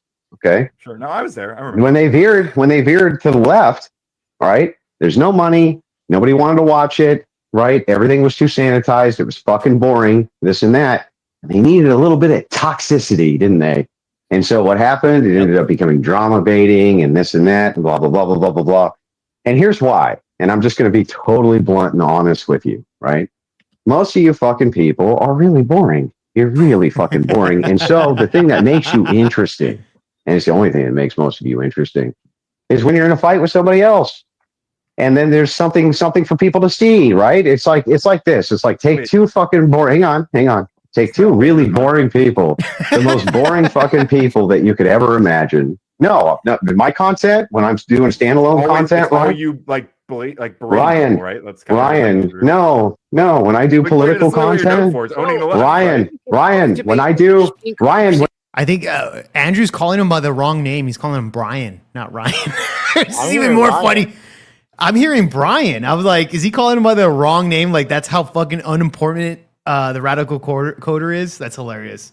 And by the way, And I Andrew, do- what he said is true because obviously a lot of these left wings, they pretty much Yeah. all the same monoliths. That's why the right does better. Hell, when we debate each other, it's still just as fucking fun as sure. we debate the left wing, and so because we all have different beliefs, and so even though we're on the right. Yeah, for sure. Really quick, TVT. Yeah, we are a little bit behind because we're adding commentary to it. So I don't want to just steal Speakeasy's content and just fucking have it on there. If you want to hear it uninterrupted, go ahead and be my guest. Go over to Speakeasy. No big deal, man. All right, let's move By the on. way, is that Teriyaki in there? Yeah, Terry X in there. Oh, okay. Standalone content, I get as many views as I don't. You don't know what you're talking Yeah, I don't about. deny And that. also, let me just point this out. Okay. You're because of the fact that you guys are really fucking boring. If you take two of the most boring people you know, right? You may not have any interest in watching them or being around them for any length of time or this or that, but everyone's going to show up if they get in a fist fight. And so that's You it. answer the Pisco question. That is Why don't you true. debate Pisco? So Pisco, what happened there was Destiny said, if Somewhere you have around there, 100,000 subscribers, right? Blah, blah, blah, blah, blah, then you can fucking debate with me, right? That's what Destiny said. Or he said, you pay me X amount of dollars. And Pisco said, I love this policy. It's fucking great. I think that this is a great policy. So Pisco challenged me to a debate and I implemented Destiny's policy and suddenly it wasn't a great policy, Ryan. Suddenly he didn't like that policy anymore. Suddenly that was not a bit. And I was like, well, wait a second. I'm sorry, but you don't meet the same criteria that Destiny set down. And I'm on par as a content creator with him. So fuck you. And he's still pissed about it to this day. And I think it's fucking hilarious. Yeah, But do you seriously think that I would avoid a debate with Pisco? I've debated with all of you fucks. Yeah, I think you. Based on what? Do you know I've debated with him before, dummy? On the Crucible? Yeah, go for you. Fine, What I do you- beat him. what do you think I beat him. It was Pisco really offered? funny. It was do you really think- funny when I did. What do you think Pisco Yeah, whatever, offered Ryan. that Andrew would be afraid What was of? the what was Nothing. the topic? Yeah. Nothing. Well, in that one, what happened was he'd had a debate with Noerr. Then after the debate with Noerr, him and I got into it over Indian insurrection. And he literally was like, you know what? You actually may be right there. And then he made the huge mistake of getting into normative philosophy with me. Terrible fucking idea because he doesn't know shit about it. Luckily, he went after that to ask yourself may have taught him something about normative philosophy, which is good. Maybe now you can actually have a conversation with him about it. But yeah, it's not of any import to me. Again, I'm just giving Pisco the same taste of his medicine. I don't know why Rob even tangles with him. He's not even worth his time. Okay, that's But Pisco's basically the discount version of Destiny. Mhm.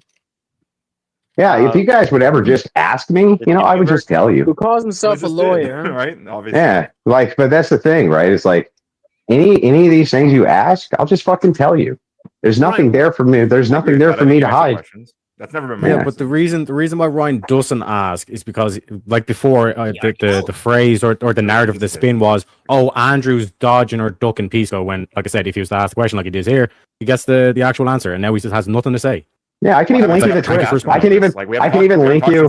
Yeah, I understand, but I can even link the Twitter thread to you so that you can see it for yourself. But I thought that it was ironically hilarious to give him a taste of his own medicine, and to this day, I still tell Pisco all the time. Yeah, Pisco. Anytime one of his trolls comes in and says debate Pisco, I say, well, I gave him the price. Anytime he wants to pay the price, I'll go debate with him. So tell me, why won't he pay the price? He's a successful I know what lawyer, you mean, bro. I'm trying right? to fucking shoot through the. Yeah. Do we want to dive into this? I do. I mean, I do think you're a fascist. I mean, you literally called yourself. Big Oh Papa my fascist God! to You start think off. everybody's a fucking fascist, Ryan? That's not why. And Ryan thinks that's a fucking that's like the key component of his arguments. Well, you're a fascist, right?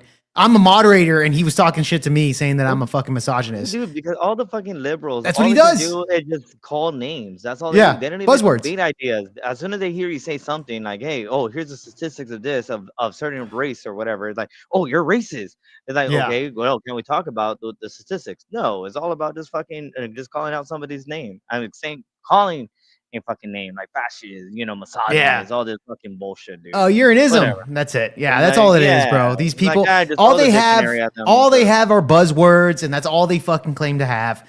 They don't actually have real arguments. This is why fucking this is why Radical Coder right here is fucking saying that. Really quick, Marilyn with the $5 super chat. Really appreciate that. She doesn't say anything, just the king and the heart. Thank you so much, Marilyn, supporting the channel. Appreciate that. Debase I Maryland. do want to say, someone also been trying to do the same thing with Andrew Wilson on Sam Cedar, and and Andrew has offered Sam Cedar to also debate. And Sam never takes up the offer. So Yeah, no, I get you. All right, let's move on here, guys. Christian nationalism on the nation. Yeah, and Ryan, what was my proposition as Big Papa Fascist? Was for something I called democratic fascism. Remember, Ryan? Yeah. Yeah, I mean, you were. Do you being remember? glib, but No. The whole thing was glib. The whole thing was glib. Okay, but what you would also say when What here was the whole point. Here was the whole point of that moniker. No, you shut up and I'll explain it, and then you can talk. So anyway, the entire point of the moniker, was to point out that I was proposing something I called democratic fascism, and when I would explain it, it was the exact way our republic currently worked, and liberals would argue with me about how horrible it was because I said Democrat fascism. They disagreed literally with how our current republic works, which they were advocating for, and it was the most hilarious thing I'd ever seen. But go ahead, Ryan. Tell me about how I'm an actual fascist. Well, first of all, I'll quote the other thing that you used to say, which you've denied saying last time I brought this up, but you absolutely used to say this, is that you would say, I'm not a fascist, but I would prefer fascism to what we have now. Do you deny saying that still? I don't think I've ever denied saying that. You did it on your 200K like special that I was on Sarah's panel, but if you admit it, I don't recall that, but Franco's yeah, sure. hang on, Franco's yeah, like Franco's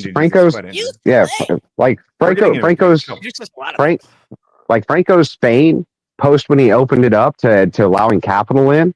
I think that system worked much better than the current system of letting 18-year-olds vote, which is a terrible fucking idea. That is still a. You think it should be more like right? I mean, you've always held that position as well, that you want to like disenfranchise a shit ton of people. I think that's also a more fascistic style. Yeah. Okay. So our founders were fascists then, because that's what they did. Well, to be honest, I think what a lot of people don't recognize is that America's history does have a lot of the tenets that emerged in like early. You're a fucking clown. No. Yeah. There you go. So our founders were fascists, right, Ryan? Because they didn't want everyone to vote. It's not. I wouldn't say that exactly, but I think that a lot of the tenets of fascism emerged from American history. Yeah, no doubt. Real quick though, a shout out to Rachel Wilson. We had a debate, and I used her argument on the other side when I was on another panel. So thank you, Rachel. So the entirety of your argument is that I'm more like our founding fathers. Great, Ryan. Thank you. I would say that's the entirety. I mean, we just got started, right? I think that. Am I closer to what our founders thought, or are you closer? Let me lay out my case for why I think the Christian Go ahead. nationalism and fascist movement. Yeah. Go ahead. Yeah, I mean, I think you guys cheer on right now. There you go, Marilyn. Leader. Do you deny that? Yeah. Yep. You don't think Trump's an authoritarian? Nope. Not at all. Do you think Trump is condensing executive power into his own? Nope. I think he's enforcing the limits of his executive power. Yeah. I can agree with that. as much as possible, right? Sure, Maybe but not it's the exactly limit. To the point where he's, You know, where he's like where politics. he's- Yeah. hang on, Yeah. guys. Let me talk to Andrew. Stop. Yes, he's chiming in. flexing. No. He's flexing the extent of his executive power. He's a dictator, Yes, right? That's why our because government it's shut his down. executive power. That Yeah. he can do that.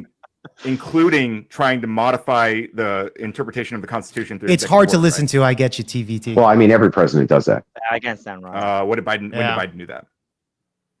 Well, if you want me to go through each one of his executive All right, they're going through orders a and the Supreme Court political executive debate. orders to make sure Let's fast forward a little bit. became to Try to critical. catch up to the That's live. all interpreting the Constitution.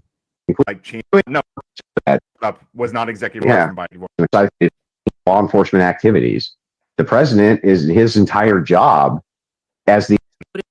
All right. The left has tried to convince everybody that the Supreme Court is that if the Supreme Court rules against it, well, that's the law, and that's all there is to it. And it's like, no, that's not. That would make them the supreme power, and they're not the supreme power. They're supposed to be a co-equal branch.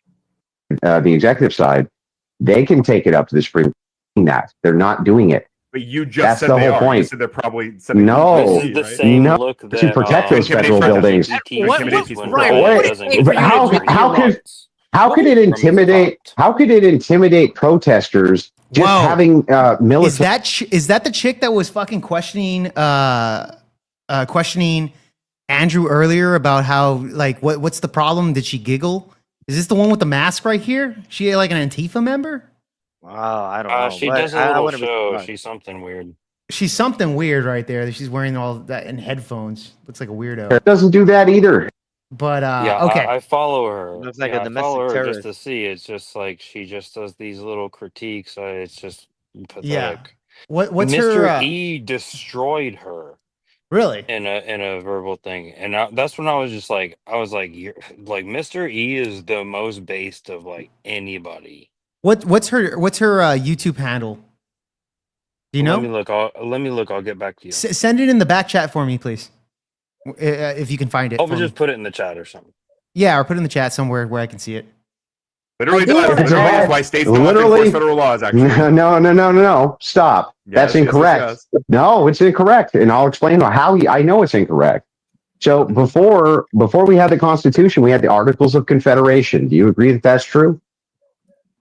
Sure. What does that have to do with whether the 10th Amendment? The Articles of Confederation were exactly what you're talking about, where every state was completely sovereign. The 10th, what happened is that what happened. Ryan, shut up. My turn. Okay, go ahead, Ryan. I'll just say the same exact. You're going to say the same shit, and I'm just going to refute it in 5 seconds. But go ahead. Okay, I'm not going to say the same shit. I'm going to explain, like clarify. So the 10th Amendment specifically allows states to not have to enforce federal laws, right? They doesn't mean the feds can't come in and enforce those laws, but it does mean that the federal government cannot force them to enforce those laws. So is that what you're going to dispute? You just say No, Ryan, that's not. Okay, that's so you not. agree that's what the 10th Amendment is.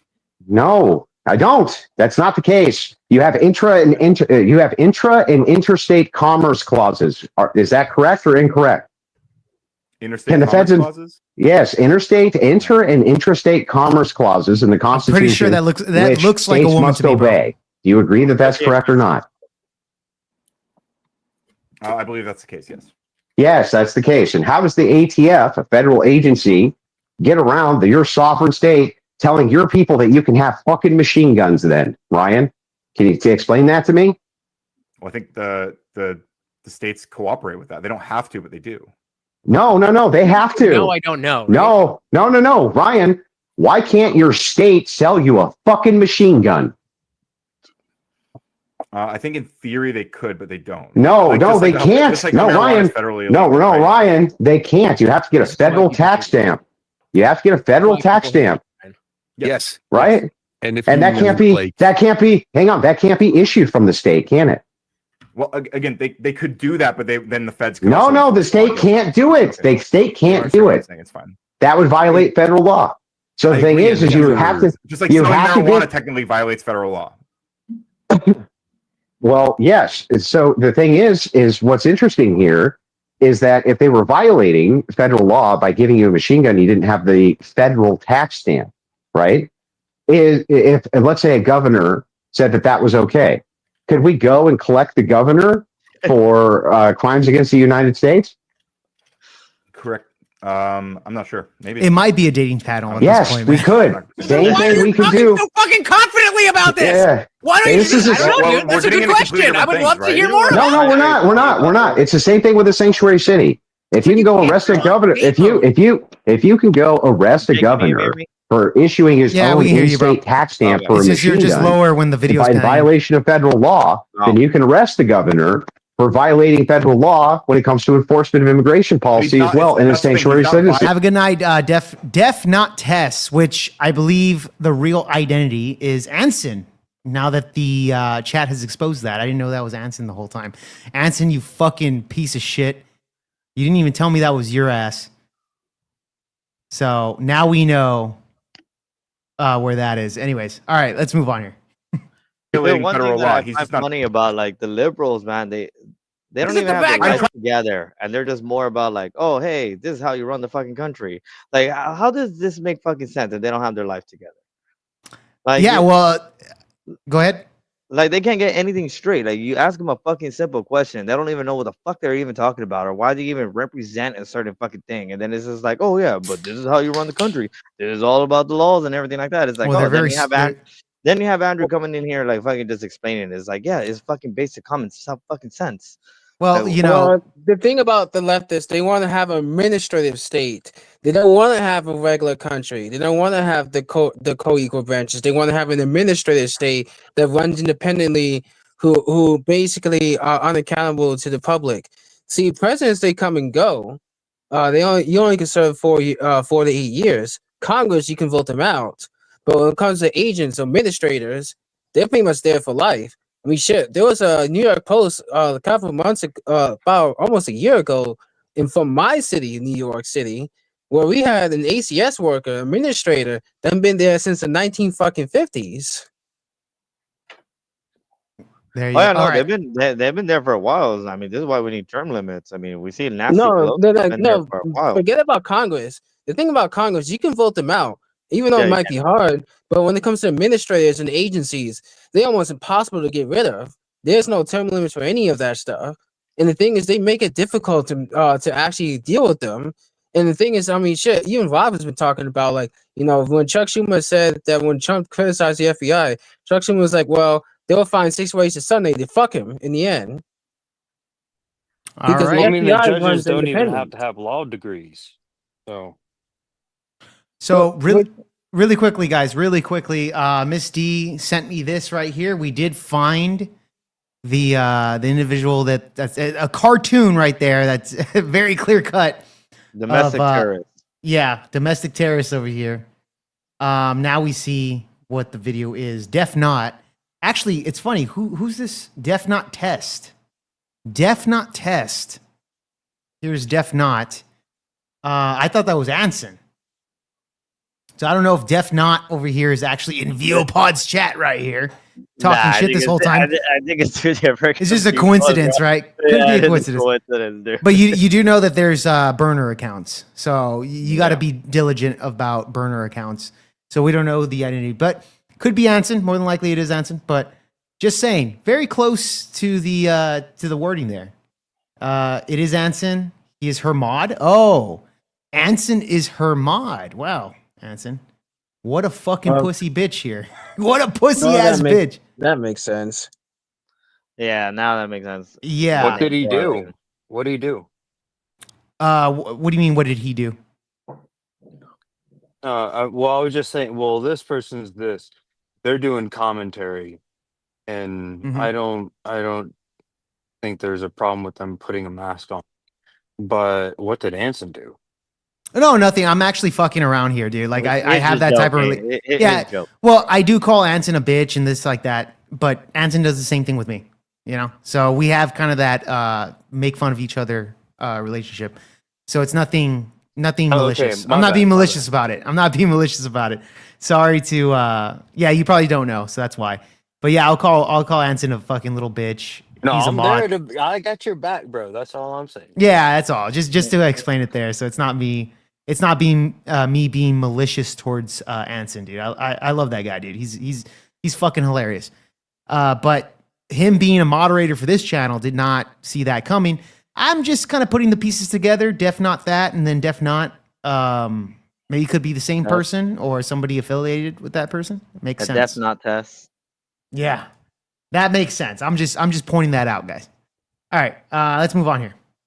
No, woman spoke up. Oh no. Well, next time. Well, next time. When Hold on, let's rewind this. Was the woman and the first thing Noerr said when I spoke You see how that works? was the woman and putting a negative thing to it. Well, that's the whole problem, right? If you women could ever learn how to shut your fucking mouths, half this shit wouldn't happen anyway. But you can't do it. You just can't do it. Andrew, quick Woman question thing. before you leave. You blab all freaking day. I say like a few words. Oh no, woman spoke up. Oh no. Well, next time. Next time, don't do that. Next time, it's simple. Next time, don't do that. For your words. Next time, don't do that. Okay, I understand. You don't want women to speak. I get it. Yeah, go write on your fucking blog how much of a misogynist I am, sweetheart. I don't fucking care. I don't fucking care. Go tell your fucking four simps how misogynistic I am, sweetie. I don't fucking care. Have fun. Go talk to Sarah. I feel like we don't have to tell anyone that. Yeah. Like, everyone kind of knows that, and people Just told people everybody, here just think but it's okay. dangerous, right? Yeah, with that, are you kidding? Like the thing is hey lady, go it's make me not- a sandwich. It's not even misogyny. There's great women in this space. It's just none of you are them. That's all. So anyway, you guys have a wonderful evening. I appreciate your time. Thanks for coming, Andrew. Take it easy. Take it easy, Andrew. There you go. Bye, dickhead. Let him go. Oh no. I was gonna say with They had that, the last like, that's a word. joke. Wow. Andrew going off and calling women all For sorts sure. of stuff, right? Let's all just hear a understand little bit that's of this, joke. and then we'll No, it's we'll shoot out. People don't know what she was saying. I think she was a little bit drunk and she made a joke. Oh, and okay. it's been kind of taken super seriously. Like even like expanding on the joke after where she goes like we're all Yeah, the gonna women are band not sending their together, best. and They're not you sending don't their best. fuck with the pen like this. You think that was all part of the joke? No one like laughed about it and like. Well, the weird thing to me is it was like an inside joke everyone held on to maybe. Well, no, Can I say what I'm something saying real is quick? I've heard or I've been on tons of Sarah's panels and I've never heard her refer to herself or anybody else as a group called the Panelverse. And suddenly now that's kind of a common. He's definitely referred to that. You know, like there's the little group of them that call themselves the Panelverse, the ones that jump onto the different panels. It's us right now that are on Like the this is panel. like Trippy. You know this, right? Like this is like a lot of these people followed me into the debate space.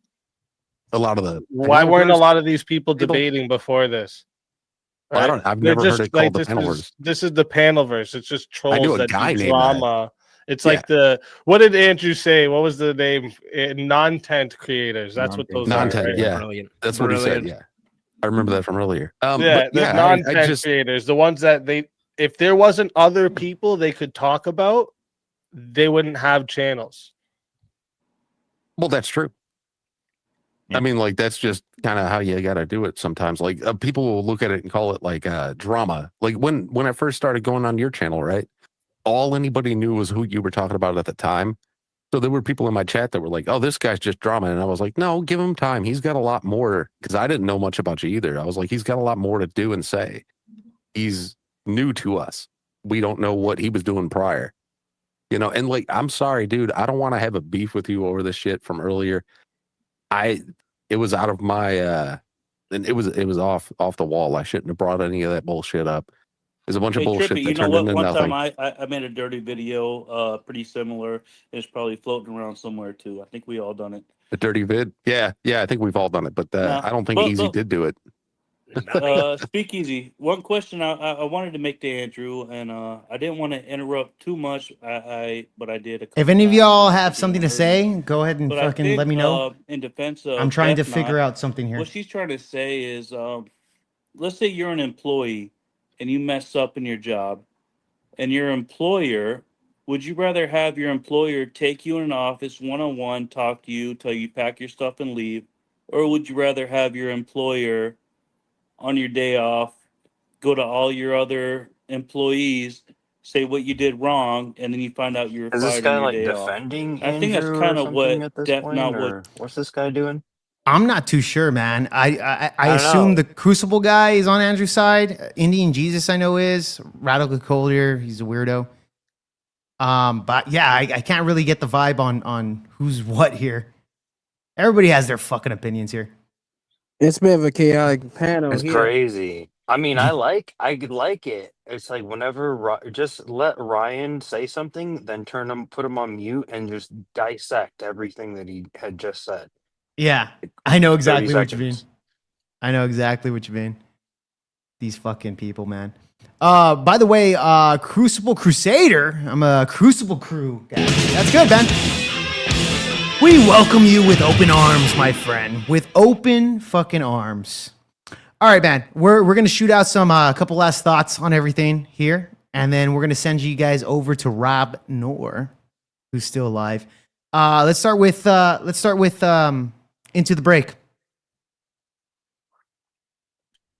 Well, thank you, bro, for having a forum for me to just come on and just been cheering on. I've been telling everybody this tomato verse thing is like a pure brain rot.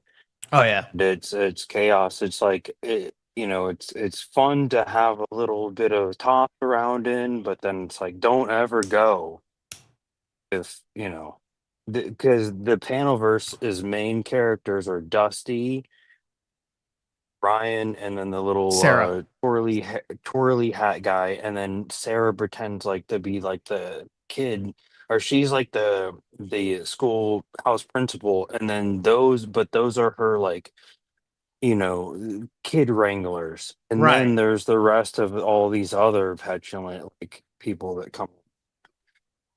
Just like Yeah. I can't endure more than 10 minutes of it. I got you. Miguel, last thoughts on everything that you just heard. Keep it But thank simple. you. Have a good night. I'll be on YouTube. Hey, bro, have a good night. Into the Break, man. Stop by anytime, man. Always welcome here. Well, Miguel, go ahead. Go ahead. Yeah, well, go ahead, Miguel. I guess seeing this whole thing unravel, it's pretty much no surprise given how toxic it's been for the past year or so. I mean, shit, it's been toxic for quite a long time. Oh yeah, and we're just seeing all of that unravel even worse than already is. I mean, it's sad to see something like that happens, but I guess it is what it is at the end. So you want to go and fuck around with the worst people, then you know what? You're gonna get what you get. That's it. There you go, man.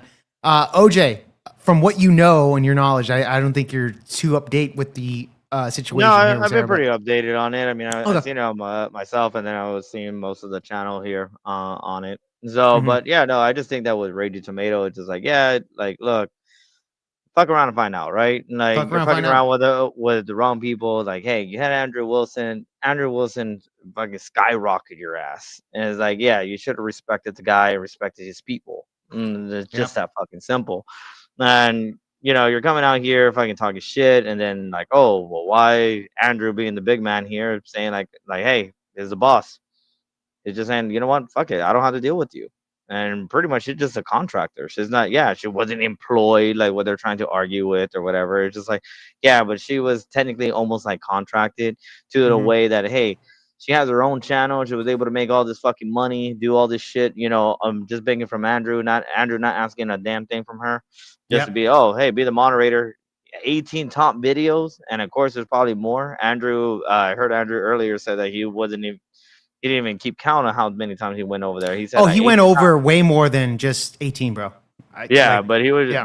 just like, oh, what? I really went 18 times, but Maybe, yeah. But hey, you know what? The guy's a busy guy, so I yeah. get it. He may not know about that shit, but Yep. it's just like, or keeping count. Yeah, But yeah. at the end of the day, it's just like, look, good luck with your channel. I don't think it's gonna, if it does get bigger, fine. But yeah, she's gonna have to go the lefty shit. And at the end of the day, it's just name calling, like I said earlier. The lefty Mhm. just name calling. Oh, you're a fascist. You're this. You're XYZ. That's all that channel's gonna be. It's not gonna be anything good. No debate. No nothing. Yeah. I get you, man. All right. My final thoughts really quickly. There was somebody here. I still don't know what Sarah did besides fail at life completely. It's funny. What I read those first couple of words and I was thinking Cam King is a fucking moron and did not fucking see this whole thing here. Okay, fail at life completely. I'll go back and watch the beginning of the video. Yes, please do, Cam King. I appreciate that. I appreciate that, man. That is fucking hilarious. Fair enough, man. I wish I was a. Oh shit! Did you click that one? From Chris I did Peck? click it. Yeah, there you go. We're gonna do that. I wish I was a fascist. Yeah, you wish, motherfucker. Don't No, worry. you love if women's you're- rights. If you're on the right side, we're all fascists. You know, There- they tell us that all the time. Good point. Just be a lefty, and then there you go. You can attack us here. By the way, guys, please follow the channel. Thank you so much for showing up to Project VealPod. We're gonna send you over to Rob fucking Noerr. Let him know that we're sending y'all his way, man. That being said, God bless.